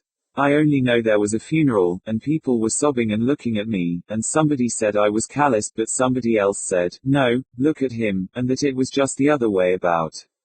And I think I remember, now, that it wasn't in London, for I was in a train, but after the funeral I dodged them, and found myself back at Euston again. They followed me, but I shook them off. I locked my own studio up, and lay as quiet as a mouse in Benlian's place when they came hammering at the door. And now I must come to what you'll call the finish, though it's awfully stupid to call things like that finishes. I'd slipped into my own studio one night, I forget what for, and I'd gone quietly, for I knew they were following me, those people, and would catch me if they could. It was a thick, misty night, and the light came streaming up through Benlian's roof window, with the shadows of the window divisions losing themselves like dark rays in the fog. A lot of hooting was going on down the river, steamers and barges. Oh, I know what I'd come into my studio for. It was for those negatives. Benlian wanted them for the diary, so that it could be seen there wasn't any fake about the prints. For he'd said he would make a final spurt that evening and get the job finished. It had taken a long time, but I'll bet you couldn't have passed yourself any quicker. When I got back he was sitting in the chair he'd hardly left for weeks, and the diary was on the table by his side. I'd taken all the scaffolding down from the statue, and he was ready to begin. He had to waste one last bit of strength to explain to me, but I drew as close as I could, so that he wouldn't lose much. "Now, Pudgy," I just heard him say, "you've behaved splendidly, and you'll be quite still up to the finish, won't you?" I nodded. "And you mustn't expect the statue to come down and walk about, or anything like that," he continued. "Those aren't the really wonderful things. And no doubt people will tell you it hasn't changed, but you'll know better. It's much more wonderful that I should be there than that they should be able to prove it, isn't it? And, of course, I don't know exactly how it will happen, for I've never done this before. You have the letter for the SPR. They can photograph it if they want. By the way, you don't think the same of my statue as you did at first, do you?" "Oh, it's wonderful," I breathed. "And even if, like the god of the others, it doesn't vouchsafe a special sign and wonder, it's Benlian, for all that." Oh, do be quick, Benlian. I can't bear another minute. Then, for the last time, he turned his great eaten-out eyes on me. I seal you mine, Pudgy, he said. Then his eyes fastened themselves on the statue. I waited for a quarter of an hour, scarcely breathing. Benlian's breath came in little flutters, many seconds apart. He had a little clock on the table. 20 minutes passed, and half an hour. I was a little disappointed, really, that the statue wasn't going to move, but Benlian knew best, and it was filling quietly up with him instead. Then I thought of those zigzag bunches of lightning they draw on the electric belt advertisements, and I was rather glad after all that the statue wasn't going to move. It would have been a little cheap, that, vulgar, in a sense. He was breathing a little more sharply now, as if in pain, but his eyes never moved. A dog was howling somewhere, and I hoped that the hooting of the tugs wouldn't disturb Benlian. Nearly an hour had passed when, all of a sudden, I pushed my chair farther away and cowered back, gnawing my fingers, very frightened. Benlian had suddenly moved. He'd set himself forward in his chair, and he seemed to be strangling. His mouth was wide open, and he began to make long harsh "r's." I shouldn't have thought passing yourself was such agony. And then I gave a scream, for he seemed to be thrusting himself back in his chair again, as if he'd changed his mind and didn't want to pass himself at all. But just you ask anybody, when you get yourself just over halfway past the others dragged out of you, and you can't help yourself. His aaahs became so loud and horrid that I shut my eyes and stopped my ears. Minutes that lasted, and then there came a high dinning that I couldn't shut out, and all at once the floor shook with a heavy thump. When all was still again I opened my eyes. His chair had overturned, and he lay in a heap beside it. I called Benlian, but he didn't answer. He'd passed beautifully, quite dead. I looked up at the statue. It was just as Benlian had said, it didn't open its eyes, nor speak, nor anything like that.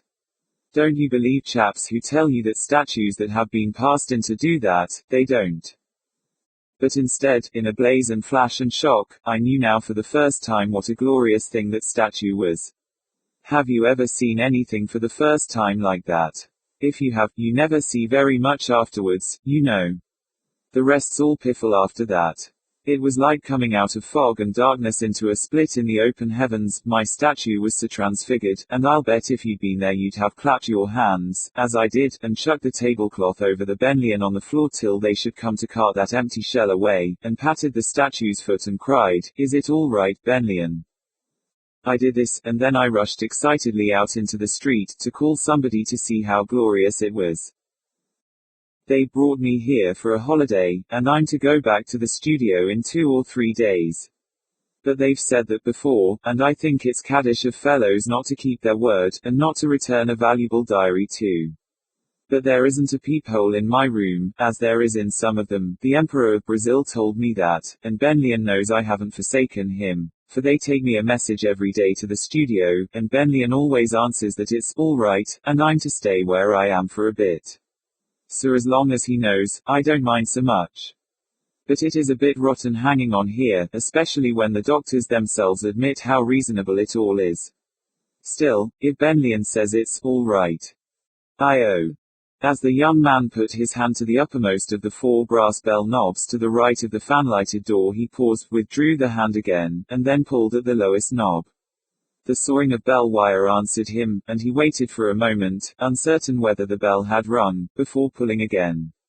Then there came from the basement a single cracked stroke, the head of a maid appeared in the whitewashed area below, and the head was withdrawn as apparently the maid recognized him. Steps were heard along the hall, the door was opened, and the maid stood aside to let him enter, the apron with which she had slipped the latch still crumpled in her greasy hand. "Sorry, Daisy," the young man apologized, "but I didn't want to bring her down all those stairs." "How is she? Has she been out today?" The maid replied that the person spoken of had been out, and the young man walked along the wide carpeted passage. It was cumbered like an antique shop with alabaster busts on pedestals, dusty palms in faience vases, and trophies of spears and shields and assegais. At the foot of the stairs was a rustling portiere of strung beads, and beyond it the carpet was continued up a broad, easy flight, secured at each step by a brass rod. Where the stairs made a turn, the fading light of the December afternoon, made still dimmer by a window of decalcomanied glass, shone on a cloudy green aquarium with sallow goldfish, a number of cacti on a shabby console table, and a large and dirty white sheepskin rug. Passing along a short landing, the young man began the ascent of the second flight. This also was carpeted, but with a carpet that had done duty in some dining or bedroom before being cut up into strips of the width of the narrow space between the wall and the handrail. Then, as he still mounted, the young man's feet sounded loud on oilcloth, and when he finally paused and knocked at a door, it was on a small landing of naked boards beneath the cold gleam of the skylight above the well of the stairs. "Come in," a girl's voice called. The room he entered had a low sagging ceiling on which shone a low glow of firelight, making colder still the patch of eastern sky beyond the roofs and the cowls and hoods of chimneys framed by the square of the single window. The glow on the ceiling was reflected dully in the old dark mirror over the mantelpiece. An open door in the farther corner, hampered with skirts and blouses, allowed a glimpse of the girl's bedroom. The young man set the paper bag he carried down on the littered round table and advanced to the girl who sat in an old wicker chair before the fire. The girl did not turn her head as he kissed her cheek, and he looked down at something that had muffled the sound of his steps as he had approached her. "Hello, that's new, isn't it, Bessie? Where did that come from?" he asked cheerfully. The middle of the floor was covered with a common jute matting, but on the hearth was a magnificent leopard skin rug. "Mrs. Hepburn sent it up. There was a draft from under the door. It's much warmer for my feet." "Very kind of Mrs. Hepburn. Well, how are you feeling today, old girl?" "Better, thanks, Ed." "That's the style. You'll be yourself again soon. Daisy says you've been out today." "Yes, I went for a walk. But not far. I went to the museum and then sat down." "You're early, aren't you?"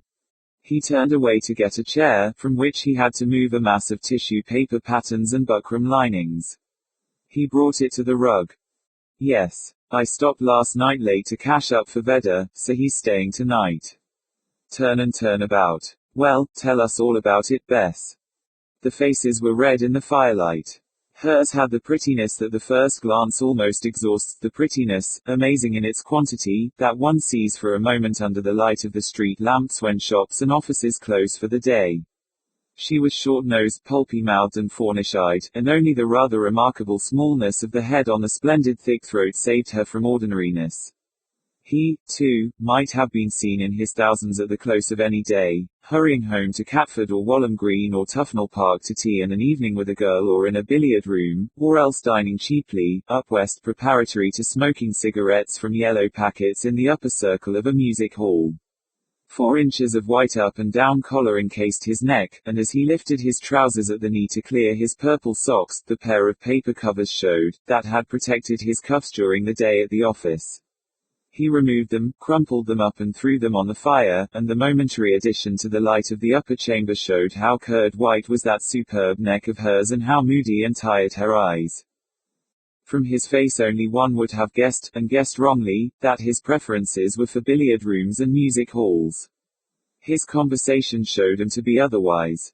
It was of polytechnic classes that he spoke, and of the course of lectures in English literature that had just begun. And, as if somebody had asserted that the pursuit of such studies was not compatible with a certain measure of physical development also, he announced that he was not sure that he should not devote, say, half an evening a week, on Wednesdays, to training in the gymnasium. "Mens sana in corpore sano, Bessie," he said, "a sound mind in a sound body, you know. That's tremendously important, especially when a fellow spends the day in a stuffy office. Yes, I think I shall give it half Wednesdays, from 8:30 to 9:30, sends you home in a glow. But I was going to tell you about the literature class. The second lecture's tonight. The first was splendid, all about the languages of Europe and Asia, what they call the Indo-Germanic languages, you know. Ions. I can't tell you exactly without my notes, but the Hindus and Persians, I think it was, they crossed the Himalaya mountains and spread westward somehow, as far as Europe. That was the way it all began. It was splendid, the way the lecturer put it. English is a Germanic language, you know. Then came the Celts. I wish I'd brought my notes. I see you've been reading, let's look." The book lay on her knees, its back warped by the heat of the fire. He took it and opened it. Ah, Keats. Glad you like Keats, Bessie. We needn't be great readers, but it's important that what we do read should be all right. I don't know him, not really know him, that is. But he's quite all right, A1 in fact. And he's an example of what I've always maintained, that knowledge should be brought within the reach of all. It just shows. He was the son of a livery stable keeper, you know, so what he'd have been if he'd really had chances, been to universities and so on, there's no knowing. But, of course, it's more from the historical standpoint that I'm studying these things. Let's have a look. He opened the book where a hairpin between the leaves marked a place. The firelight glowed on the page, and he read, monotonously and inelastically. And as I sat, over the light blue hills, there came a noise of revelers, the rills. Into the wide stream came of purple hue. De was Bacchus and his crew. The earnest trumpet spake, and silver thrills from kissing cymbals made a merry din. De was Bacchus and his kin. Like to a moving vintage down they came, crowned with green leaves, and faces all on flame, all madly dancing through the pleasant valley, to scare thee, melancholy. It was the wondrous passage from Endymion, of the descent of the wild-inspired rabble into India. Ed plucked for a moment at his lower lip, and then, with a him. What's it all about, Bessie? Continued. Within his car, aloft, young Bacchus stood, trifling his ivy dart, in dancing mood, with sidelong laughing, and little rills of crimson wine imbrued his plump white arms and shoulders, enough white for Venue's pearly bite. And near him rode Silenus on his ass, pelted with flowers as he on did pass, tipsily quaffing. Him. I see. Mythology. That's made up of tales, and myths, you know. Like Odin and Thor and those, only those were Scandinavian mythology. So it would be absurd to take it too seriously. But I think, in a way, things like that do harm. You see, he explained, the more beautiful they are the more harm they might do. We ought always to show virtue and vice in the true colors, and if you look at it from that point of view, this is just drunkenness. That's rotten, destroys your body and intellect. As I heard a chap say once, it's an insult to the beasts to call it beastly. I joined the Blue Ribbon when I was 14 and I haven't been sorry for it yet. No. Now there's Vedder, he went off on a bend, as he calls it, last night, and even he says this morning it wasn't worth it. But let's read on. Again he read, with unresilient movement. I saw Osirian Egypt kneel lay down before the vine-wreath crown. I saw parched Abyssinia rouse and sing to the silver cymbals ring. I saw the whelming vintage hotly pierce old Tartary the fierce. Great Brahma from his mystic heaven groans. Him. He was a Buddhist god. Brahma was mythology again. As I say, if you take it seriously, it's just glorifying intoxication, but I say, I can hardly see. Better light the lamp. We'll have tea first, then read. No, you sit still, I'll get it ready, I know where things are. He rose, crossed to a little cupboard with a sink in it, filled the kettle at the tap, and brought it to the fire. Then he struck a match and lighted the lamp. The cheap glass shade was of a foolish corolla shape, clear glass below, shading to pink, and deepening to red at the crimped edge. It gave a false warmth to the spaces of the room above the level of the mantelpiece, and Ed's figure, as he turned the regulator, looked from the waist upwards as if he stood within that portion of a spectrum screen that deepens to the band of red. The bright concentric circles that spread in rings of red on the ceiling were more dimly reduplicated in the old mirror over the mantelpiece, and the wintry eastern light beyond the chimney hoods seemed suddenly almost to die out. Bessie, her white neck below the level of the lampshade, had taken up the book again, but she was not reading. She was looking over it at the upper part of the grate. Presently she spoke. I was looking at some of those things this afternoon, at the museum. He was clearing from the table more buckram linings and patterns of paper, numbers of Myra's journal and the delineator. Already on his way to the cupboard he had put aside a red-bodiced dressmaker's shape, of wood and wire. What things? He asked. Those you were reading about. Greek, aren't they? Oh, the Greek room. But those people, Bacchus and those, weren't people in the ordinary sense. Gods and goddesses, most of 'em. Bacchus was a god. That's what mythology means. I wish sometimes our course took in Greek literature, but it's a dead language after all. German's more good in modern life. It would be nice to know everything, but one has to select, you know. Hallo, I clean forgot, I brought you some grapes, Bessie, here they are, in this bag, we'll have 'em after tea, what?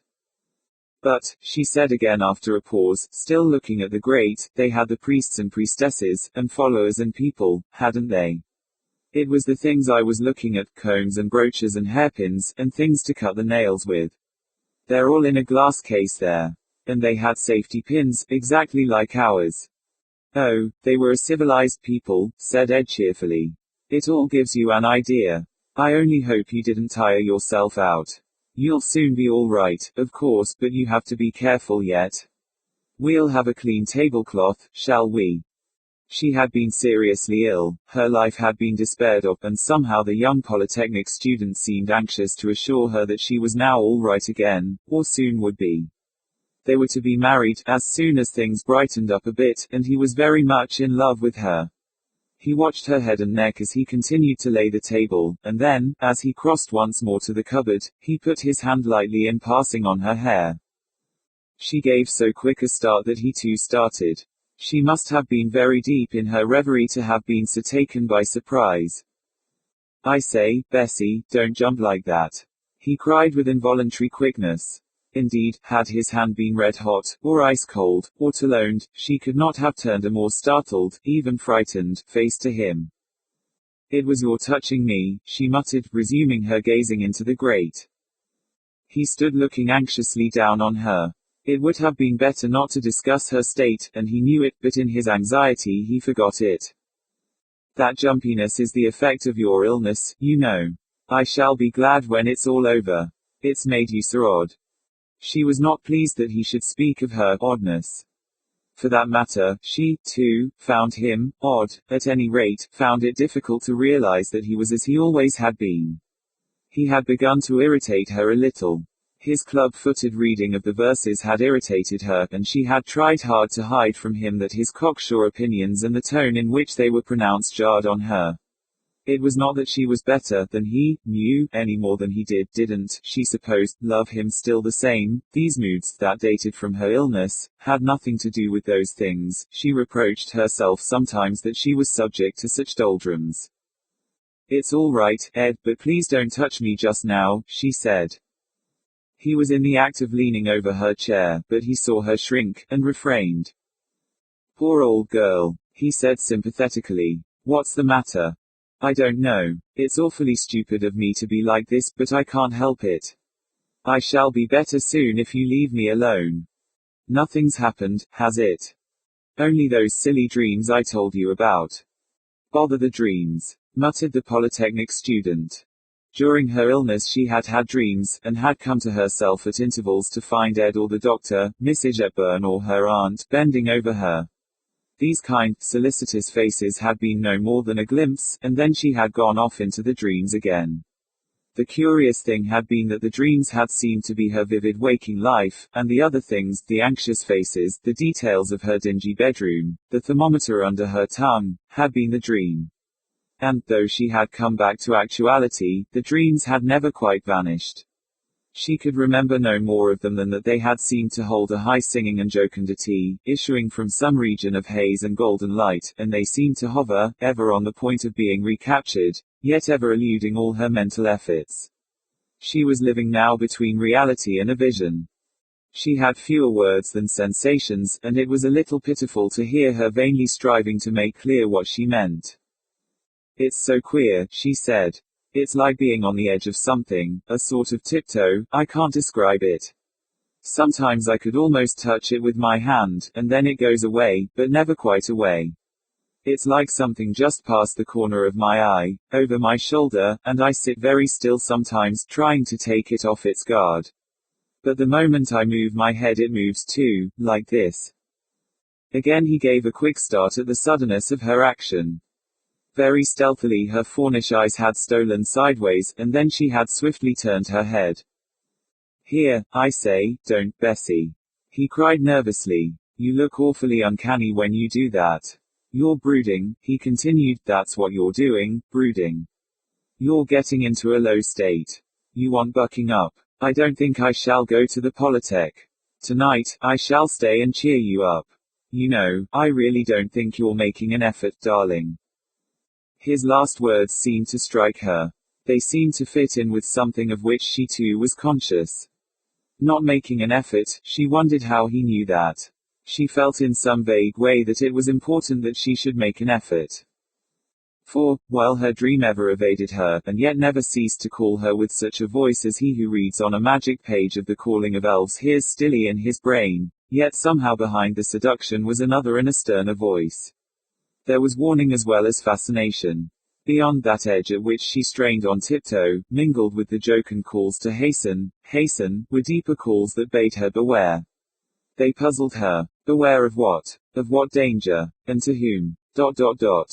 How do you mean? I'm not making an effort, Ed. She asked slowly, again looking into the fire, where the kettle now made a gnat-like singing.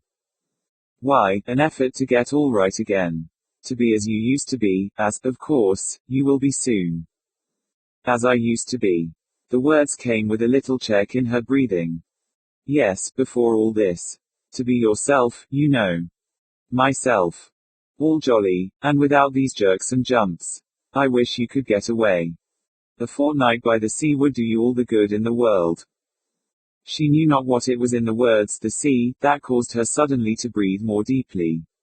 The sea. It was as if by the mere uttering of them, he had touched some secret spring, brought to fulfillment some spell. What had he meant by speaking of the sea?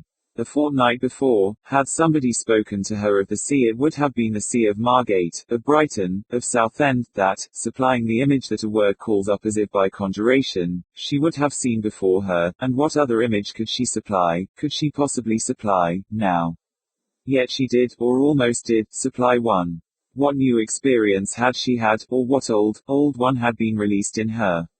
With that confused joyous dinning just beyond the range of physical hearing there had suddenly mingled a new illusion of sound, a vague, vast passion rustle, silky and harsh both at once, its tireless voice holding meanings of stillness and solitude compared with which the silence that is mere absence of sound was vacancy.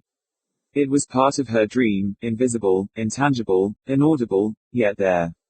As if he had been an enchanter, it had come into being at the word upon his lips. Had he other such words? Had he the master word that, she knew what the master word would do, would make the vision the reality and the reality the vision. Deep within her she felt something, her soul, herself, she knew not what, thrill and turn over and settle again. The sea, she repeated in a low voice. Yes, that's what you want to set you up, rather. Do you remember that fortnight at Littlehampton, you and me and your aunt? Jolly that was. I like Littlehampton. It isn't flash like Brighton, and Margate's always so beastly crowded. And do you remember that afternoon by the windmill? I did love you that afternoon, Bessie. ... He continued to talk, but she was not listening. She was wondering why the words, the sea, were somehow part of it all, the pins and brooches of the museum, the book on her knees, the dream. She remembered a game of hide and seek she had played as a child, in which cries of warm, warm, warmer had announced the approach to the hidden object. Oh, she was getting warm, positively hot. He had ceased to talk, and was watching her. Perhaps it was the thought of how he had loved her that afternoon by the windmill that had brought him close to her chair again. She was aware of his nearness, and closed her eyes for a moment as if she dreaded something. Then she said quickly, "Is tea nearly ready, Ed?" And, as he turned to the table, took up the book again. She felt that even to touch that book brought her warmer. It fell open at a page. She did not hear the clatter Ed made at the table, nor yet the babble his words had evoked, of the peerits and banjos and minstrels of Margate and Littlehampton. It was to hear a gladder, wilder tumult that she sat once more so still, searchingly listening. The earnest trumpet spake, and silver thrills from kissing cymbals made a merry din. The words seemed to move on the page. In her eyes another light than the firelight seemed to play. Her breast rose, and in her thick white throat a little inarticulate sound twanged. Did you speak, Bessie? Ed asked, stopping in his buttering of bread. No. In answering, her head had turned for a moment, and she had seen him. Suddenly it struck her with force, what a shaving of a man he was. Desk-chested, weak-necked, conscious of his little, important, lip and chin. Yes, he needed a polytechnic gymnastic course. Then she remarked how once, at Margate, she had seen him in the distance, as in a hired baggy bathing dress he had bathed from a machine, in muddy water, one of 100 others, all rather cold, flinging a polo ball about and shouting stridently. A sound mind in a sound body. He was rather vain of his neat shoes, too, and doubtless stunted his feet, and she had seen the little spot on his neck caused by the chafing of his collar stud. No, she did not want him to touch her, just now at any rate. His touch would be too like a betrayal of another touch, somewhere, sometime, somehow, in that tantalizing dream that refused to allow itself either to be fully remembered or quite forgotten. What was that dream? What was it? ... She continued to gaze into the fire. Of a sudden she sprang to her feet with a choked cry of almost animal fury. The fool had touched her. Carried away doubtless by the memory of that afternoon by the windmill, he had, in passing once more to the kettle, crept softly behind her and put a swift burning kiss on the side of her neck. Then he had retreated before her, stumbling against the table and causing the cups and saucers to jingle. The basket chair tilted up, but righted itself again. I told you, she choked, her stockish figure shaking with rage. I told you, you. He put up his elbow as if to ward off a blow. You touch me, you. The words broke from her. He had put himself farther round the table. He stammered. Here, dash it all, Bessie, what is the matter? You touch me. All right, he said sullenly. I won't touch you again, no fear. I didn't know you were such a firebrand. All right, drop it now. I won't again. Good Lord. Slowly the white fist she had drawn back sank to her side again. All right now, he continued to grumble resentfully. You needn't take on, sir. It's said, I won't touch you again. Then, as if he remembered that after all she was ill and must be humoured, he began, while her bosom still rose and fell rapidly, to talk with an assumption that nothing much had happened. Come, sit down again, Bessie. The tea's in the pot and I'll have it ready in a couple of jiffs. What a ridiculous little girl you are, to take on like that. And I say, listen. That's a muffin bell, and there's a grand fire for toast. You sit down while I run out and get Give me your key, so I can let myself in again. He took her key from her bag, caught up his hat, and hastened out. But she did not sit down again. She was no calmer for his quick disappearance. In that moment when he had recoiled from her she had had the expression of some handsome and angered snake, its hood puffed ready to strike. She stood dazed. One would have supposed that that ill-advised kiss of his had indeed been the master word she sought, the word she felt approaching, the word to which the objects of the museum, the book, that rustle of a sea she had never seen, had been but the ever-warming stages. Some merest trifle stood between her and those elfin cries, between her and the thin golden mist in which faintly seen shapes seemed to move, shapes almost of tossed arms, waving, brandishing objects strangely all but familiar. That roaring of the sea was not the rushing of her own blood in her ears, that rosy flush not the artificial glow of the cheap red lampshade. The shapes were almost as plain as if she saw them in some clear but black mirror, the sounds almost as audible as if she heard them through some not very thick muffling. Quick, the book, she muttered. But even as she stretched out her hand for it, again came that solemn sound of warning. As if something sought to stay it, she had deliberately to thrust her hand forward. Again the high dinning calls of hasten, hasten, were mingled with that deeper beware. She knew in her soul that, once over that terrible edge, the dream would become the reality and the reality the dream. She knew nothing of the fluidity of the thing called personality, not a thing at all, but a state, a balance, a relation, a resultant of forces so delicately in equilibrium that a touch, and the horror of formlessness rushed over all. As she hesitated a new light appeared in the chamber. Within the frame of the small square window, beyond the ragged line of the chimney cowls, an edge of orange brightness showed. She leaned forward. It was the full moon, rusty and bloated and flattened by the earth mist. The next moment her hand had clutched at the book. Whence came ye, merry damsels? Whence came ye? So many, and such glee. Why have ye left your bowers desolate? Your lutes, and gentler fate? We follow Bacchus, Bacchus on the wing a-conquering. Bacchus, young Bacchus, good or ill betide. We dance before him thorough kingdoms wide. Come hither, lady fair, and join be to our wild minstrelsy. There was an instant in which darkness seemed to blot out all else, then it rolled aside, and in a blaze of brightness was gone. It was gone, and she stood face to face with her dream, that for 2,000 years had slumbered in the blood of her and her line. She stood, with mouth agape and eyes that hailed, her thick throat full of suppressed clamor. The other was the dream now, and these. They came down, mad and noisy and bright, Maenads, Thyiads, Satyrs, fauns, naked, in hides of beasts, ungirded, disheveled, wreathed and garlanded, dancing, singing, shouting. The thudding of their hooves shook the ground, and the clash of the timbrels and the rustling of the thyrsi filled the air. They brandished frontal bones, the dismembered quarters of kids and goats, they struck the bronze cantharis, they tossed the silver ober up aloft. Down a cleft of rocks and woods they came, trooping to a wide seashore with the red of the sunset behind them. She saw the evening light on the sleek and dappled hides, the gilded ivory and rich brown of their legs and shoulders, the white of inner arms held up on high, their wide red mouths, the quivering of the twin flesh gouts on the necks of the leaping fawns. And, shutting out the glimpse of sky at the head of the deep ravine, the god himself descended, with his car full of drunken girls who slept with the serpents coiled about them. Shouting and moaning and frenzied, leaping upon one another with libidinous laughter and beating one another with the half-stripped thyrsi, they poured down to the yellow sands and the anemone pools of the shore. They raced to the water, that gleamed pale as nacre in the deepening twilight in the eye of the evening star. They ran along its edge over their images in the wet sands, calling their lost companion. Hasten, hasten. They cried, and one of them, a young man with a torso noble as the dawn and shoulder lines strong as those of the eternal hills, ran here and there calling her name. Louder, louder, she called back in an ecstasy.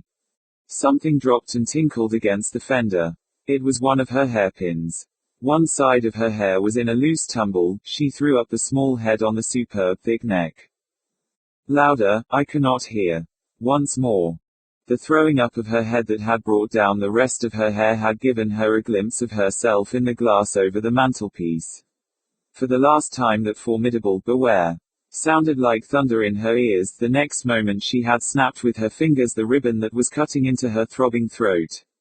He with the torso and those shoulders was seeking her. How should he know her in that dreary garret, in those joyless habiliments? He would as soon known his own in that crimson bodiced, wire-framed dummy by the window yonder. Her fingers clutched at the tawdry mercerized silk of her blouse. There was a rip, and her arms and throat were free. She panted as she tugged at something that gave with a short click-click, as of steel fastenings. Something fell against the fender. These also. She tore at them, and kicked them as they lay about her feet as leaves lie about the trunk of a tree in autumn. Ah! And as she stood there, as if within the screen of a spectrum that deepened to the band of red, her eyes fell on the leopard skin at her feet. She caught it up, and in doing so saw purple grapes that issued from the mouth of a paper bag on the table. With the dappled pelt about her she sprang forward. The juice spurted through them into the mass of her loosened hair. Down her body there was a spilth of seeds and pulp. She cried hoarsely aloud. Once more, oh, answer me. Tell me my name. Ed's steps were heard on the oilclothed portion of the staircase. My name, oh, my name. She cried in an agony of suspense. Oh, they will not wait for me. They have lighted the torches, they run up and down the shore with torches, oh, cannot you see me? Quote.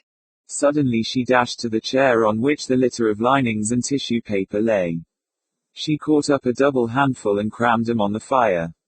They caught and flared. There was a call upon the stairs, and the sound of somebody mounting in haste. Once only, my name. The soul of the Bacchante rioted, struggled to escape from her eyes. Then as the door was flung open, she heard, and gave a terrifying shout of recognition. I almost hear, but once more. I-O, I-O, I-O, I-O. Ed, in the doorway, stood for one moment agape, the next, ignorant of the full purport of his own words, ignorant that though man may come westwards he may yet bring his worship with him, ignorant that to make the dream the reality and the reality the dream is heaven's dreadfulest favor, and ignorant that, that edge once crossed, there is no return to the sanity and sweetness and light that are only seen clearly in the moment when they are lost forever. He had dashed down the stairs crying in a voice hoarse and high with terror. She's mad. She's mad. The accident. The street had not changed so much but that, little by little, its influence had come over Romarin again, and as the clock a street or two away had struck 7 he had stood, his hands folded on his stick, first curious, then expectant, and finally, as the sound had died away, oddly satisfied in his memory. The clock had a peculiar chime, a rather elaborate one, ending inconclusively on the dominant and followed after an unusually long interval by the stroke of the hour itself. Not until its last vibration had become too subtle for his ear had Romarin resumed the occupation that the pealing of the hour had interrupted. It was an occupation that especially tended to abstraction of mind, the noting in detail of the little things of the street that he had forgotten with such completeness that they awakened only tardy responses in his memory now that his eyes rested on them again. The shape of a doorknocker, the grouping of an old chimney stack, the crack, still there, in a flagstone, somewhere deep in the past these things had associations, but they lay very deep, and the disturbing of them gave Romarin a curious, desolate feeling, as of returning to things he had long outgrown. But, as he continued to stare at the objects, the sluggish memories roused more and more, and for each bit of the old that reasserted itself scores of yards of the new seemed to disappear. New shop frontages went, a wall, brought up flush where formerly a recess had been, became the recess once more, the intermittent electric sign at the street's end, that wrote in green and crimson the name of a whiskey across a lamplit facade, ceased to worry his eyes, and the unfamiliar new front of the little restaurant he was passing and repassing took on its old and well-known aspect again. 7 o'clock. He had thought, in dismissing his hansom, that it had been later. His appointment was not until 1:15. But he decided against entering the restaurant and waiting inside, seeing who his guest was, it would be better to wait at the door. By the light of the restaurant window he corrected his watch, and then sauntered a few yards along the street, to where men were moving flats of scenery from a back door of the new theatre into a sort of tumbrel. The theatre was 20 years old, but to Romarin it was the new theatre. There had been no theatre there in his day. In his day. His day had been twice 20 years before. 40 years before, that street, that quarter, had been bound up in his life. He had not 40 years ago, been the famous painter, honored, decorated, taken by the arm by monarchs. He had been a student, wild and raw as any, with that tranquil and urbane philosophy that had made his success still in abeyance within him. As his eyes had rested on the door-knocker next to the restaurant a smile had crossed his face. How had that door-knocker come to be left by the old crowd that had wrenched off so many others? By what accident had that survived, to bring back all the old life now so oddly? He stood, again smiling, his hands folded on his stick. A crown prince had given him that stick, and had had it engraved, "To my friend, Romarin." "You oughtn't to be here, you know," he said to the door-knocker. "If I didn't get you, Marsden ought to have done, sir." It was Marsden whom Romarin had come to meet, Marsden, of whom he had thought with such odd persistency lately. Marsden was the only man in the world between whom and himself lay as much as the shadow of an enmity, and even that faint shadow was now passing. One does not guard, for 40 years, animosities that take their rise in quick outbreaks of the young blood, and, now that Romarin came to think of it, he hadn't really hated Marsden for more than a few months. It had been within those very doors Romarin was passing the restaurant again, that there had been that quick blow, about a girl, and the tables had been pushed hastily back, and he and Marsden had fought, while the other fellows had kept the waiters away.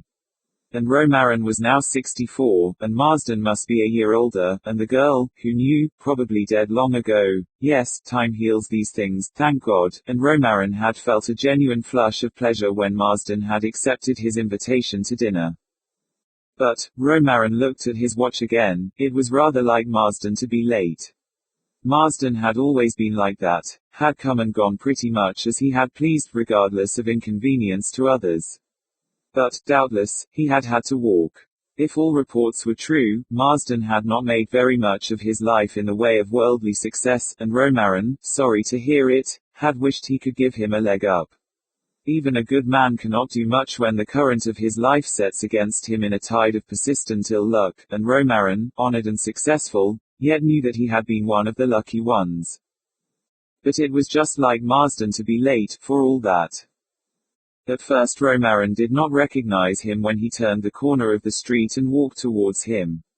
He hadn't made up his mind beforehand exactly how he had expected Marsden to look, but he was conscious that he didn't look it.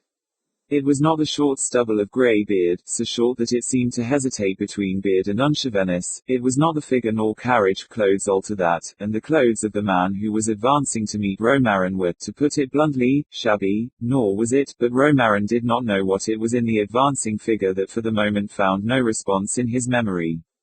He was already within half a dozen yards of the men who were moving the scenery from the theatre into the tumbrel, and one of the workmen put up his hand as the edge of a fresh wing appeared. But at the sound of his voice the same thing happened that had happened when the clock had struck 7.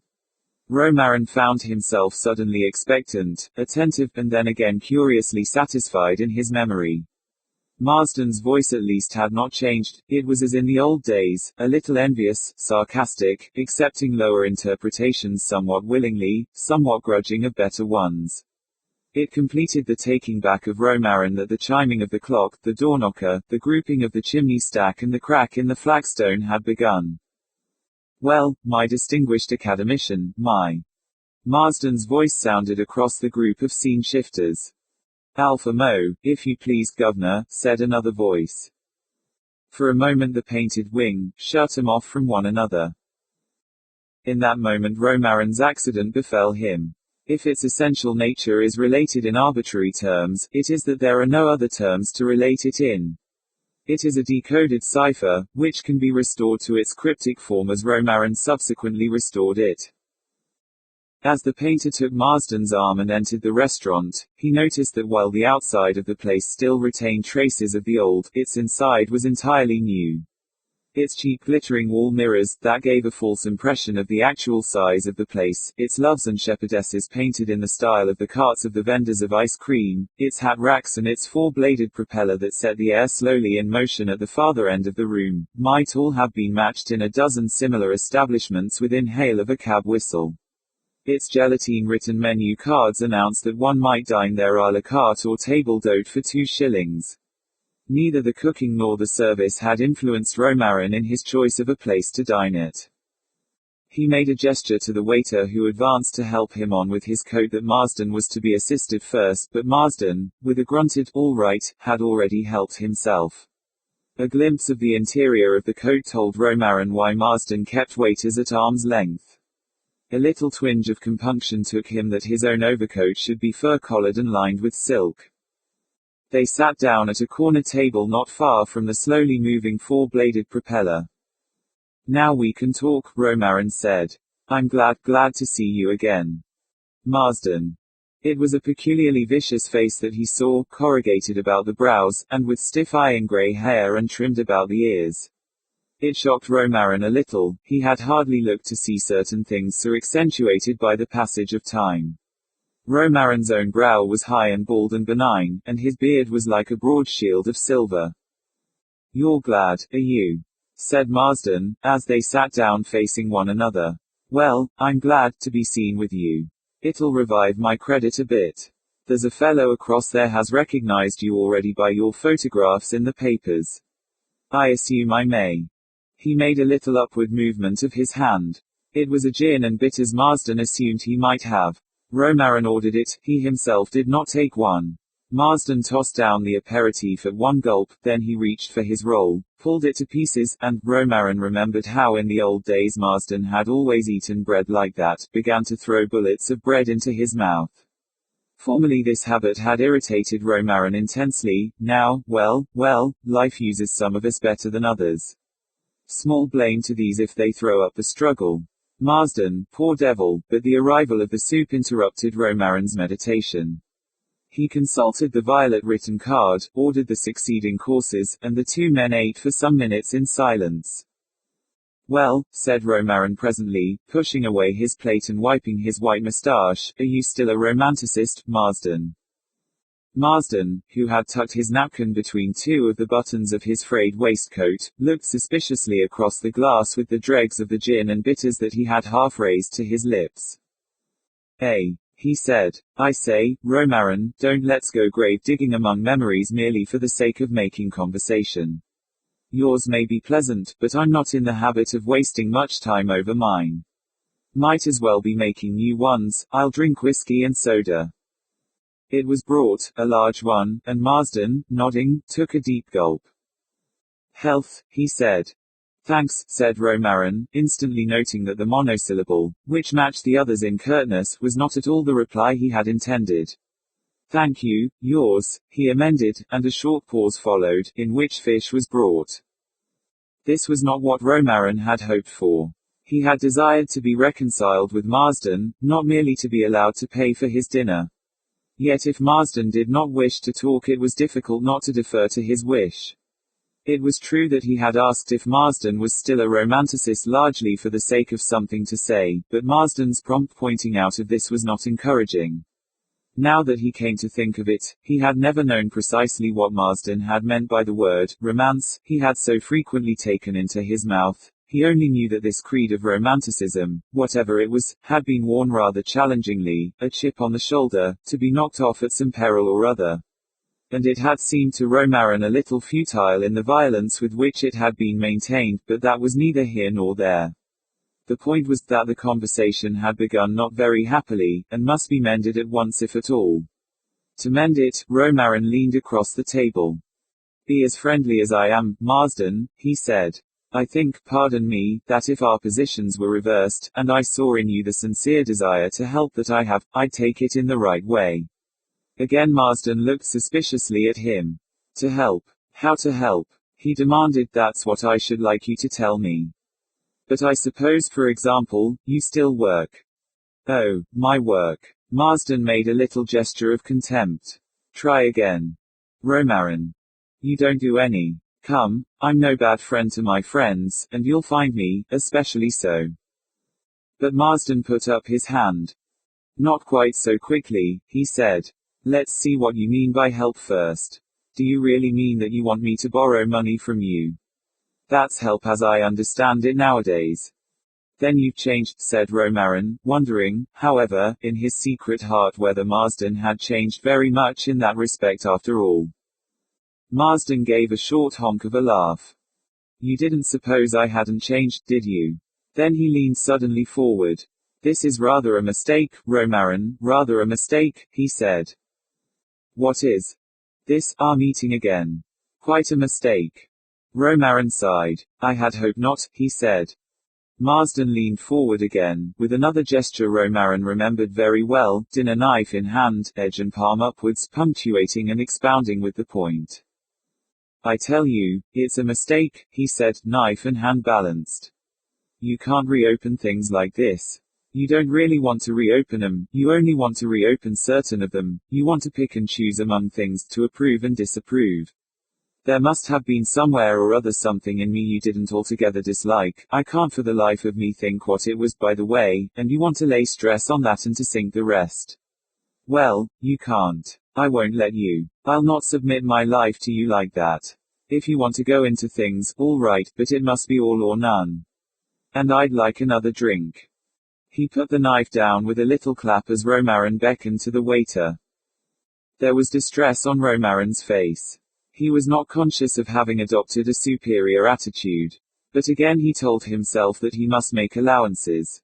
Men who don't come off in life's struggle are apt to be touchy, and he was, after all, the same old Marsden, the man with whom he desired to be at peace. "Are you quite fair to me?" he asked presently, in a low voice. Again the knife was taken up and its point advanced. "Yes, I am," said Marsden in a slightly raised voice, and he indicated with the knife the mirror at the end of the table.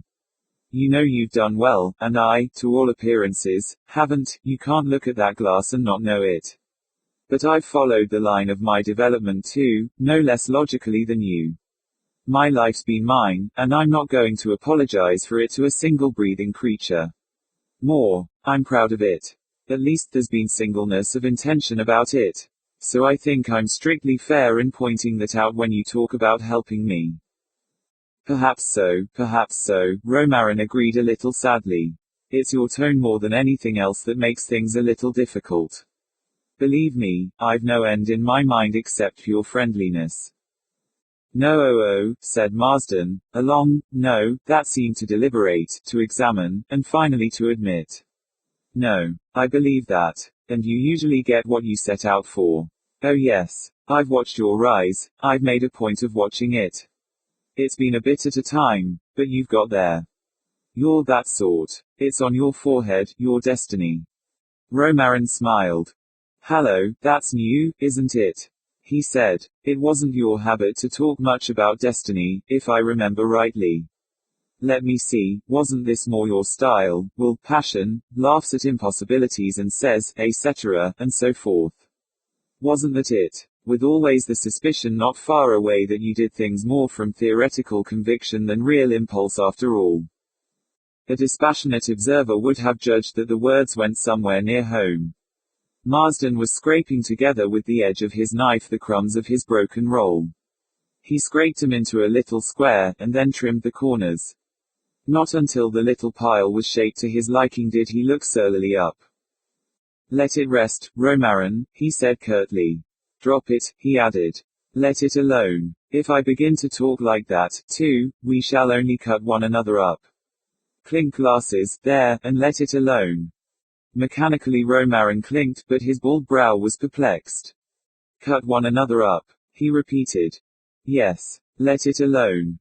Cut one another up, he repeated once more. You puzzle me entirely. Well, perhaps I'm altogether wrong. I only wanted to warn you that I've dared a good many things in my time. Now drop it. Romarin had fine brown eyes, under oriental arched brows.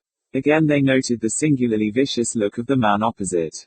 They were full of mistrust and curiosity, and he stroked his silver beard. Drop it, he said slowly. No, let's go on. I want to hear more of this.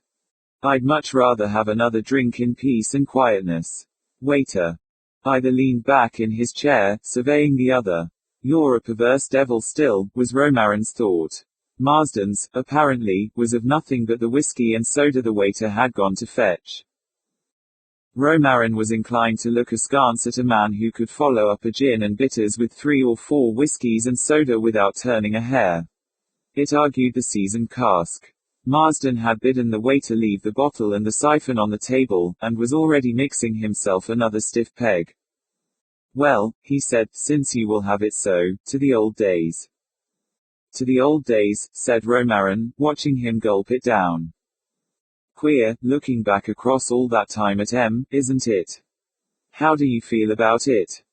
In a mixed kind of way, I think, the usual thing, pleasure and regret mingled. Oh, you have regrets, have you?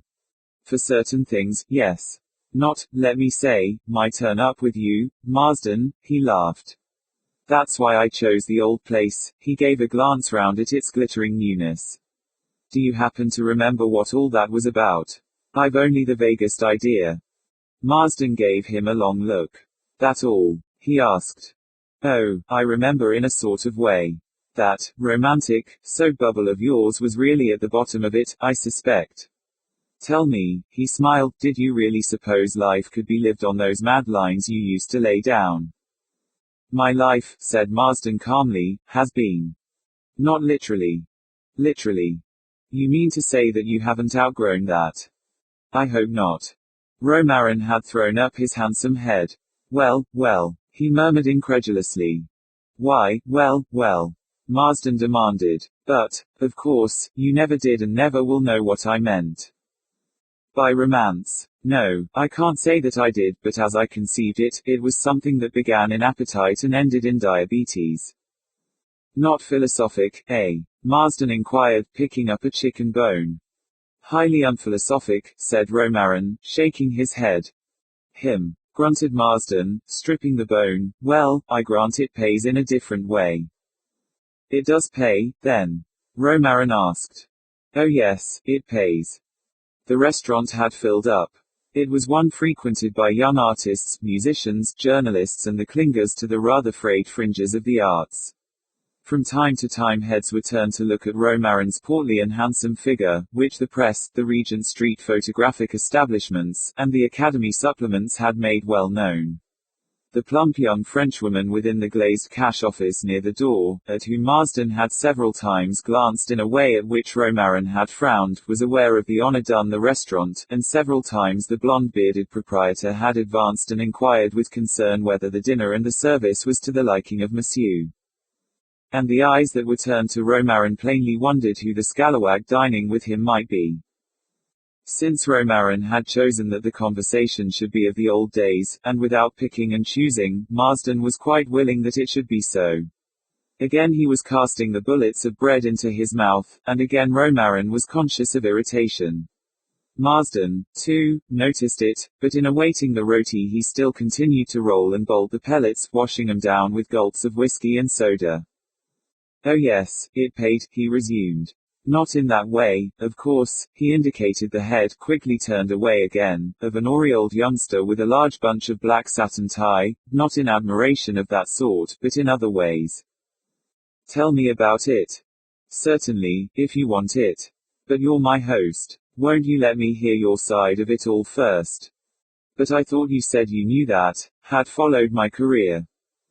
So I have. It's not your list of honors and degrees. Let me see, what are you? R.A., D.C.L., Doctor of Literature, whatever that means, and Professor of this, that, and the other, and not at the end of it yet. I know all that. I don't say you haven't earned it. I admire your painting, but it's not that.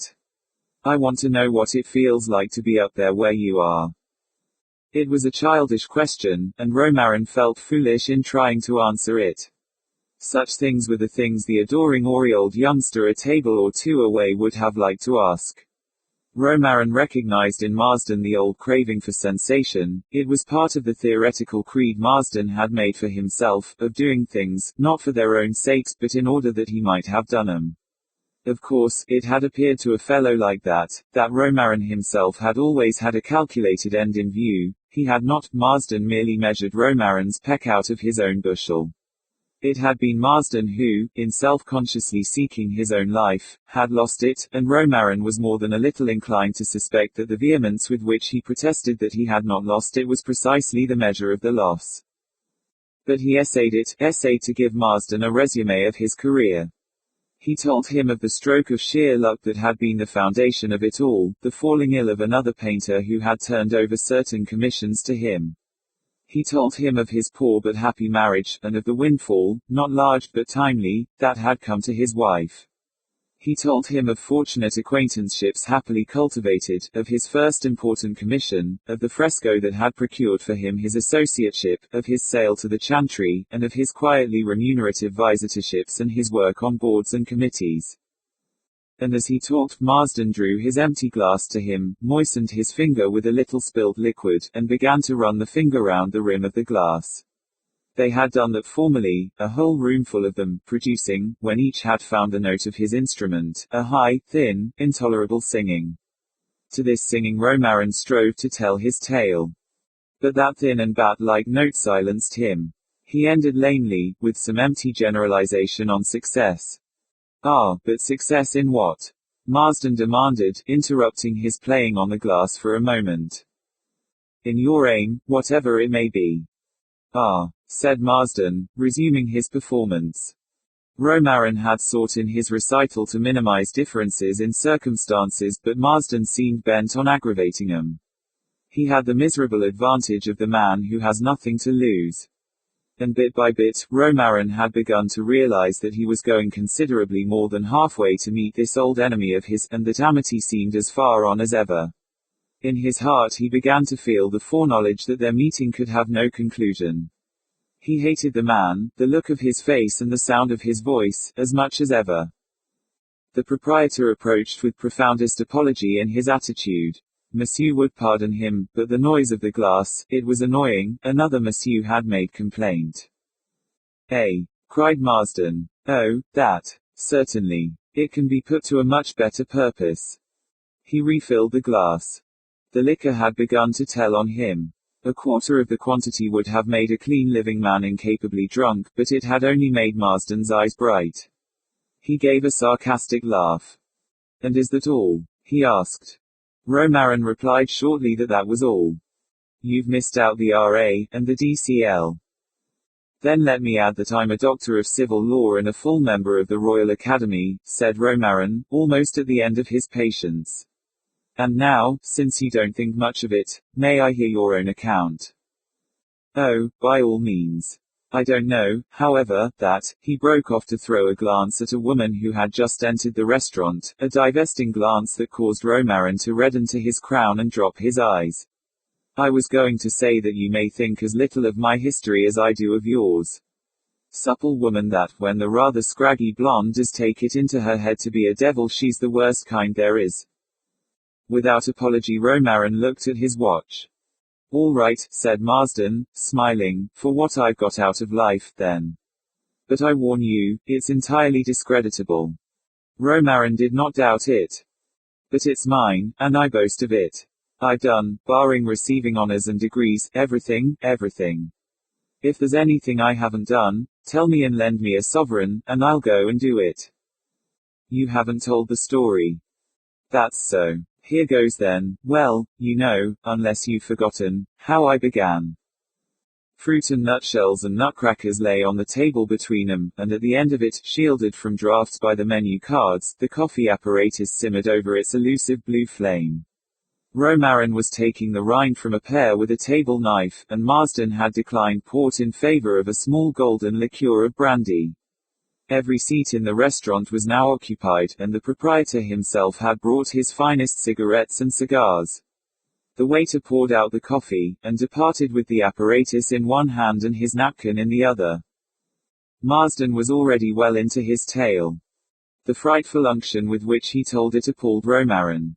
It was as he had said, there was nothing he had not done and did not exult in with a sickening exultation. It had, indeed, ended in diabetes. In the pitiful hunting down of sensation to the last inch he had been fiendishly ingenious and utterly unimaginative.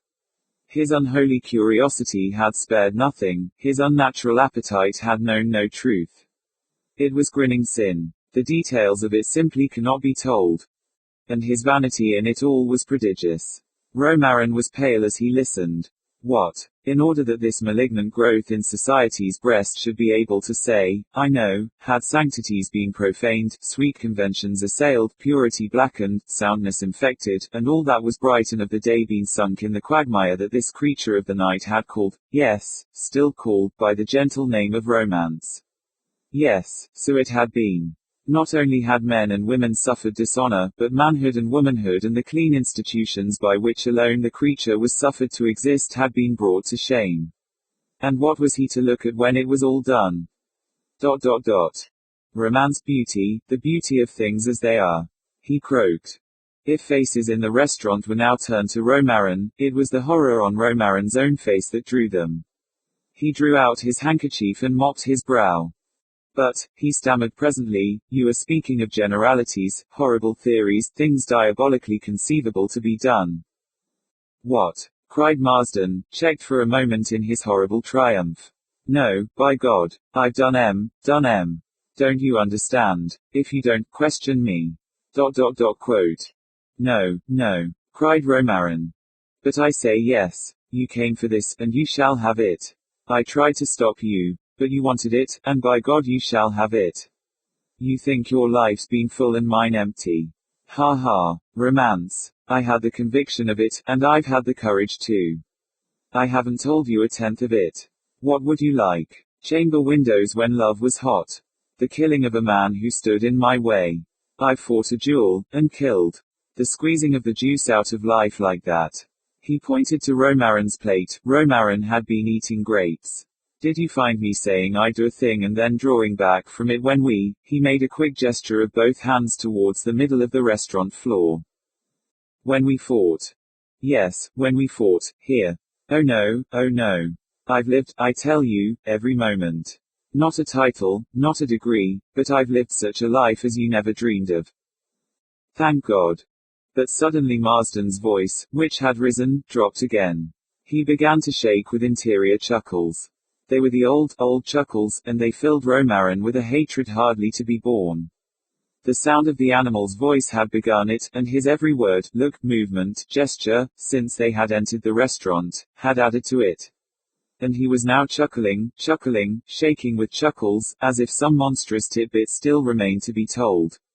Already Romarin had tossed aside his napkin, beckoned to the waiter, and said, "Monsieur dines with me." Ho ho ho ho, came the drunken sounds. It's a long time since Monsieur dined here with his old friend Romarin. Do you remember the last time? Do you remember it? Piff pan. 2 smacks across the table, Romarin, oh, you got it in very well, and then, brr. Quick. Back with the tables, all the fellows round, Farquharson for me and Smith for you, and then to it, Romarin. And you really don't remember what it was all about. ... Quote. Romarin had remembered. His face was not the face of the philosophic master of life now. You said she shouldn't, little Patty Hines, you know, you said she shouldn't. Romarin sprang half from his chair, and brought his fist down on the table. And by heaven, she didn't. At least that's one thing you haven't done. Marsden too had risen unsteadily. Oh ho, you think that? A wild thought flashed across Romarin's brain. You mean? I mean. Oh ho, yes, I mean. She did, Romarin. The mirrors, mistily seen through the smoke of 100 cigars and cigarettes, the loves and shepherdesses of the garish walls, the diners starting up in their places, all suddenly seemed to swing round in a great half-circle before Romarin's eyes.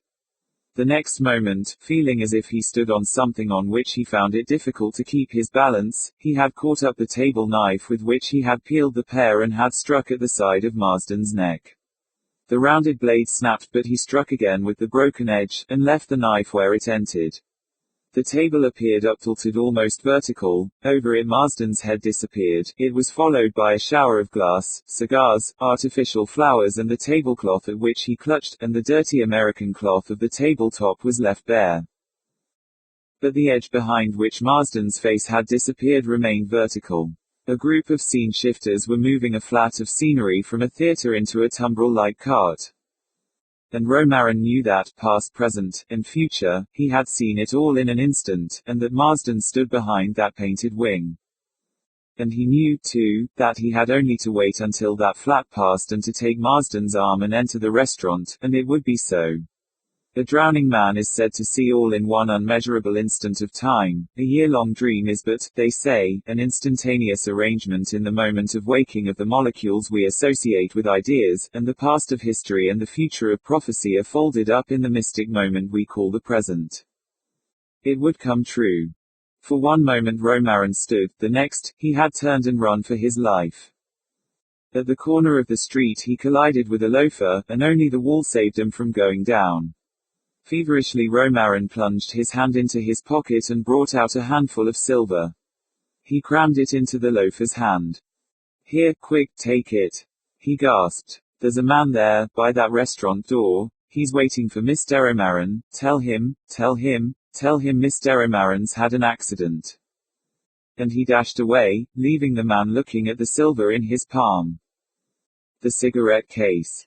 A cigarette, Loder, I said, offering my case. For the moment Loder was not smoking. For long enough he had not been talking. Thanks, he replied, taking not only the cigarette, but the case also. The others went on talking. Loder became silent again, but I noticed that he kept my cigarette case in his hand, and looked at it from time to time with an interest that neither its design nor its costliness seemed to explain. Presently I caught his eye. The pretty case, he remarked, putting it down on the table. I once had one exactly like it. I answered that they were in every shop window. Oh yes, he said, putting aside any question of rarity. I lost mine. Oh. ... Quote.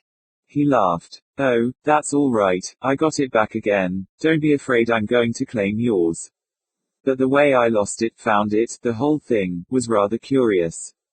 I've never been able to explain it. I wonder if you could. I answered that I certainly couldn't till I'd heard it, whereupon Loder, taking up the silver case again and holding it in his hand as he talked, began. This happened in Provence, when I was about as old as Marsham there, and every bit as romantic. I was there with Carol, you remember poor old Carol, and what a blade of a boy he was, as romantic as 4 Marshams rolled into one. Excuse me, Marsham, won't you? It's a romantic tale, you see, or at least the setting is. We were in Provence, Carol and I, 24 or thereabouts, romantic, as I say, and this happened. And it happened on the top of a whole lot of other things, you must understand, the things that do happen when you're 24. If it hadn't been Provence, it would have been somewhere else, I suppose, nearly, if not quite as good, but this was Provence that smells, as you might say, of 24 as it smells of argilas and wild lavender and broom. We'd had the dickens of a walk of it, just with knapsacks, had started somewhere in the Ardèche and tramped south through the vines and almonds and olives, Montélimar, Orange, Avignon, and a fortnight at that blanched skeleton of a town, Les Baux. We'd nothing to do, and had gone just where we liked, or rather just where Carol had liked, and Carol had had the de Bello Gallico in his pocket, and had had a notion, I fancy, of taking in the whole ground of the Roman conquest. I remember he lugged me off to some place or other, Poirier as I believe its name was, because, I forget how many thousands, were killed in a river bed there, and they stove in the water casks so that if the men wanted water they'd have to go forward and fight for it. And then we'd gone on to Arles, where Carol had fallen in love with everything that had a bow of black velvet in her hair, and after that Tarascon, Nîmes, and so on, the usual round. I won't bother you with that. In a word, we'd had 2 months of it, eating almonds and apricots from the trees, watching the women at the communal washing fountains under the dark plane trees, singing Magali and the Quay cants, and Carol yarning away all the time about Caesar and Vercingetorix and Dante, and trying to learn Provençal so that he could read the stuff in the Journal des Félibreges that he'd never have looked at if it had been in English. Well, we got to Darbesson. We'd run across some young chap or other, Rangon his name was, who was a vine planter in those parts, and Rangon had asked us to spend a couple of days with him and his mother, if we happened to be in the neighborhood. So as we might as well happen to be there as anywhere else, we sent him a postcard and went. This would be in June or early in July. All day we walked across a plain of vines, past hurdles of wattled can and great wind screens of velvety cypresses, 60 feet high, all white with dust on the north side of M, for the Mistral was having its 3 days revel, and it whistled and roared through the can till scores of yards of M at a time were bowed nearly to the earth. A roaring day it was, I remember. But the wind fell a little late in the afternoon, and we were poring over what it had left of our ordnance survey. Like fools, we got the unmounted paper maps instead of the linen ones, when Rangon himself found us coming out to meet us in a very badly turned out trap. He drove us back himself through Darbesson, to the house, 1.5 miles beyond it, where he lived with his mother. He spoke no English, Rangon didn't, though, of course, both French and Provençal, and as he drove us there was Carol, using him as a Franco-Provençal dictionary, peppering him with questions about the names of things in the patois. I beg its pardon, the language, though there's a good deal of my eye and Betty Martin about that, and I fancy this Félibreges business will be in a good many pieces when Frédéric Mistral is under that court of love pavilion arrangement he's had put up for himself in the graveyard at Meylan. If the language has got to go, well, it's got to go, I suppose, and while I personally don't want to give it a kick, I rather sympathize with the government. Those jaunts of a Sunday out to Les Baux, for instance, with paper lanterns and Bengal fire and a fellow spouting Eau Blanche Venus dolls, they're well enough, and compare favorably with our bank holidays and Sunday league picnics, but that's nothing to do with my tale after all. So he drove on, and by the time we got to Rangon's house Carol had learned the greater part of Magali.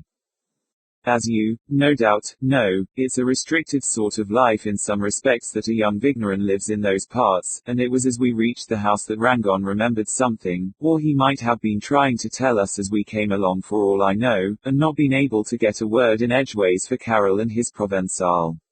It seemed that his mother was away from home for some days, apologies of the most profound, of course. Our host was the soul of courtesy, though he did try to get at us a bit later.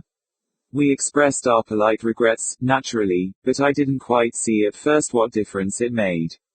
I only began to see when Rangon, with more apologies, told us that we should have to go back to Darbison for dinner.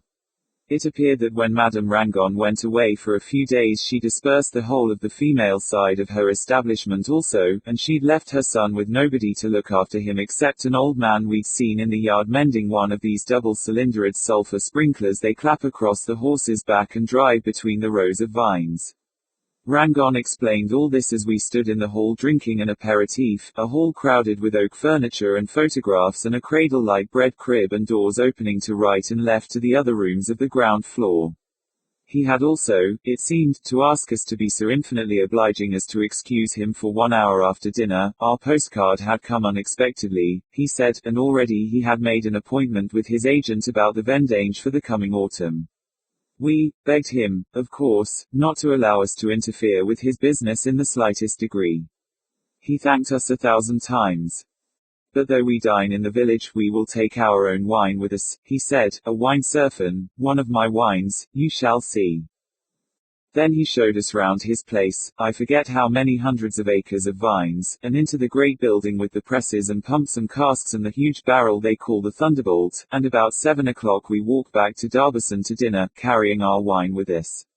I think the restaurant we dined in was the only one in the place, and our gaillard of a host, he was a straight-backed, well-set-up chap, with rather fine eyes, did us on the whole pretty well.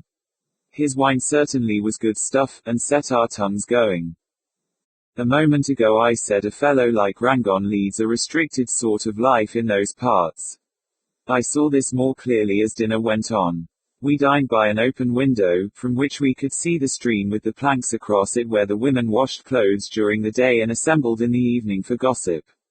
There were a dozen or so of them there as we dined, laughing and chatting in low tones. They all seemed pretty. It was quickly falling dusk. All the girls are pretty then, and are quite conscious of it, you know, Marsham. Behind them, at the end of the street, one of these great cypress wind screens showed black against the sky, a ragged edge something like the line the needle draws on a rainfall chart, and you could only tell whether they were men or women under the plantains by the voices rippling and chattering and suddenly a deeper note. Once I heard a muffled scuffle and a sound like a kiss. It was then that Rangon's little trouble came out. It seemed that he didn't know any girls, wasn't allowed to know any girls.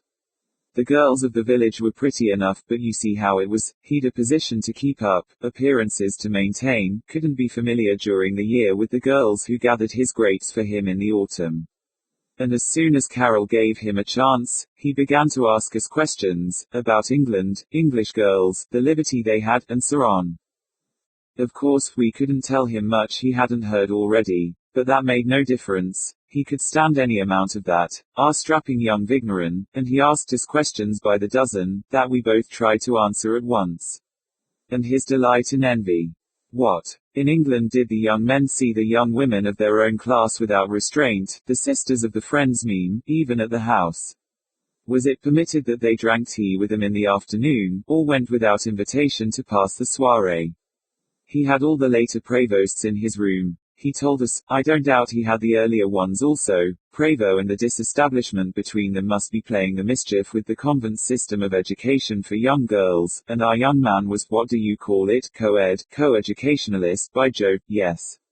He seemed to marvel that we should have left a country so blessed as England to visit his dusty, wild lavender-smelling, girl-less Provence.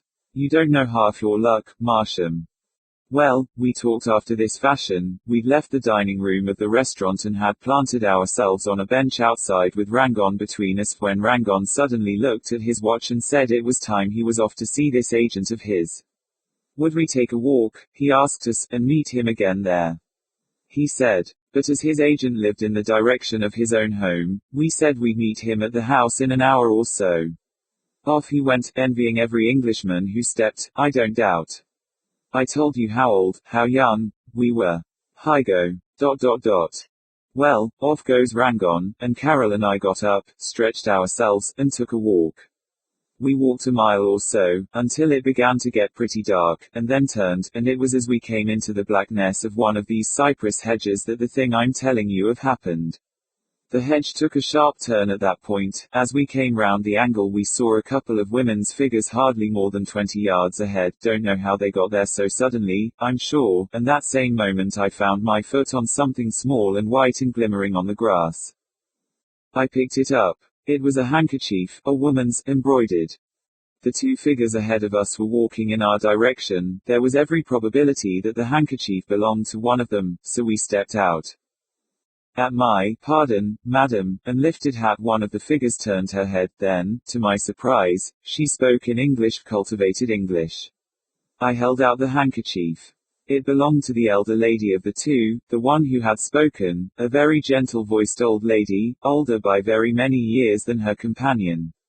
She took the handkerchief and thanked me. Somebody, stern, isn't it, says that Englishmen don't travel to see Englishmen. I don't know whether he'd stand to that in the case of Englishwomen. Carol and I didn't. We were walking rather slowly along, 4 abreast across the road. We asked permission to introduce ourselves, did so, and received some name in return which, strangely enough, I've entirely forgotten. I only remember that the ladies were aunt and niece, and lived at Darbison. They shook their heads when I mentioned M. Rangan's name and said we were visiting him. They didn't know him. I'd never been in Darbison before, and I haven't been since, so I don't know the map of the village very well. But the place isn't very big, and the house at which we stopped in 20 minutes or so is probably there yet. It had a large double door in two senses, for it was a big porte-cochère with a smaller door inside it, and an iron grill shutting in the whole. The gentle-voiced old lady had already taken a key from her reticule and was thanking us again for the little service of the handkerchief. Then, with the little gesture one makes when one has found oneself on the point of omitting a courtesy, she gave a little musical laugh. But, she said with a little movement of invitation, one sees so few compatriots here, if you have the time to come in and smoke a cigarette, also the cigarette, she added, with another rippling laugh, for we have few callers, and live alone. Hastily as I was about to accept, Carol was before me, professing a nostalgia for the sound of the English tongue that made his recent protestations about Provençal a shameless hypocrisy. Persuasive young rascal, Carol was poor chap, so the elder lady opened the grill and the wooden door beyond it, and we entered. By the light of the candle which the younger lady took from a bracket just within the door we saw that we were in a handsome hall or vestibule, and my wonder that Rangon had made no mention of what was apparently a considerable establishment was increased by the fact that its tenants must be known to be English and could be seen to be entirely charming. I couldn't understand it, and I'm afraid hypotheses rushed into my head that cast doubts on the Rangons, you know, whether they were all right. We knew nothing about our young planter, you see. I looked about me. There were tubs here and there against the walls, gaily painted, with glossy-leaved aloes and palms in 'em. One of the aloes, I remember, was flowering. A little fountain in the middle made a tinkling noise. We put our caps on a carved and gilt console table, and before us rose a broad staircase with shallow steps of spotless stone and a beautiful wrought iron handrail. At the top of the staircase were more palms and aloes, and double doors painted in a clear grey. We followed our hostesses up the staircase. I can hear yet the sharp clean click our boots made on that hard shiny stone, see the lights of the candle gleaming on the handrail. The young girl, she was not much more than a girl, pushed at the doors, and we went in. The room we entered was all of a piece with the rest for rather old-fashioned fineness. It was large, lofty, beautifully kept. Carol went round for Miss whatever her name was, lighting candles in sconces, and as the flames crept up they glimmered on a beautifully polished floor, which was bare except for an Eastern rug here and there. The elder lady had sat down in a gilt chair, Louis XIV I should say, with a striped rep of the color of a petunia, and I really don't know, don't smile, Smith, what induced me to lead her to it by the fingertips, bending over her hand for a moment as she sat down. There was an old tambour frame behind her chair, I remember, and a vast oval mirror with clustered candle brackets filled the greater part of the farther wall, the brightest and clearest glass I've ever seen. He paused, looking at my cigarette case, which he had taken into his hand again. He smiled at some recollection or other, and it was a minute or so before he continued. I must admit that I found it a little annoying, after what we'd been talking about at dinner an hour before, that Rangon wasn't with us. I still couldn't understand how he could have neighbors so charming without knowing about them. But I didn't care to insist on this to the old lady, who for all I knew might have her own reasons for keeping to herself. And, after all, it was our place to return Rangan's hospitality in London if he ever came there, not, so to speak, on his own doorstep. So presently I forgot all about Rangan, and I'm pretty sure that Carol, who was talking to his companion of some Fellybridge junketing or other and having the air of Gounod's Murray hummed softly over to him, didn't waste a thought on him either. Soon Carol, you remember what a pretty crooning, humming voice he had. Soon Carol was murmuring what they call seconds, but so low that the sound hardly came across the room, and I came in with a soft bass note from time to time. No instrument, you know, just an unaccompanied murmur no louder than an Aeolian harp, and it sounded infinitely sweet and plaintive and, what shall I say, weak, attenuated, faint, pale, you might almost say, in that formal, rather old-fashioned salon, with that great clear oval mirror throwing back the still flames of the candles in the sconces on the walls. Outside the wind had now fallen completely, all was very quiet, and suddenly in a voice not much louder than a sigh, Carol's companion was singing oft in the stilly night, you know it. He broke off again to murmur the beginning of the air. Then, with a little laugh for which we saw no reason, he went on again. Well, I'm not going to try to convince you of such a special and delicate thing as the charm of that hour. It wasn't more than an hour, it would be all about an hour we stayed. Things like that just have to be said and left, you destroy them the moment you begin to insist on them. We've every one of us had experiences like that, and don't say much about them. I was as much in love with my old lady as Carol evidently was with his young one. I can't tell you why. Being in love has just to be taken for granted too, I suppose. Marsham understands. We smoked our cigarettes, and sang again, once more filling that clear-painted, quiet apartment with a murmuring no louder than if a light breeze found that the bells of a bed of flowers were really bells and played on M. The old lady moved her fingers gently on the round table by the side of her chair. Oh, infinitely pretty it was. Then Carol wandered off into the quay cants, awfully pretty. It is not for myself I sing, but for my friend who is near me, and I can't tell you how like four old friends we were, those two so oddly met ladies and Carol and myself. And so too oft in the stilly night again. But for all the sweetness and the glamour of it, we couldn't stay on indefinitely, and I wondered what time it was but didn't ask. Anything to do with clocks and watches would have seemed a cold and mechanical sort of thing just then. And when presently we both got up, neither Carol nor I asked to be allowed to call again in the morning to thank them for a charming hour. And they seemed to feel the same as we did about it. There was no hoping that we should meet again in London, neither an au revoir nor a goodbye, just a tacit understanding that that hour should remain isolated, accepted like a good gift without looking the gift horse in the mouth, single, unattached to any hours before or after. I don't know whether you see what I mean. Give me a match somebody. And so we left with no more than looks exchanged and fingertips resting between the back of our hands and our lips for a moment. We found our way out by ourselves down that shallow stepped staircase with the handsome handrail, and let ourselves out of the double door and grille, closing it softly. We made for the village without speaking a word. Hygo. ...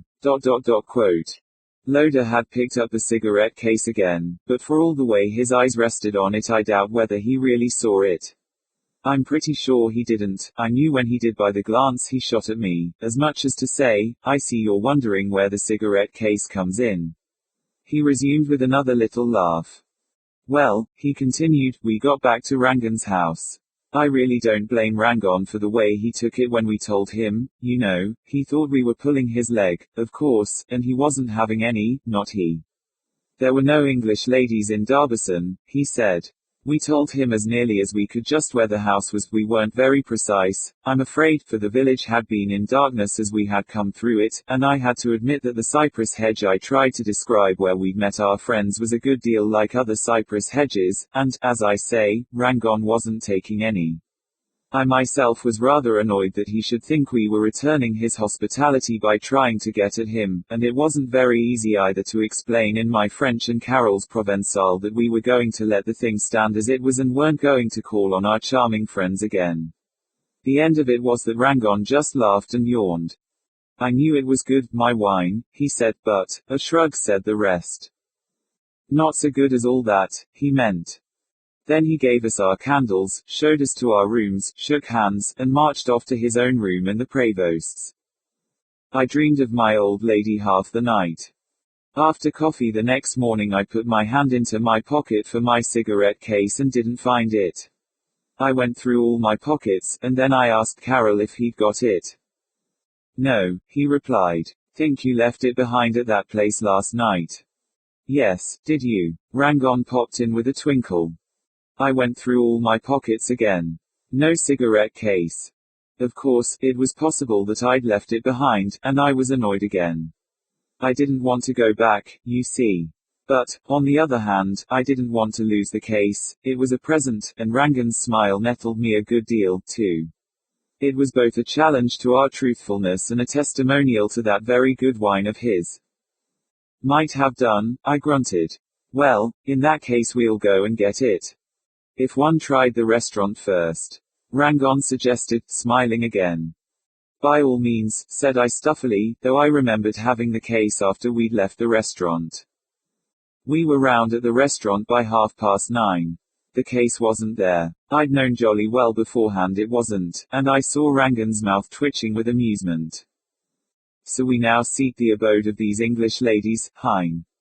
He said. Yes, said I, and we left the restaurant and strode through the village by the way we'd taken the evening before. That Vigneron's smile became more and more irritating to me. It is then the next village, he said presently, as we left the last house and came out into the open plain. We went back. I was irritated because we were 2-1, you see, and Carol backed me up. A double door, with a grill in front of it, he repeated for the 50th time. Rangon merely replied that it wasn't our good face he doubted. He didn't actually use the word drunk. ... Meistians, he said suddenly, trying to conceal his mirth. Si c'est possible, a double door with a grill. But perhaps that I know it, the domicile of these so elusive ladies. Come this way. He took us back along a plantain-groved street, and suddenly turned up an alley that was little more than 2 gutters and a crack of sky overhead between 2 broken tiled roofs. It was a dilapidated, deserted ruelle, and I was positively angry when Rangon pointed to a blistered old pork cockier with a half-unhinged railing in front of it. Is it that, your house? He asked. No, says I, and no, says Carol, and off we started again. But another half hour brought us back to the same place, and Carol scratched his head. Who lives there, anyway? He said, glowering at the pork cockier, chin forward, hands in pockets. Nobody, says Rangon, as much as to say, look at it. Monsieur then meditates taking it. ... Then I struck in, quite out of temper by this time. How much would the rent be? I asked, as if I really thought of taking the place just to get back at him. He mentioned something ridiculously small in the way of francs. One might at least see the place, says I. Can the key be got? He bowed. The key was at the baker's, not 100 yards away, he said. We got the key. It was the key of the inner wooden door. That grid of rusty iron didn't need one, it came clean off its single hinge when Carol touched it. Carol opened, and we stood for a moment motioning to one another to step in. Then Rangon went in first, and I heard him murmur, pardon, mesdames. ... Now this is the odd part. We passed into a sort of vestibule or hall, with a burst lead pipe in the middle of a dry tank in the center of it. There was a broad staircase rising in front of us to the first floor, and double doors just seen in the half-light at the head of the stairs. Old tubs stood against the walls, but the palms and aloes in them were dead, only a cabbage stalk or two, and the rusty hoops lay on the ground about them. One tub had come to pieces entirely and was no more than a heap of staves on a pile of spilt earth. And everywhere was dust. The floor was an inch deep in dust and old plaster that muffled our footsteps. Cobwebs hung like old dusters on the walls. A regular goblin's tatter of cobwebs draped the little bracket inside the door, and the wrought iron of the handrail was closed up with webs in which not even a spider moved. The whole thing was preposterous.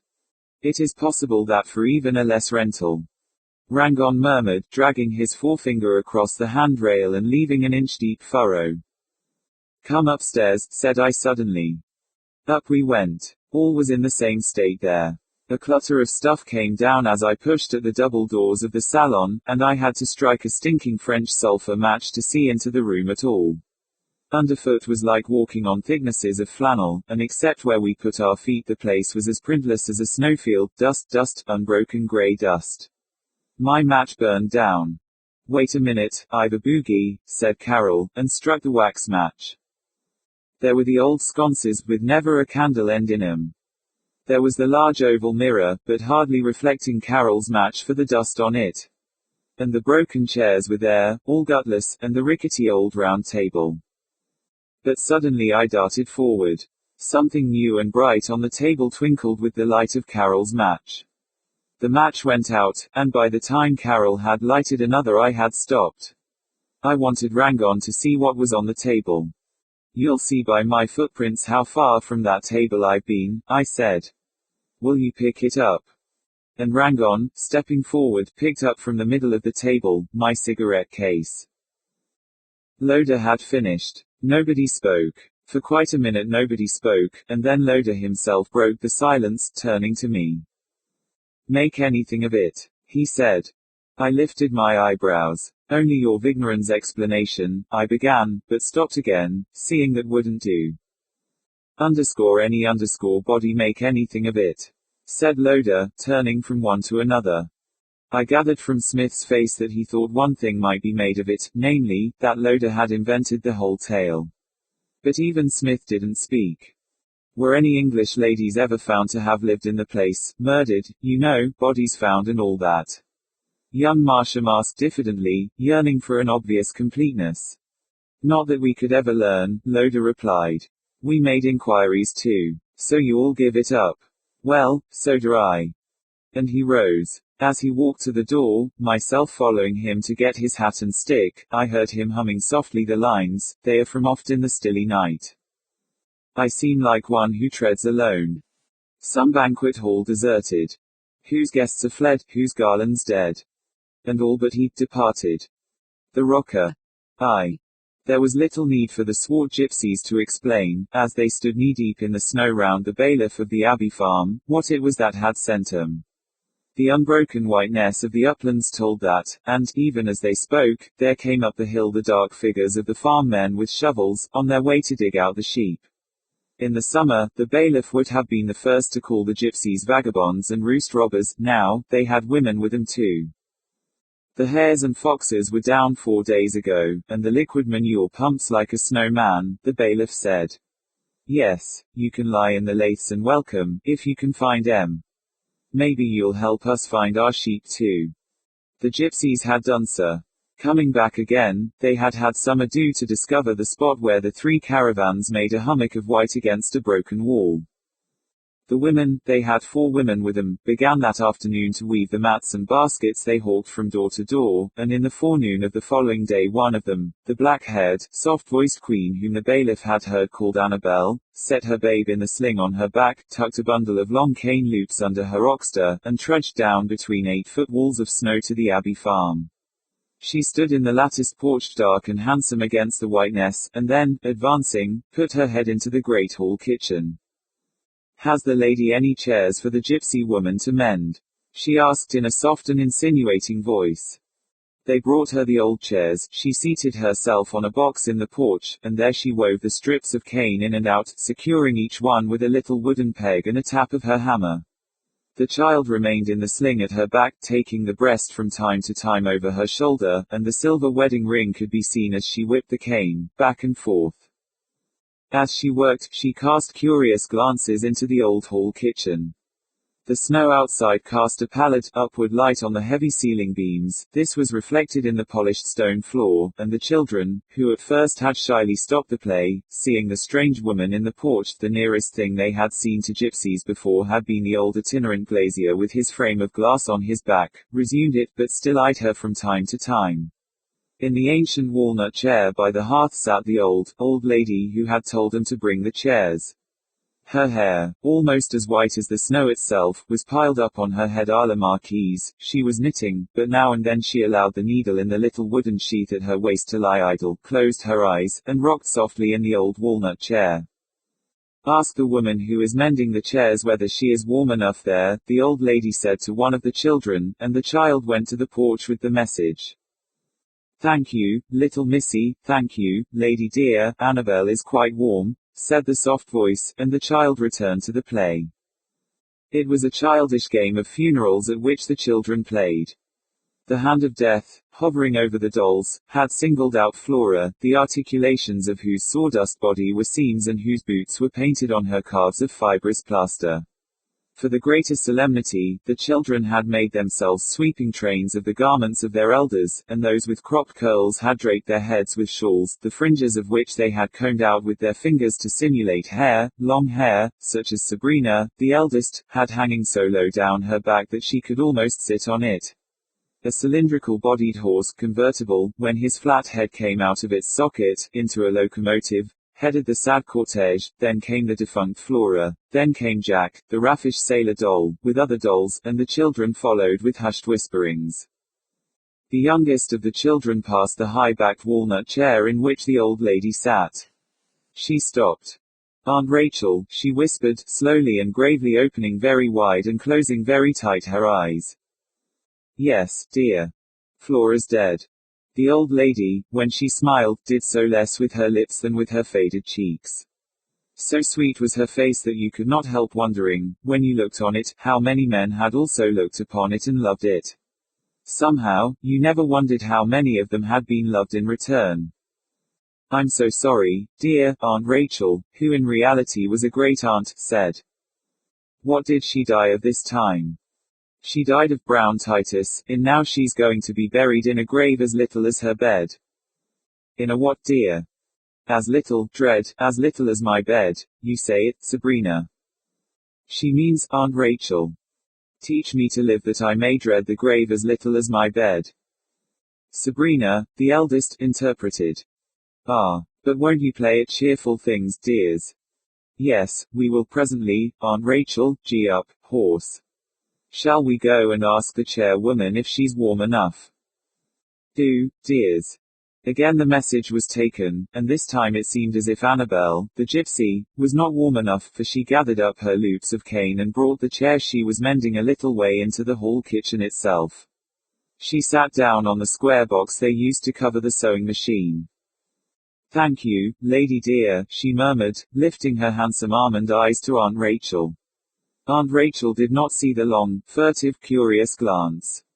Her own eyes were closed, as if she was tired, her cheeks were smiling, one of them had dropped a little to one shoulder, as it might have dropped had she held in her arms a babe, and she was rocking, softly, slowly, the rocker of the chair making a little regular noise on the polished floor.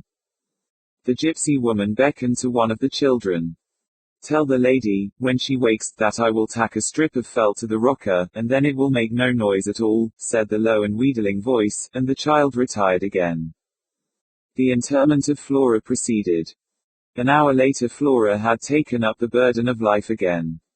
It was as Angela, the youngest, was chastising her for some offense, that Sabrina, the eldest, looked with wondering eyes on the babe in the gypsy's sling. She approached on tiptoe. May I look at it, please? She asked timidly. The gypsy set one shoulder forward, and Sabrina put the shawl gently aside, peering at the dusky brown morsel within. Sometime, perhaps, if I'm very careful. Sabrina ventured diffidently, if I'm very careful, may I hold it? Before replying, the gypsy once more turned her almond eyes towards Aunt Rachel's chair. Aunt Rachel had been awakened for the conclusion of Flora's funeral, but her eyes were closed again now, and once more her cheek was dropped in that tender suggestive little gesture, and she rocked. But you could see that she was not properly asleep. It was, somehow, less to Sabrina, still peering at the babe in the sling, than to Aunt Rachel, apparently asleep, that the gypsy seemed to reply.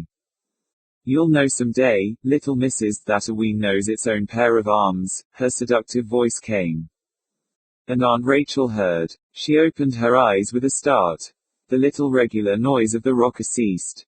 She turned her head quickly, tremulously she began to knit again, and, as her eyes rested on the sidelong eyes of the gypsy woman, there was an expression in them that almost resembled fright. 2.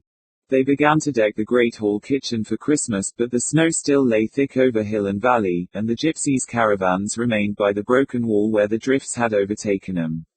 Though all the chairs were mended, Annabel still came daily to the farm, sat on the box they used to cover the sewing machine, and wove mats. As she wove them, Aunt Rachel knitted, and from time to time fragments of talk passed between the two women. It was always the white-haired lady who spoke first, and Annabel made all sorts of salutes and obeisances with her eyes before replying. "I have not seen your husband," Aunt Rachel said to Annabel one day. The children at the other end of the apartment had converted a chest into an altar, and were solemnizing the nuptials of the resurrected Flora and Jack, the raffish sailor doll.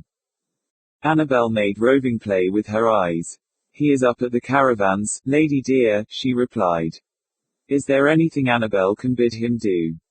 "Nothing, thank you," said Aunt Rachel. For a minute the gypsy watched Aunt Rachel, and then she got up from the sewing machine box and crossed the floor. She leaned so close towards her that she had to put up a hand to steady the babe at her back. "Lady dear," she murmured with irresistible softness, "your husband died, didn't he?" On Aunt Rachel's finger was a ring, but it was not a wedding ring. It was a hoop of pearls. "I have never had a husband," she said. The gypsy glanced at the ring. "Then that is a betrothal ring," Aunt Rachel replied. "Ah," said Annabel. Then, after a minute, she drew still closer. Her eyes were fixed on Aunt Rachel's, and the insinuating voice was very low. "Ah, and did it die too, lady dear?" Again came the quick, half-affrighted look into Aunt Rachel's face. Her eyes avoided those of the gypsy, sought him, and avoided him again. "Did what die?" she asked slowly and guardedly.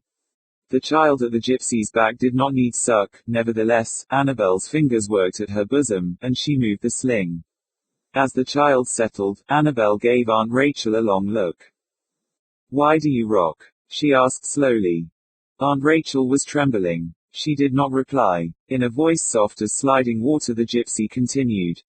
"Lady dear, we are a strange folk to you, and even among us there are those who shuffle the pack of cards and read the palm when silver has been put upon it, knowing nothing, but some of us see, some of us see." It was more than a minute before Aunt Rachel spoke. "You are a woman, and you have your babe at your breast now. Every woman sees the thing you speak of." But the gypsy shook her head. "You speak of seeing with the heart. I speak of eyes, these eyes." Again came a long pause. Aunt Rachel had given a little start, but had become quiet again. When at last she spoke it was in a voice scarcely audible. "That cannot be. I know what you mean, but it cannot be. He died on the eve of his wedding. For my bridal clothes they made me black garments instead. It is long ago, and now I wear neither black nor white, but," her hands made a gesture. Aunt Rachel always dressed as if to suit a sorrow that time had deprived of bitterness, in such a tender and fleecy grey as one sees in the mists that lie like lawn over hedgerow and copse early of a midsummer's morning. "Therefore," she resumed, "your heart may see, but your eyes cannot see that which never was." But there came a sudden note of masterfulness into the gypsy's voice. "With my eyes, these eyes," she repeated, pointing to them. Aunt Rachel kept her own eyes obstinately on her knitting needles. "None except I have seen it. It is not to be seen," she said. The gypsy sat suddenly erect. "It is not, sir. Keep still in your chair," she ordered, "and I will tell you when." It was a curious thing that followed. As if all the wool went out of her, Aunt Rachel sat very still, and presently her hands fluttered and dropped. The gypsy sat with her own hands folded over the mat on her knees. Several minutes passed, then, slowly, once more that sweetest of smiles stole over Aunt Rachel's cheeks. Once more her head dropped. Her hands moved noiselessly on the rockers that the gypsy had padded with felt. The chair began to rock. Annabel lifted one hand. "Dovo chez Li," she said. "It is there." Aunt Rachel did not appear to hear her. With that ineffable smile still on her face, she rocked. Then, after some minutes, there crossed her face such a look as visits the face of one who, waking from sleep, strains his faculties to recapture some blissful and vanishing vision. "Joel, it is gone," said the gypsy woman. Aunt Rachel opened her eyes again. she repeated dully after Annabel. It is gone. Ghosts, the gypsy whispered presently, are of the dead. Therefore it must have lived. But again Aunt Rachel shook her head. It never lived. You were young, and beautiful. Quote. Still the shake of the head. He died on the eve of his wedding. They took my white garments away and gave me black ones. How then could it have lived? Without the kiss, no. But sometimes a woman will lie through her life, and at the graveside still will lie. Tell me the truth. But they were the same words that Aunt Rachel repeated. He died on the eve of his wedding. They took away my wedding garments. From her lips a lie could hardly issue. The gypsy's face became grave. She broke another long silence. I believe, she said at last. It is a new kind, but no more wonderful than the other. The other I have seen, now I have seen this also. Tell me, does it come to any other chair? It was his chair, he died in it, said Aunt Rachel. And you, shall you die in it? As God wills. Has other life visited it long? Many years, but it is always small, it never grows. To their mothers babes never grow. They remain ever babes. None other has ever seen it. Except yourself, none. I sit here, presently it creeps into my arms, it is small and warm, I rock, and then, it goes. Would it come to another chair? I cannot tell. I think not. It was his chair. Annabel mused. At the other end of the room Flora was now bestowed on Jack, the disreputable sailor. The gypsy's eyes rested on the bridal party. Yet another might see it. None has. No, but yet, the door does not always shut behind us suddenly. Perhaps one who has toddled but a step or two over the threshold might, by looking back, catch a glimpse. What is the name of the smallest one? Angela. That means, angel, look, the doll who died yesterday is now being married. It may be that life has not yet sealed the little one's eyes. Will you let Annabel ask her if she sees what it is you hold in your arms? Again the voice was soft and wheedling. No, Annabel, said Aunt Rachel faintly. Will you rock again? Aunt Rachel made no reply. Rock, urged the cajoling voice. But Aunt Rachel only turned the betrothal ring on her finger. Over at the altar Jack was leering at his new-made bride, past decency, and little Angela held the wooden horse's head, which had parted from its body. Rock, and comfort yourself, tempted the voice. Then slowly Aunt Rachel rose from her chair. No, Annabel, she said gently. You should not have spoken. When the snow melts you will go, and come no more, why then did you speak? It was mine. It was not meant to be seen by another. I no longer want it. Please go. The swarthy woman turned her almond eyes on her once more. You cannot live without it, she said as she also rose. And as Jack and his bride left the church on the red-headed horse, Aunt Rachel walked with hanging head from the apartment. 3. Thenceforward, as day followed day, Aunt Rachel rocked no more, and with the packing and partial melting of the snow the gypsies up at the caravans judged it time to be off about the business. It was on the morning of Christmas Eve that they came down in a body to the Abbey farm to express the thanks to those who had befriended them, but the bailiff was not there. He and the farm men had ceased work, and were down at the church practicing the carols. Only Aunt Rachel sat, still and knitting, in the black walnut chair, and the children played on the floor. A night in the toy box had apparently bred discontent between Jack and Flora, or perhaps they sought to keep the countenances before the world. At any rate, they sat on opposite sides of the room, Jack keeping Boone company with the lead soldiers, his spouse reposing, her lead balanced eyes closed, in the broken clockwork motor car. With the air of performing some vaguely momentous ritual, the children were kissing one another beneath the bunch of mistletoe that hung from the center beam. In the intervals of kissing they told one another in whispers that Aunt Rachel was not very well, and Angela woke Flora to tell her that Aunt Rachel had bronchitis also. Stay you here, I will give the lady dear our thanks, said Annabel to the group of gypsies gathered about the porch, and she entered the great hall kitchen. She approached the chair in which Aunt Rachel sat. There was obeisance in the bend of her body, but command in her long almond eyes, as she spoke.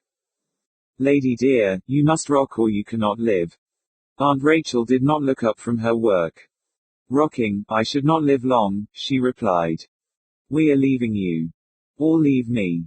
Annabelle fears she has taken away your comfort. Only for a little while. The door closes behind us, but it opens again. But for that little time, rock. Aunt Rachel shook her head. No, it is finished. Another has seen. Say goodbye to your companions, they are very welcome to what they have had, and Godspeed you. They thank you, lady dear. Will you not forget that Annabelle saw, and rock? No more. Annabelle stooped and kissed the hand that bore the betrothal hoop of pearls. The other hand Aunt Rachel placed for a moment upon the smoky head of the babe in the sling. It trembled as it rested there, but the tremor passed, and Annabelle, turning once at the porch, gave her a last look. Then she departed with her companions. That afternoon, Jack and Flora had shaken down to wedlock as married folk should, and sat together before the board spread with the dolls' tea things. The pallid light in the great hall kitchen faded, the candles were lighted, and then the children, first borrowing the stockings of their elders to hang at the bed's foot, were packed off early, for it was the custom to bring them down again at midnight for the carols. Aunt Rachel had the good night kisses, not as she had 'em every night, but with the special ceremony of the mistletoe. Other folk, grown folk, sat with Aunt Rachel that evening, but the old walnut chair did not move upon its rockers. There was merry talk, but Aunt Rachel took no part in it. The board was spread with ale and cheese and spiced loaf for the carol singers, and the time drew near for the coming. When at midnight, faintly on the air from the church below, there came the chiming of Christmas morning, all bestirred themselves. They'll be here in a few minutes, they said. Somebody go and bring the children down, and within a very little while subdued noises were heard outside, and the lifting of the latch of the yard gate. The children were in their nightgowns, hardly fully awake. A low voice outside was heard giving orders, and then there arose on the night the carol. Hush, they said to the wondering children, listen. Quote. It was the cherry tree carol that rose outside, of how sweet Mary, the Queen of Galilee, besought Joseph to pluck the cherries for her babe, and Joseph refused, and the voices of the singers, that had begun hesitatingly, grew strong and loud and free. And Joseph wouldn't pluck the cherries, somebody was whispering to the tiny Angela. Mary said to Cherry Tree, bow down to my knee, that I may pluck cherries for my babe and me. The carolers sang, and, now listen, darling, the one who held Angela murmured. The uppermost spray then. Bow down to her knee. Thus you may see, Joseph. These cherries are for me.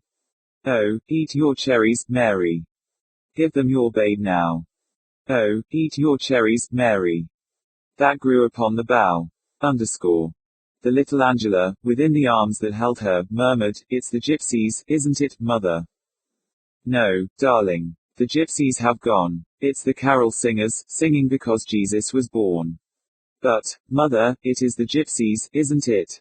'Cause look. Look where? At Aunt Rachel, mother, the gypsy woman wouldn't go without her little baby, would she? No, she wouldn't do that. Then has she lent it to Aunt Rachel, like I lend my new toys sometimes? The mother glanced across at Aunt Rachel, and then gathered the nightgowned figure more closely. The darling's only half awake, she murmured. Poor Aunt Rachel's sleepy too. Aunt Rachel, her head dropped, her hands lightly folded as if about some shape that none saw but herself, her face again ineffable with that sweet and peaceful smile, was once more rocking softly in her chair. Jacket. A Tale of Artistic Conscience. Introduction. As I lighted my guests down the stairs of my Chelsea lodgings, turned up the hall gas that they might see the steps at the front door, and shook hands with them, I bade them good night the more heartily that I was glad to see the backs. Lest this should seem but an inhospitable confession, let me state first, that they had invited themselves, dropping in ones and twos until 7 or 8 of them had assembled in my garret, and, secondly, that I was rather extraordinarily curious to know why, at close on midnight, the one I knew least well of all had seen fit to remain after the others had taken their departure. To these two considerations I must add a third, namely, that I had become tardily conscious that, if Andreyevsky had not lingered of himself, I should certainly have asked him to do so. It was to nothing more than a glance, swift and momentary, directed by Andrzejowski to myself while the others had talked, that I traced this desire to see more of the little Polish painter, but a glance derives its import from the circumstance under which it is given.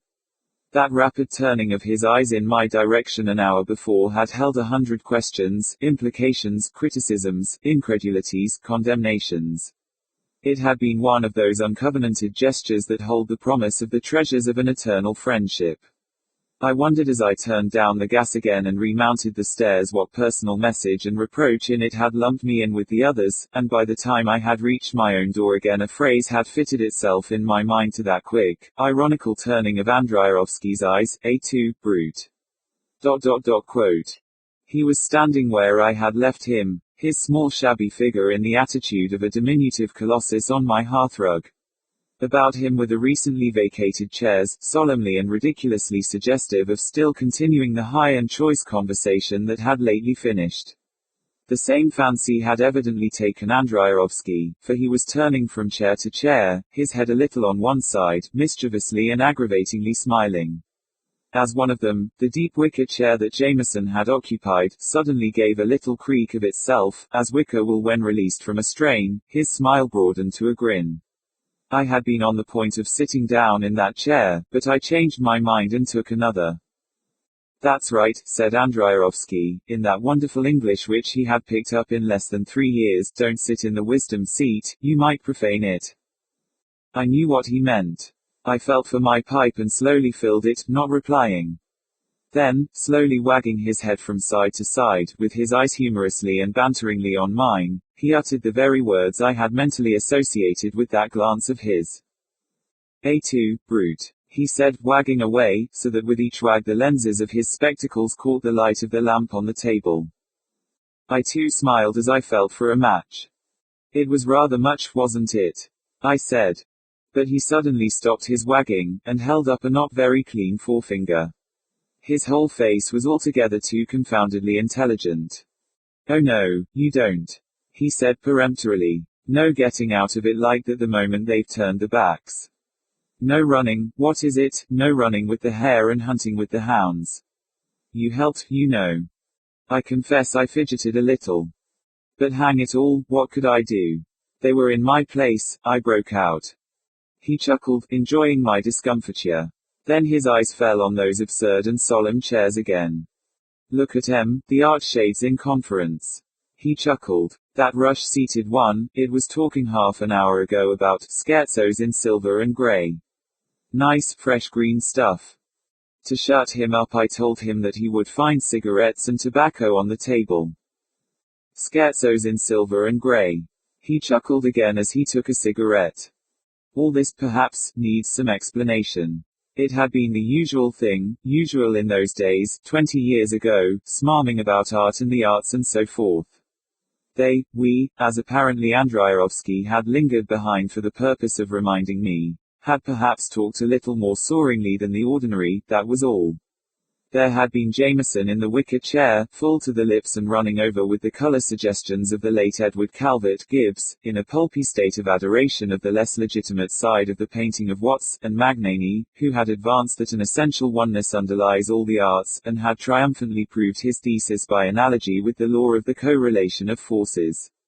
A book called Music and Morals had appeared about that time, and on it we, had risen to regions of kite-high lunacy about color symphonies, orgies of formless color thrown on a magic lantern screen, vieux jeu enough at this time of day. A young newspaper man, too, had made mental notes of our adjectives, for use in his weekly, I nearly spelt it weekly, half-column of art criticism, and here was Andrzejowski, grinning at the chairs, and mimicking it all with diabolical glee. Scherzos in silver and grey, word pastels, lyrics in stone. He chuckled. And what was it the fat fellow said? A siren song in marble. Phew. Well, I'll get along. I shall just be in time to get a pint of bitter to wash it all down if I'm quick, BAH. He broke out suddenly. Good men build up form and forms, keep the arts each after its kind, raise up the dikes so that we shan't all be swept away by night and nothingness, and these rats come nosing and burrowing and undermining it all. A2, brute. Well, when you've finished rubbing it in, I grunted. As if you didn't know better. Is that your way of getting back on M, now that you've chucked drawing and gone in for writing books? Phew, well, I'll go and get my pint of beer. But he didn't go for his pint of beer. Instead, he began to prowl about my room, pryingly, nosingly, touching things here and there. I watched him as he passed from one thing to another. He was very little, and very, very shabby. His trousers were frayed, and the sole of one of his boots flapped distressingly. His old bowler hat, he had not thought it necessary to wait until he got outside before thrusting it on the back of his head, was so limp in substance that I verily believed that had he run incautiously downstairs he would have found when he got to the bottom that its crown had sunk in of its own weight. In spite of his remark about the pint of beer, I doubt if he had the price of one in his pocket. "What's this, Brutus, a concertina?" he suddenly asked, stopping before the collapsible case in which I kept my rather old dress suit. I told him what it was, and he hoisted up his shoulders. "And these things?" he asked, moving to something else. They were a pair of boot trees of which I had permitted myself the economy. I remember they cost me 4 shillings in the old Brompton Road. "And that's your bath, I suppose. Dumbbells too. And, oh, good Lord. ... Quote. He had picked up, and dropped again as if it had been hot, somebody or other's card with the date of a day, written across the corner of it. As I helped him on with his overcoat he made no secret of the condition of its armholes and lining. I don't for one moment suppose that the garment was his. I took a candle to light him down as soon as it should please him to depart. "Well, so long, and joy to you on the high road to success," he said with another grin for which I could have bundled him down the stairs. In later days I never looked to Andreyevsky for tact, but I stared at him for his lack of it that night. And as I stared I noticed for the first time the broad and low pylon of his forehead, his handsome mouth and chin, and the fire and wit and scorn that smoldered behind his cheap spectacles. I looked again, and his smallness, his malice, his pathetic little braggings about his poverty, seemed all to disappear. He had strolled back to my hearthrug, wishing, I have no doubt now, to be able to exclaim suddenly that it was too late for the pint of beer for which he hadn't the money, and to curse his luck, and the pygmy quality of his colossusship had somehow gone. As I watched him, a neighboring clock struck the half-hour, and he did even as I had surmised, curse the closing time of the English public houses. I lighted him down. For one moment, under the hall gas, he almost dropped his jesting manner. "You do know better, Harrison, you know," he said. "But, of course, you're going to be a famous author in almost no time. Oh, c'est voit. No garrets for you. It was a treat, the way you handled those fellows, really. Well, don't forget us others when you're up there. I may want you to write my life someday." I heard the slapping of the loose sole as he shuffled down the path. At the gate he turned for a moment. "Good night, Brutus," he called. When I had mounted to my garret again my eyes fell once more on that ridiculous assemblage of empty chairs, all solemnly talking to one another. I burst out into a laugh. Then I undressed, put my jacket on the hanger, took the morrow's boots from the trees and treed those I had removed, changed the pair of trousers under my mattress, and went, still laughing at the chairs, to bed. This was Michael Andreyevsky, the Polish painter, who died 4 weeks ago. I knew the reason of Maska's visit the moment she was announced. Even in the stressful moments of the funeral she had found time to whisper to me that she hoped to call upon me at an early date. I dismissed the amanuensis to whom I was dictating the last story of the 4th series of Martin Renard, gave a few hasty instructions to my secretary, and told the servant to show Miss Andreyevsky into the drawing room, to ask her to be so good as to excuse me for 5 minutes, to order tea at once, and then to bring my visitor up to the library. A few minutes later she was shown into the room. She was dressed in the same plainly cut costume of dead black she had worn at the funeral, and had pushed up her heavy veil over the close-fitting cap of black fur that accentuated her sclavonic appearance. I noticed again with distress the pallor of her face and the bistrad rings that weeks of nursing had put under her dark eyes. I noticed also her resemblance, in feature and stature, to her brother. I placed a chair for her, the tea tray followed her in, and without more than a murmured greeting she peeled off her gloves and prepared to preside at the tray. She had filled the cups, and I had handed her toast before she spoke. Then, "I suppose you know what I've come about," she said. I nodded. Long ago you promised it. Nobody else can do it. The only question is when." "That's the only question," I agreed. "We, naturally," she continued, after a glance in which her eyes mutely thanked me for my implied promise, "are anxious that it should be as soon as possible, but, of course, I shall quite understand." She gave a momentary glance round my library. I helped her out. "You mean that I'm a very important person nowadays, and that you're afraid to trespass on my time?" "Never mind that. I shall find time for this. But tell me before we go any further exactly how you stand and precisely what it is you expect." Briefly she did so. It did not in the least surprise me to learn that her brother had died penniless. "And if you hadn't undertaken the life," she said, "he might just as well not have worked in poverty all these years. You can, at least, see to his fame." I nodded again gravely, and ruminated for a moment. Then I spoke. "I can write it fully and in detail. Up to 5 years ago," I said. "You know what happened then. I tried my best to help him, but he never would let me. Tell me, Mashka, why he wouldn't sell me that portrait." I knew instantly, from her quick confusion, that her brother had spoken to her about the portrait he had refused to sell me, and had probably told her the reason for his refusal. I watched her as she evaded the question as well as she could. "You know how queer he was about who he sold his things to. And as for those 5 years in which you saw less of him, Schofield will tell you all you want to know." I relinquished the point. "Who's Schofield?" I asked instead. "He was a very good friend of Michael's, of both of us. You can talk quite freely to him. I want to say at the beginning that I should like him to be associated with you in this." I don't know how I divined on the spot her relation to Schofield, whoever he was.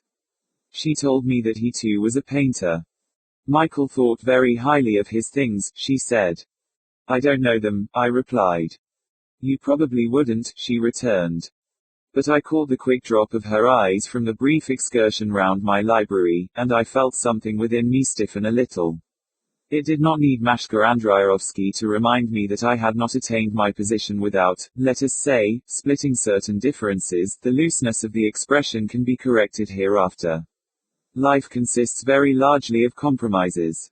You doubtless know my name, whichever country or hemisphere you happen to live in, as that of the creator of Martin Renard, the famous and popular detective, and I was not at that moment disposed to apologize, either to Mashka or Schofield or anybody else, for having written the stories at the bidding of a gaping public. The moment the public showed that it wanted something better, I was prepared to give it. In the meantime, I sat in my very comfortable library, securely shielded from distress by my balance at my banker's. "Well," I said after a moment, "let's see how we stand. And first as to what you're likely to get out of this. It goes without saying, of course, that by writing the life, I can get you any amount of fame, advertisement, newspaper talk, and all the things that, it struck me, Michael always treated with especial scorn. My name alone, I say, will do that. But for anything else I'm by no means so sure. You see," I explained, "it doesn't follow that because I can sell hundreds of thousands of, you know what, that I can sell anything I've a mind to sign." I said it, confident that she had not lived all those years with her brother without having learned the axiomatic nature of it. To my discomfiture, she began to talk like a callow student. "I should have thought that it followed that if you could sell something," she hesitated only for a moment, then courageously gave the other stuff its proper adjective, "something rotten, you could have sold something good when you had the chance." "Then if you thought that you were wrong," I replied briefly and concisely. "Michael couldn't, of course," she said, putting Michael out of the question with a little wave of her hand, "because Michael Michael wasn't a businessman. You are." "I'm speaking as one," I replied. "I don't waste time in giving people what they don't want. That is business. I don't undertake your brother's life as a matter of business, but as an inestimable privilege. I repeat, it doesn't follow that the public will buy it. But, she stammered, the public will buy a pill if they see your name on the testimonial. A pill, yes, I said sadly. Genius and a pill were, alas, different things. But, I added more cheerfully, you can never tell what the public will do. They might buy it, there's no telling except by trying. Well, Schofield thinks they will, she informed me with decision. I dare say he does, if he's an artist. They mostly do, I replied. He doesn't think Michael will ever be popular, she emphasized the adjective slightly, but he does think he has a considerable following if they could only be discovered. I sighed. All artists think that. They will accept any compromise except the one that is offered to them. I tried to explain to Mashka that in this world we have to stand to the chances of all or nothing.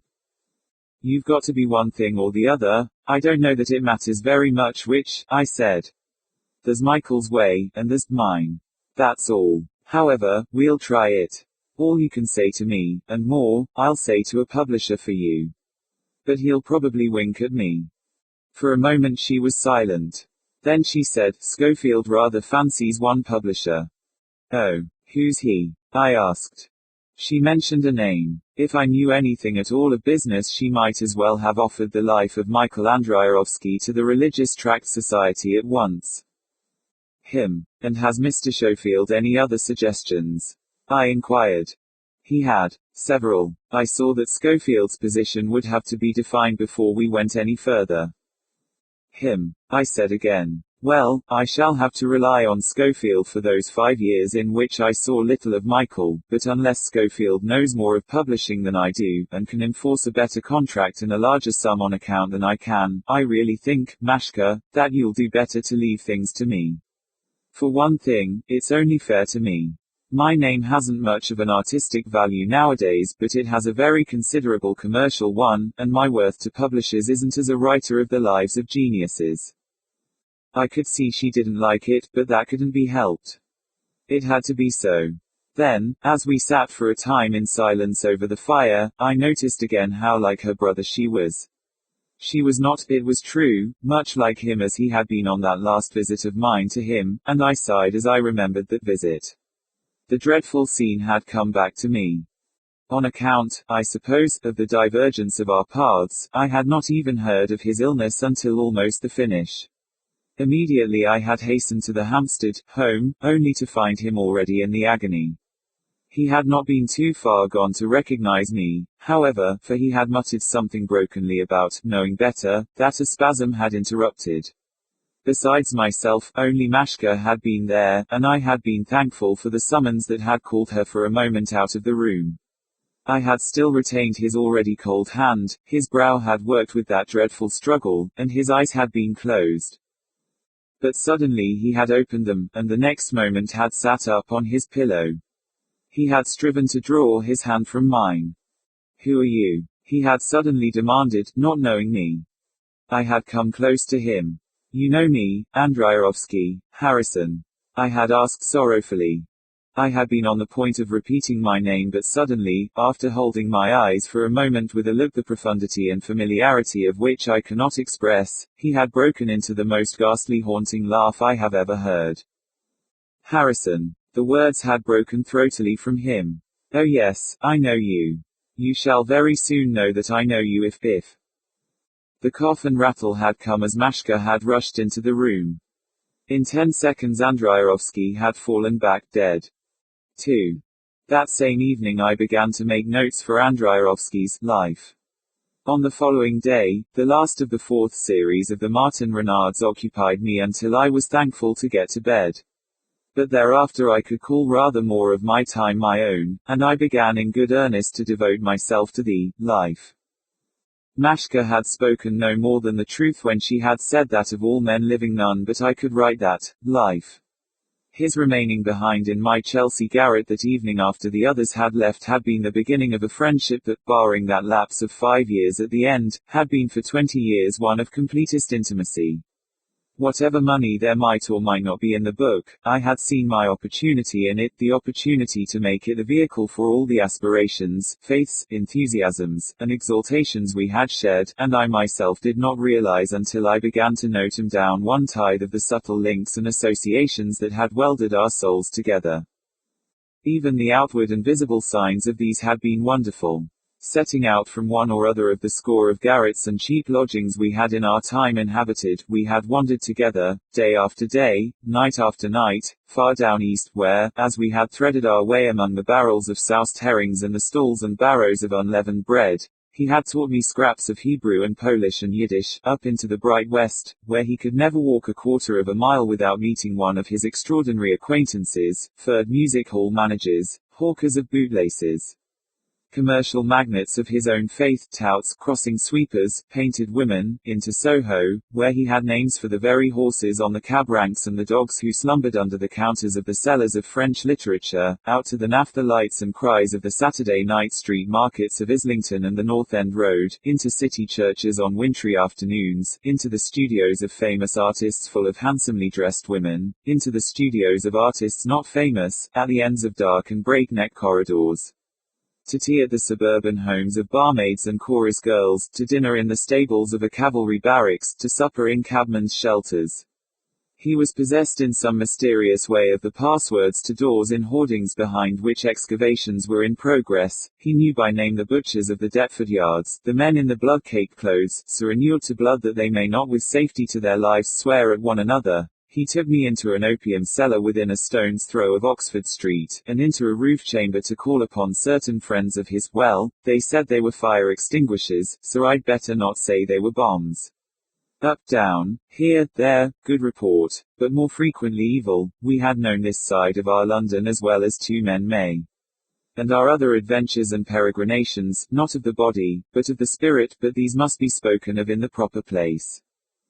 I had arranged with Mashka that Schofield should bring me the whole of the work Andreyevsky had left behind him, and he arrived late one afternoon in a four-wheeler, with 4 great packages done up in brown paper.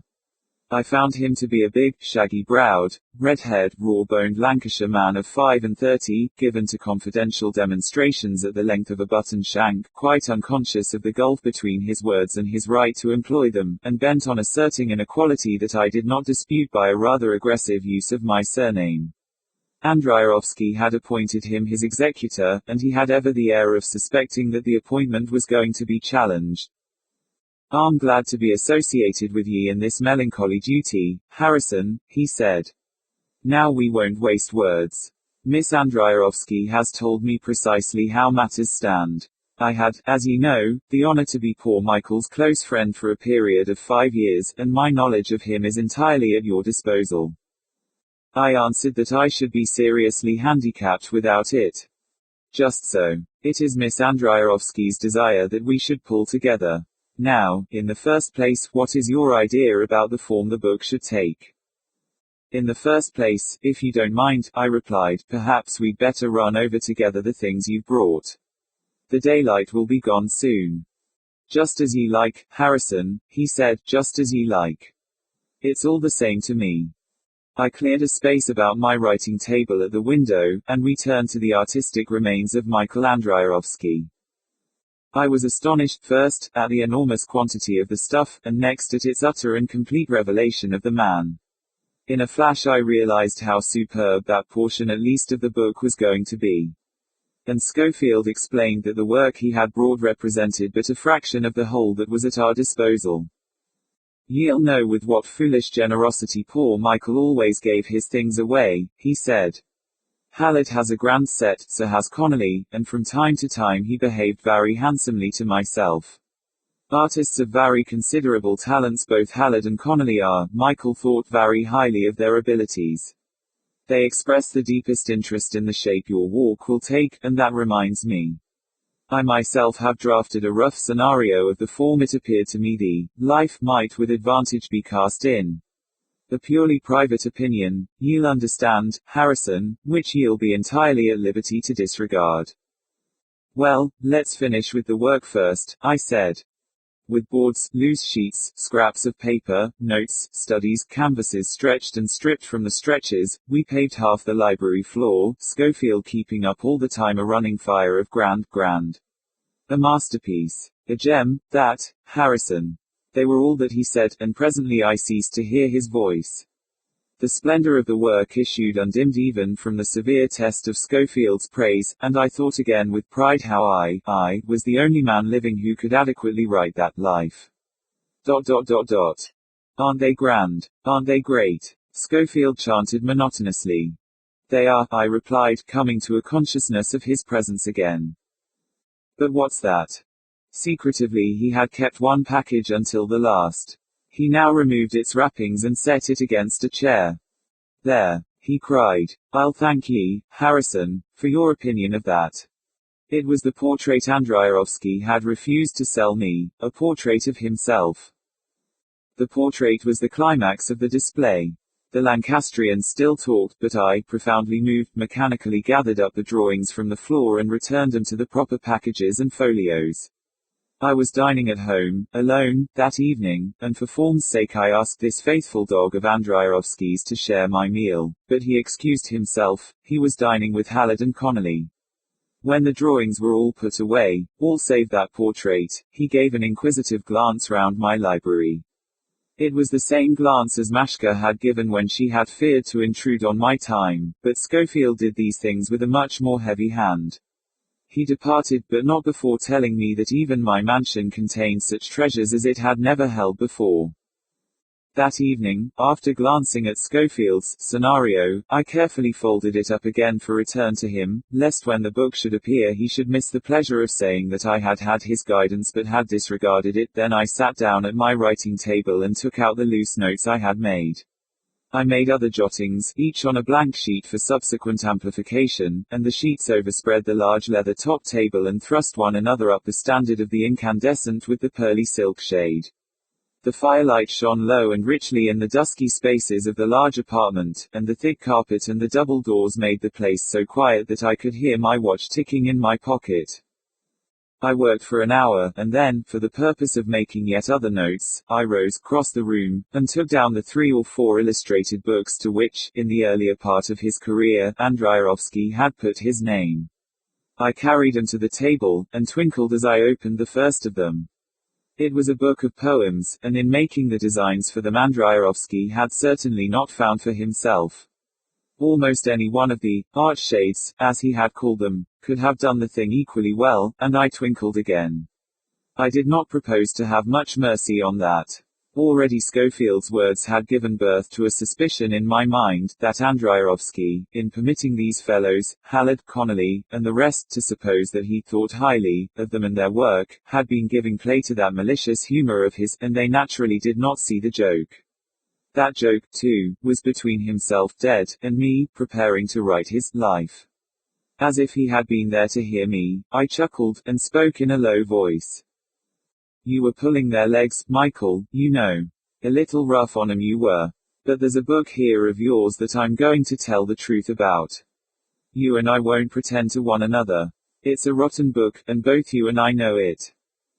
I don't know what it was that caused me suddenly to see just then something that I had been looking at long enough without seeing, that portrait of himself that I had set leaning against the back of a chair at the end of my writing table. It stood there, just within the soft penumbra of shadow cast by the silk-shaded light. The canvas had been enlarged, the seam of it clumsily sewn by Andreyevsky's own hand, but in that half-light the rough ridge of paint did not show, and I confess that the position and effect of the thing startled me for a moment. Had I cared to play a trick with my fancy I could have imagined the head wagging from side to side, with such rage and fire was it painted. He had had the temerity to dash a reflection across one of the glasses of his spectacles, concealing the eye behind it. The next moment I had given a short laugh. So you're there, are you? Well, I know you agree very heartily about that book of poems. Hygo. If I remember rightly, you made more money out of that book than out of the others put together. But I'm going to tell the truth about it. I know better, you know. Chancing, before I turned in that night, to reopen one of his folios, I came across a drawing, There by accident, I don't doubt, that confirmed me in my suspicion that Andreyevsky had had his quiet joke with Schofield, Hallett, Connolly and co. It was a sketch of Schofield's, imitative, deplorable, a dreadful show-up of incapacity. Well enough drawn, in a sense, it was, and I remembered how Andreyevsky had ever urged that, drawing, of itself, did not exist. I winked at the portrait. I saw his point. He himself had no peer, and, rather than invite comparison with stars of the second magnitude, he chose his intimates from among the peddlers of the wares that had the least possible connection with his art. He, too, had understood that the compromise must be entirely accepted or totally refused, and while, in the divergence of our paths, he had done the one thing and I the other, we had each done it thoroughly, with vigor, and with persistence, and each could esteem the other, if not as a co-worker, at least as an honorable and out-and-out opposite. 3. Within a fortnight I was so deep in my task that, in the realist sense, the greater part of my life was in the past. The significance of those extraordinary peregrinations of ours had been in the opportunity they had afforded for a communion of brain and spirit of unusual rarity, and all this determined to my work with the accumulated force of its long penning up. I have spoken of Andreyevsky's contempt for such as had the conception of their work that it was something they did, as distinct from something they were, and unless I succeed in making it plain that, not as a mere figure of speech and loose hyperbole, but starkly and literally, Andreyevsky was everything he did, my tale will be pointless. There was not one of the basic facts of life, of faith, honor, truth-speaking, falsehood, betrayal, sin, that he did not turn, not to moral interpretations, as others do, but to the holy purposes of his noble and passionate art. For any man, sin is only mortal when it is sin against that which he knows to be immortally true, and the things Andreyevsky knew to be immortally true were the things that he had gone down into the depths in order to bring forth and place upon his paper or canvas. These things are not for the perusal of many. Unless you love the things that he loved with a fervor comparable in kind, if not in degree, with his own, you may not come near them. Truth, the highest thing a man may keep, he said, cannot be brought down. A man only attains it by proving his right to it, and I think I need not further state his views on the democratization of art. Of any result from the elaborate processes of art education he held out no hope whatever. It is in a man, or it isn't, he ever declared. If it is, he must bring it out for himself. If it isn't, let him turn to something useful and have done with it. I need not press the point that in these things he was almost as solitary. He made of these general despotic principles the fiercest personal applications. I have heard his passionate outbreak of thief, liar, fool, over a drawing when it has seemed to him that a man has not vouched with the safety of his immortal soul for the shapes and lines he has committed to it. I have seen him get into such a rage with the eyes of the artist upon him. I have heard the ice and vinegar of his words when a good man, for money, has consented to modify and emasculate his work, and there lingers in my memory his side of a telephone conversation in which he told a publisher who had suggested that he should do the same thing precisely what he thought of him. And on the other hand, he once walked from Aldgate to Putney Hill, with a loose heel on one of his boots, to see a man of whom he had seen but a single drawing. See him he did too, in spite of the man's footman, his liveried parlourmaid, and the daunting effect of the electric brougham at the door. He's a good man, he said to me afterwards, ruefully looking at the place where his boot heel had been. You've got to take your good where you find it. I don't care whether he's a rich amateur or skin and grief in a garret as long as he's got the stuff in him. Nobody else could have fetched me up from the East End this afternoon. So long, see you in a week or so. This was the only time I ever knew him break that sacred time in which he celebrated each year the Passover and the Feast of Tabernacles. I doubt whether this observance of the ritual of his faith was of more essential importance to him than that other philosophical religion towards which he sometimes leaned. I have said what his real religion was. But to thee, life. With these things, and others, as a beginning, I began to add page to page, phase to phase, and, in a time the shortness of which astonished myself, I had pretty well covered the whole of the first 10 years of our friendship. Mashka called rather less, and Schofield rather more frequently, than I could have wished, and my surmise that he, at least was in love with her, quickly became a certainty. This was to be seen when they called together. It was when they came together that something else also became apparent. This was the slightly derisive attitude towards the means by which I had attained my success. It was not the less noticeable that it took the form of compliments on the outward and visible results. Singly I could manage them, together they were inclined to get a little out of hand. I would have taxed them fairly and squarely with this, singly or together, but for one thing, the beautiful ease with which the life was proceeding. Never had I felt so completely en rapport with my subject. So beautifully was the thing running that I had had the idle fancy of some actual urge from Andreyevsky himself, and each night, before sitting down to work, I set his portrait at my desk's end, as if it had been some kind of an observance. The most beautiful result of all was that I felt what I had not felt for 5 years, that I too was not doing my work, but actually living and being it. At times I took up the sheets I had written as ignorant of the contents as if they had proceeded from another pen, so freshly they came to me. And once, I vow, I found, in my own handwriting, a Polish name, that I might, it is true, have subconsciously heard at some time or other, but that stirred no chord in my memory even when I saw it written. Mashka checked and confirmed it afterwards, and I did not tell her by what odd circumstance it had issued from my pen. The day did come, however, when I found I must have it out with Schofield about this superciliousness I have mentioned. The Falcon had just begun to print the 3rd series of my Martin Renard, and this had been made the occasion of another of Schofield's ponderous compliments. I acknowledged it with none too much graciousness, and then he said, "I've no doubt, Harrison, that by this time the famous sleuth-hound of crime has become quite a creature of flesh and blood to ye." It was the tone as much as the words that riled me, and I replied that his doubts or the lack of them were a privacy with which I did not wish to meddle. From being merely a bore the fellow was rapidly becoming insolent. But I opine he'll get wearisome now and then, and in that case poor Michael's life will come as a grand relaxation, he next observed. If I meant to have it out, here was my opportunity. I should have thought you'd have traced a closer connection than that between the two things, I remarked. He shot a quick glance at me from beneath his shaggy russet brows. How so? I see very little connection, he said suspiciously. There's this connection, that while you speak with some freedom of what I do, you are quite willing to take advantage of it when it serves your turn. Advantage, Harrison, he said slowly. Of the advertisement Martin Renard gives you. I must point out that you condone a thing when you accept the benefit of it. Either you shouldn't have come to me at all, or you should deny yourself the gratification of these slurs. Slurs, he repeated loweringly. Both of you and Miss Andreyevsky, or Mashka as I call her, tout court. Don't suppose I don't know as well as you do the exact worth of my sleuth-hound, as you call him. You didn't come to me solely because I knew Andreyevsky well, you came because I've got the ear of the public also, and I tell you plainly that, however much you dislike it, Michael's fame as far as I'm of any use to him, depends on the popularity of Martin Renard. He shook his big head. This is what I feared, he said.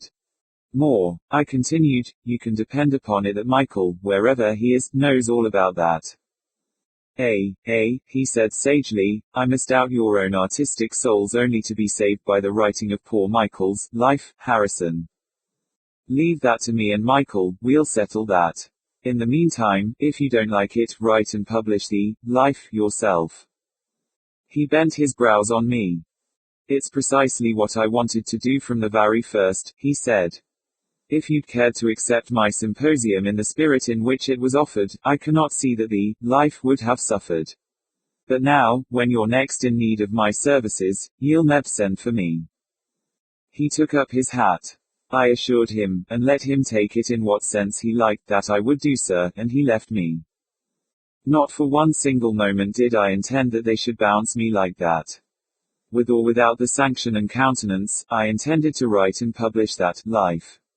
Schofield, in my own house too, had the advantage that a poor and ill-dressed man has over one who is not poor and ill-dressed, but my duty first of all was neither to him nor to Mashka, but to my friend. The worst of it was, however, that I had begun dimly to suspect that the Lancastrian had hit at least one nail on the head. Your artistic soul's only to be saved by writing poor Michael's life, he had informed me, and it was truer than I found it pleasant to believe.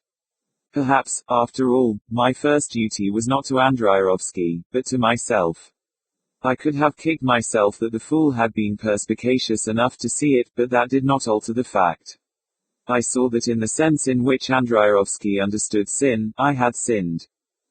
My only defense lay in the magnitude of my sin. I had sinned thoroughly, out and out, and with a will. It had been the only respectable way, Andreyevsky's own way when he had cut the company of an academician to hobnob with a vagabond. I had at least instituted no comparison, lowered no ideal, was innocent of the accursed attitude of facing both ways that degrades all lovely and moving things. I was by a paradox too black a sinner not to hope for redemption. I fell into a long musing on these things. Had any of the admirers of Martin Renard entered the library of his author that night, he would have seen an interesting thing. He would have seen the creator of that idol of clerks and messenger lads and fourth-form boys frankly putting the case before a portrait propped up on a chair. He would have heard that popular author haranguing, pleading, curiously on his defense, turning the thing this way and that. If you'd gone over, Michael, that author argued, you'd have done precisely the same thing. If I'd stuck it out, we were, after all, of a kind, we've got to be one thing or the other, isn't that so, Andreyevsky? Since I made up my mind, I've faced only one way, only one way. I've kept your ideal and theirs entirely separate and distinct. Not one single beautiful phrase will you find in the Martin Renards, I've cut 'em out, every one. I may have ceased to worship, but I've profaned no temple. And think what I might have done, what they all do. They deal out the slush, but with an apologetic glance at the art shades. You know the style. Oh, Harrison. He does that detective rubbish, but that's not Harrison. If Harrison liked to drop that he could be a fine artist, I haven't done that. I haven't run with the hare and hunted with the hounds. I am just Harrison, who does that detective rubbish. These other chaps, Schofield and Connolly, they're the real sinners, Michael, the fellows who can't make up their minds to be one thing or the other, artists of considerable abilities, ha. Ha. ... Of course you know Masker's going to marry that chap. What'll they do you think? He'll scrape up a few pounds out of the stew where I find thousands, marry her, and they'll set up a salon and talk the stuff the chairs talked that night, you remember. But you wait until I finish your life. ... Quote. I laid it all before him, almost as if I sought to propitiate him.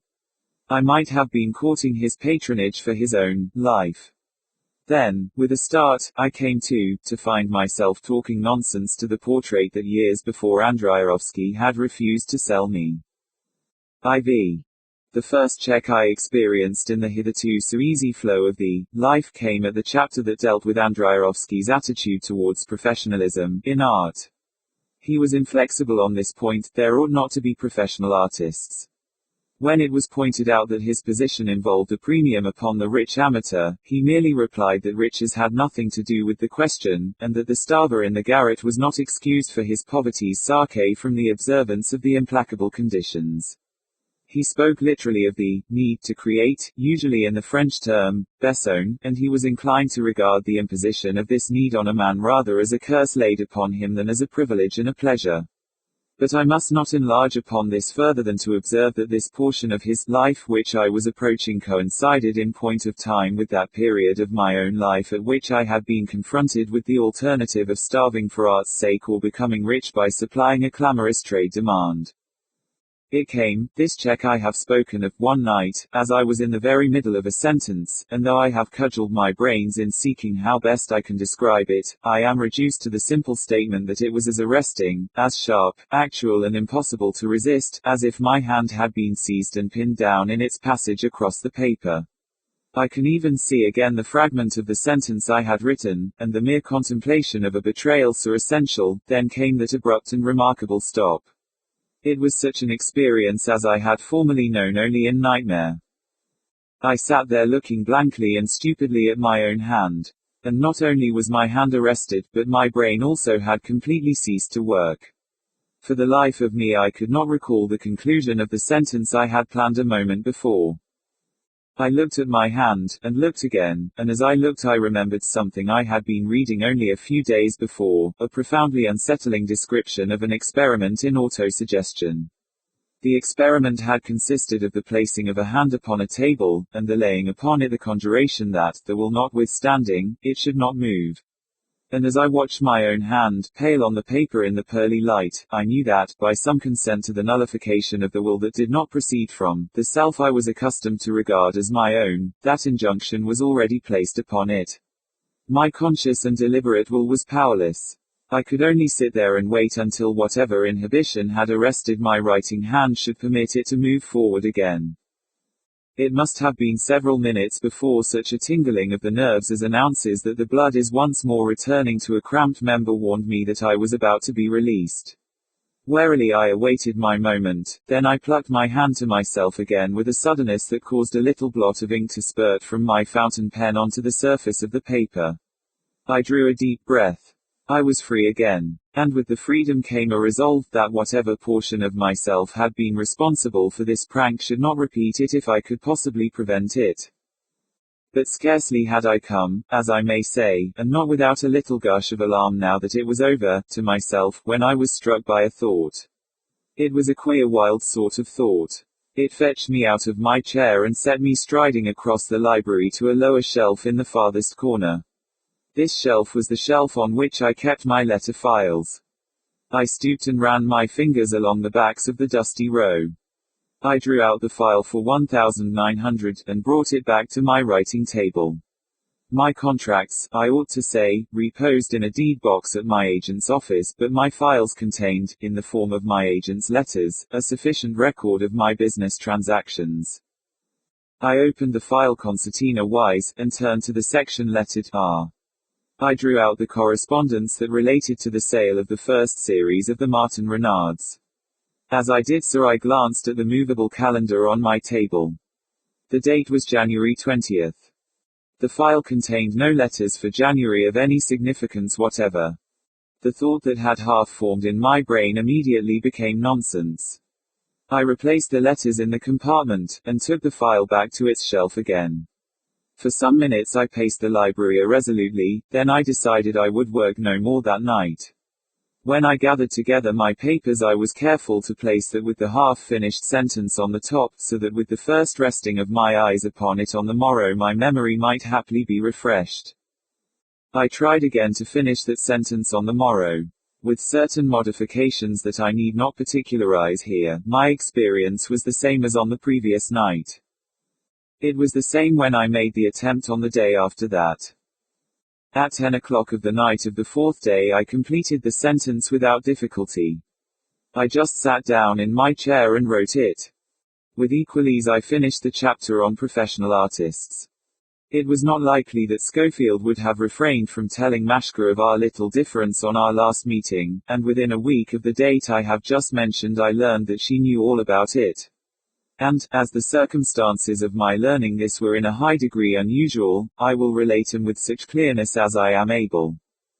I ought first to say, however, that the selection of the drawings that were to illustrate the book having been made, the drawings for which my own text was to serve as commentary would be the better expression, the superintendence of the production had been left to Schofield.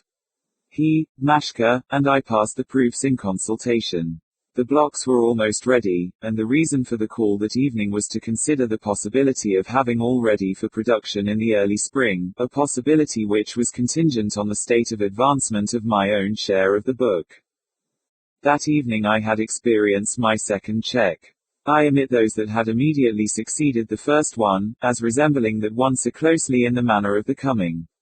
It had not come by any means so completely and definitively as the former one, but it had sufficed to make my progress, both mentally and mechanically, so sluggish and struggling a performance that for the time being I had given up the attempt, and was once more regarding with a sort of perturbed stupor my hand that held the pen. Andreyevsky's portrait stood in its usual place, on the chair at the end of my writing table, but I had eyes for nothing but that refractory hand of mine. Now it is true that during the past weeks I had studied Andreyevsky's portrait thoroughly enough to be able to call up the vivid mental image of it at will, but that did not entirely account for the changed aspect with which it now presented itself to that uncomprehended sense within us that makes of these shadows such startling realities. Flashing and lifelike as was the presentation on the canvas, mind you, I was not looking at it, but all the time at my own hand. It was dead paint by comparison with that mental image which I saw, if I may so use a term of which custom has restricted the meaning to one kind of seeing, as plainly as I ever saw Andreyevsky in his life. I know now that it was by virtue of that essential essence that bound us heart and brain and soul together that I so saw him, eyes glittering, head sardonically wagging, fine mouth shaping phrases of insight and irony. And the strange thing was that I could not have located this so living image by confining it to any portion of the space within the four walls of my library. It was before me, behind me, within my head, about me, was me, invading and possessing me that sat at the table. At one moment the eyes mockingly invited me to go on with my work, the next, a frown had seated itself on that massive pylon of his forehead, and then suddenly his countenance changed entirely. A wave of horror broke over me. He was suddenly as I had seen him that last time in the Hampstead home, sitting up on his pillow, looking into my eyes with that terrible look of profundity and familiarity, and asking me who I was.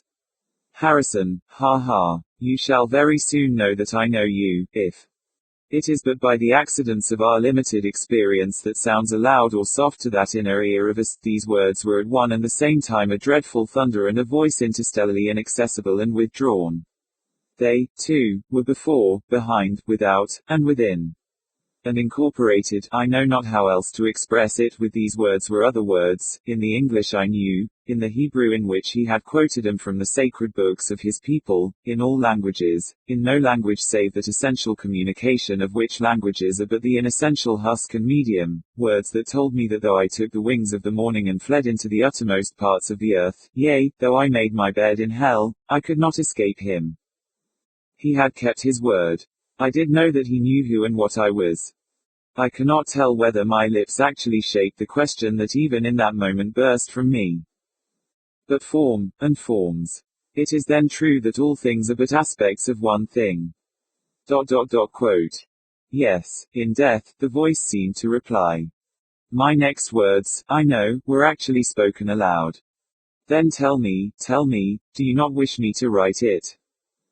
Suddenly I leapt out of my chair with a gulping cry. A voice had spoken. Of course we wish you to write it. For one instant of time my vision seemed to fold on itself like smoke, then it was gone.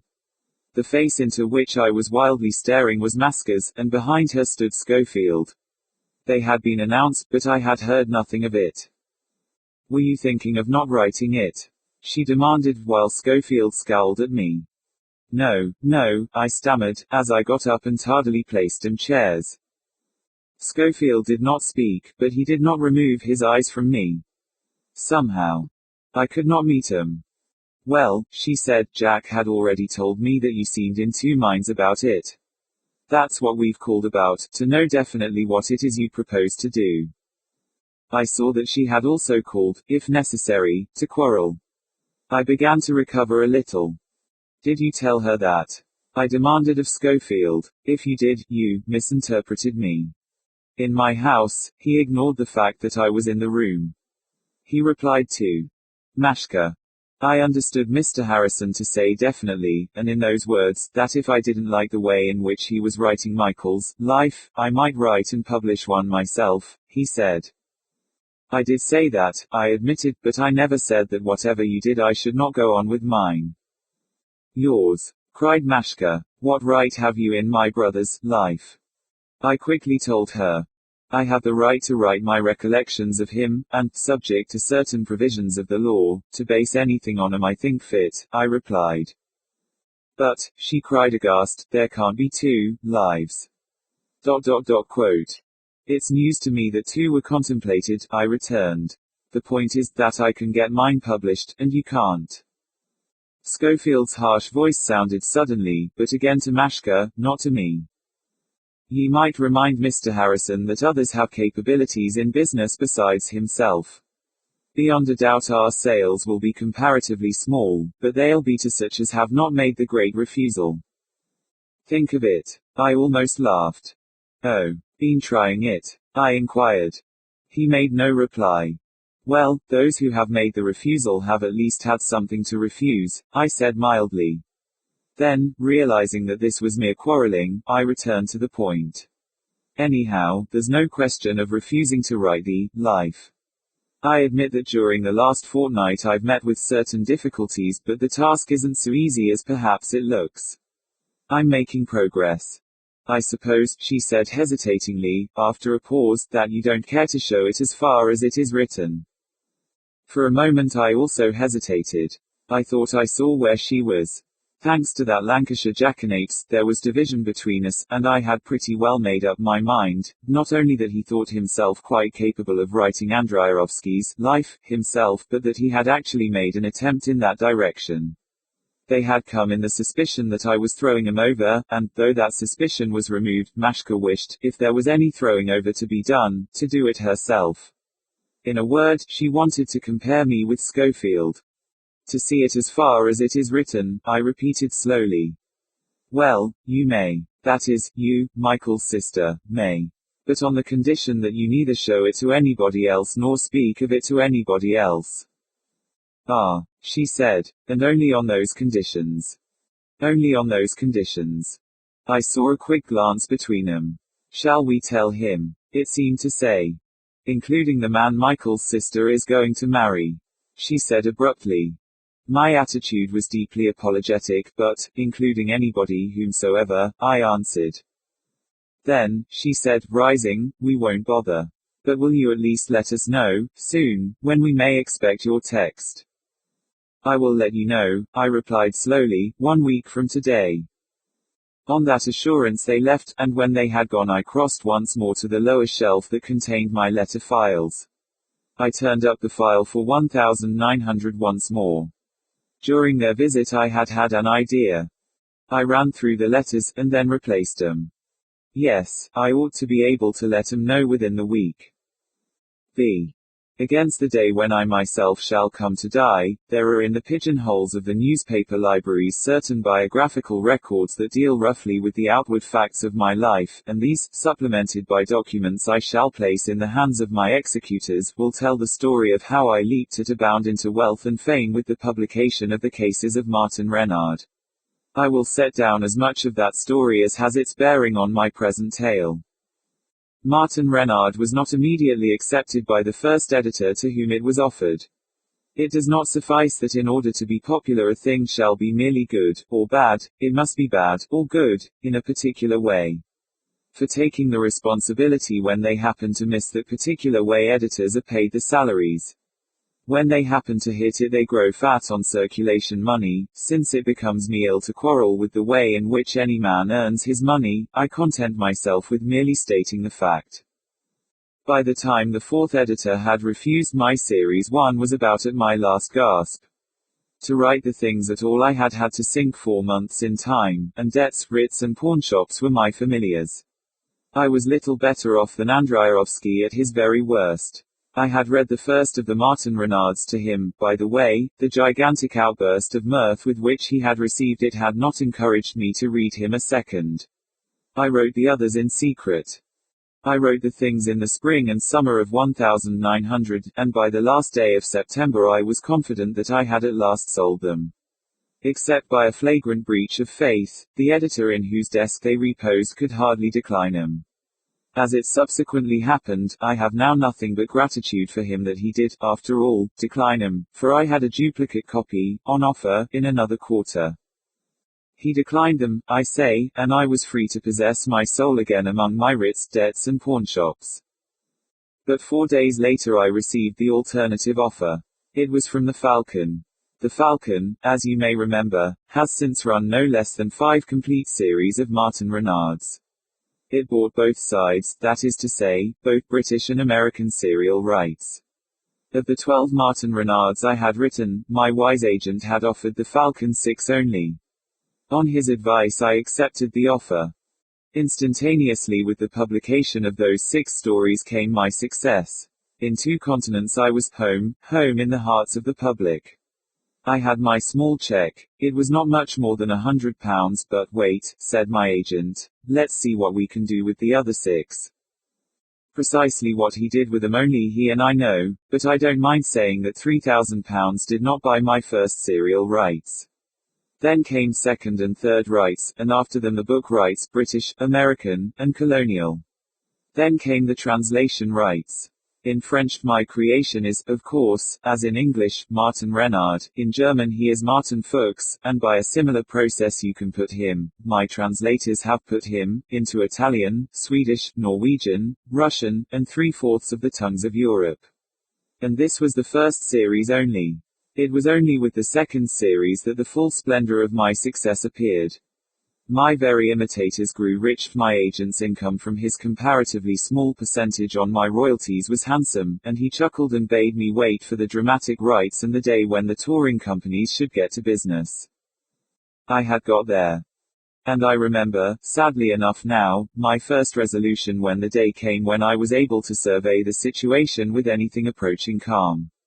It was enough. For the rest of my days I need not know poverty again. Thenceforward I need not, unless I chose to do any but worthy work. Martin Renard had served his purpose handsomely, and I intended to have nothing more to do with him. Then came that dazzling offer for the second series. I accepted it. I accepted the third likewise, and I have told you about the fourth. I have tried to kill Martin Renard. He was killing me. I have, in the pages of the Falcon, actually killed him, but I have had to resuscitate him. I cannot escape from him. I am not setting down one word more of this than bears directly on my tale of Andreyevsky's life. For those days, when my whole future had hung in the balance, were the very days covered by that portion of Andreyevsky's life at which I had now arrived. I had reached, and was hesitating at, our point of divergence. Those checks and releases which I had at first found so unaccountable corresponded with the vicissitudes of the Martin Renard negotiations. The actual dates did not, of course, coincide. I had quickly discovered the falsity of that scent. Neither did the intervals between them, with the exception of those few days in which I had been unable to complete the half-written sentence, the few days immediately prior to my parallel acceptance by the Falcon. But, by that other reckoning of time, of mental and spiritual experience, they tallied exactly. The gambling chances of 5 years ago meant present stumblings and haltings, the breach of faith of an editor long since meant a present respite, and another week should bring me to that point of my so strangely reduplicated experience that, allowing for the furious mental rate at which I was now living, would make another node with that other point in the more slowly lived past that had marked my acceptance of the offer for the second half-dozen of the Martin Renards. It had been on this hazardous calculation that I had made my promise to Mashka. I passed that week in a state of constantly increasing apprehension. True, I worked at the Life, even assiduously, but it was plain sailing, mere cataloguing of certain of Andreyevsky's works. A chapter 1 had deliberately planned pour Mousauter to enhance the value of the penultimate and final chapters. These were the real crux of the Life. These were what I was reserving myself for. These were to show that only his body was dead, and that his spirit still lived and his work was still being done wherever a man could be found whose soul burned within him with the same divine ardor. But I was now realizing, day by day, hour by hour more clearly, what I was incurring. I was penning nothing less than my own artistic damnation. Self-condemned, indeed, I had been this long time, but I was now making the world a party to the sentence. The crowning of Andreyevsky involved my own annihilation. His life would be my Higjacit. And yet I was prepared, nay, resolved, to write it. I had started, and I would go forward. I would not be spewed with the lukewarm out of the mouth of that spirit from which proceeds all that is bright and pure and true. The vehemence with which I had rejected its divine bidding should at least be correspondent with my adoration of it. The snivelling claims of the Schofields I spurned. If, as they urged, an artist must live, he must live royally or starve with a tight mouth. No complaining. And one other claim I urged in the teeth of this spirit, which, if it was a human spirit at all, it could not disregard. Those pigeonholed obituaries of mine will proclaim to the world, one and all, the virtues of my public life. In spite of my royal earnings, I am not a rich man. I have not accepted wealth without accepting the personal responsibility for it. Sick men and women in more than one hospital lie in wards provided by Martin Renard and myself, and I am not dishonored in my institution at Poplar. Those vagrant wanderings with Andreyevsky have enabled me to know the poor and those who help the poor. My personal labors in the administration of the Institute are great, for outside the necessary routine I leave little to subordinates.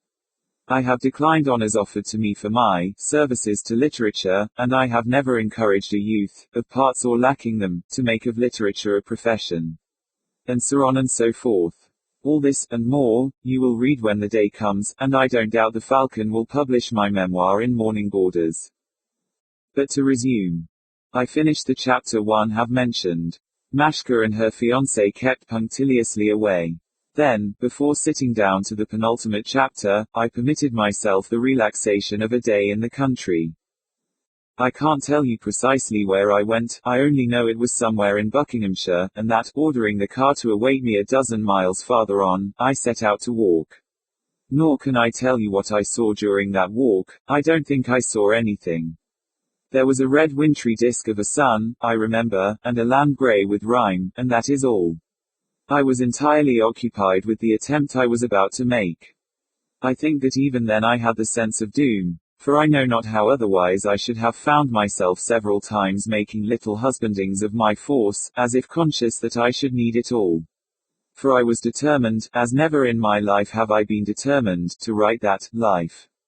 And I intended, not to wait to be challenged, but to challenge. I met the car, returning in search of me, and I dined at a restaurant, went home to bed, and slept dreamlessly. On the morrow I deliberately refrained from work until the evening. My challenge to Andreyevsky and the powers he represented should be boldly delivered at the very gates of their own hour. Not until 8:30, with the curtains drawn, the doors locked, and orders given that on no account whatever was I to be disturbed, did I switch on the pearly light, place Andreyevsky's portrait in its now accustomed place, and draw my chair up to my writing table. But before I could resume the life, at the point at which I had left it, I felt that there were certain preliminaries to be settled. It was not that I wished to sound a parley with any view of coming to terms, I had determined what the terms were to be. As a boxer who leaps from his corner the moment the signal is given, astounding with suddenness his less prompt antagonist, so I should be ready when the moment came. But I wished the issue to be defined. I did not propose to submit the whole of my manhood to the trial. I was merely asserting my right to speak of certain things which, if one chose to exaggerate their importance by a too narrow and exclusive consideration of them, I might conceivably be thought to have betrayed. I drew a sheet of paper towards me, and formally made out my claim. It occupied not more than a dozen lines, and its nature has already been sufficiently indicated. I put my pen down again, leaned back in my chair, and waited. I waited, but nothing happened. It seemed that if this was my attempt to justify myself, the plea was certainly not disallowed. But neither had I any sign that it was allowed, and presently it occurred to me that possibly I had couched it in terms too general. Perhaps a more particular claim would meet with a different reception. During the earlier stages of the book's progress I had many times deliberated on the desirability of a preface that should state succinctly what I considered to be my qualifications for the task. Though I had finally decided against any such statement, the form of the preface might nevertheless serve for the present occasion. I took another sheet of paper, headed it Preface, and began once more to write. I covered the page, I covered a second, and halfway down the third I judged my statement to be sufficient. Again I laid down my pen, leaned back, and waited. The preface also produced no result whatever. Again I considered, and then I saw more clearly. It came to me that, both in the first statement and in the preface, I was merely talking to myself. I was convincing myself, and losing both time and strength in doing so. The power with which I sought to come to grips was treating my vapourings with high disregard. To be snubbed thus by headquarters would never do. Then I saw more clearly still. It seemed that my right to challenge was denied. I was not an adversary, with the rights and honors of an adversary, but a transgressor, whose transgression had already several times been sharply visited, and would be visited once more the moment it was repeated. I might, in a sense, please myself whether I brought myself into court, but, once there, I was not the arraigner in the box, but the arraigned in the dock. And I rebelled hotly. Did I sit there, ready for the struggle, only to be told that there could be no struggle? Did that vengeful angel of the arts ignore my very existence? By yea and nay I swore that he should take notice of me. Once before, a mortal had wrestled a whole night with an angel, and though he had been worsted, it had not been before he had compelled the angel to reveal himself. And so would I.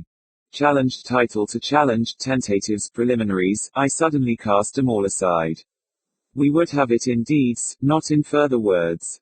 I opened a drawer, took out the whole of the life, so far written, and began to read. I wanted to grasp once more the plan of it in its entirety. Page after page, I read on, with deepening attention. Quickly I ran through half of it. Then I began to concentrate myself still more closely.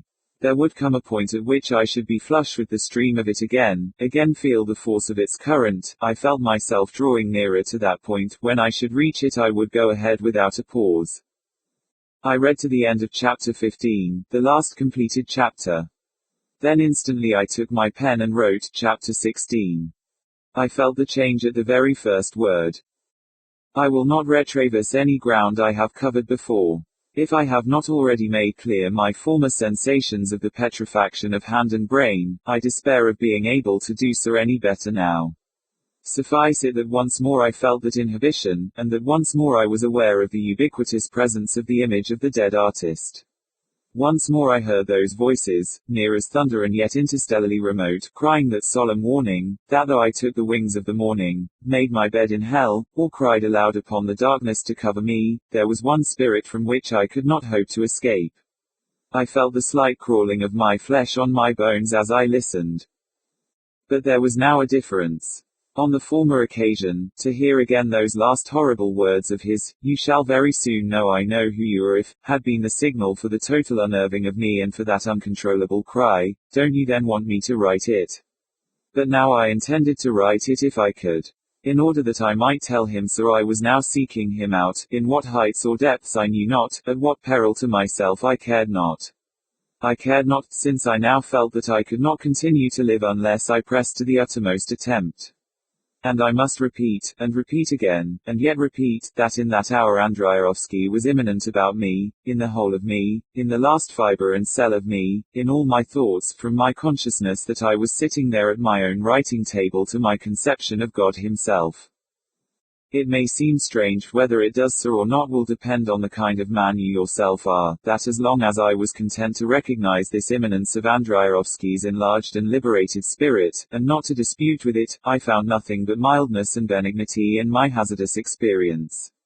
More, I felt that, in that clear region to which in my intensified state of consciousness I was lifted, I was able to move. I must trust you to understand the word aright, without restraint, nay, with an amplitude and freedom of movement past setting down, as long as I was satisfied to possess my soul in quiescence. The state itself was inimical neither to my safety nor to my sanity. I was conscious of it as a transposition into another register of the scale of life. And, as in this life we move in ignorance and safety only by accepting the hair balance of stupendous forces, so now I felt that my safety depended on my observation of the conditions that governed that region of light and clarity and law. Of clarity and law, save in the terms of the great abstractions I may not speak of it. And that is well nigh equal to saying that I may not speak of it at all. The hand that would have written of it lay, I never for one moment ceased to be conscious, heavy as stone on a writing table in some spot quite accidental in my new sense of locality. The tongue that would have spoken of it seemed to slumber in my mouth. And I knew that both dumbness and stillness were proper. Their opposites would have convicted me, the flat and earthly comparison must be allowed, of intrusion into some place of beauty and serenity for which the soil law of my birth disqualified me. For beauty and serenity, austerity and benignity and peace were the conditions of that place. To other places belonged the wingy and robed and starry and golden things that made the heavens of other lives than that which I had shared with Andreyevsky. Here, white and shapely truth alone reigned. None questioned, for all knew; none sinned, for sin was already judged and punished in its committal; none demonstrated, for all things were evident, and those eager to justify themselves were permitted no farther than the threshold. And it was to justify, to challenge, to maintain a right, that I was there.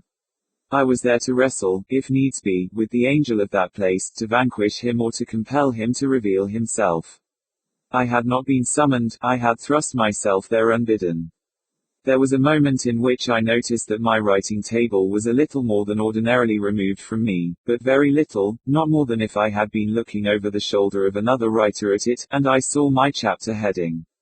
At the sight of it something of the egotism that had prompted me to write it stirred in me again. Everywhere was Andreyevsky's calm face, priest and angel himself, and I became conscious that I was trying to write a phrase. I also became conscious that I was being pitifully warned not to do so. Suddenly my whole being was flooded with a frightful pang of pain. It was not local. It was no more to be located than the other eminences of which I have spoken. It was pain, pure, essential, dissociated, and with the coming of it that fair place had grown suddenly horrible and black.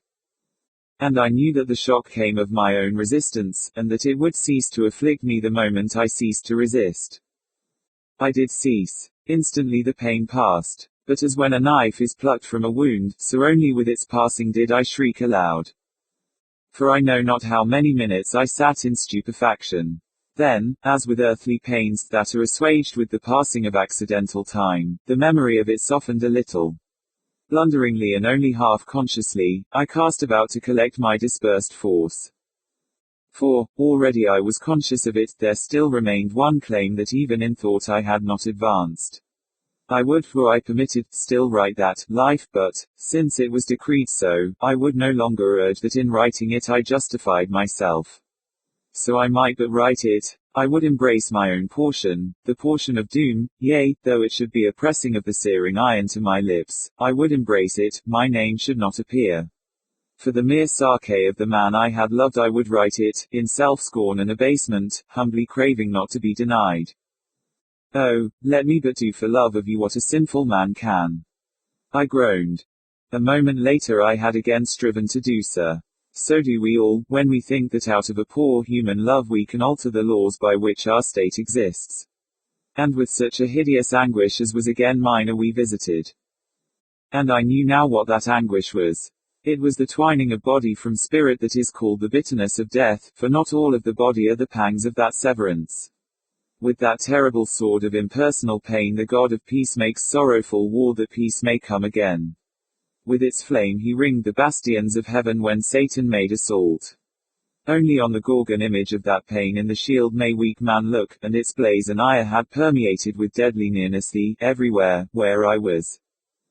Oh, not for love. Not even for love, broke the agonized question from me.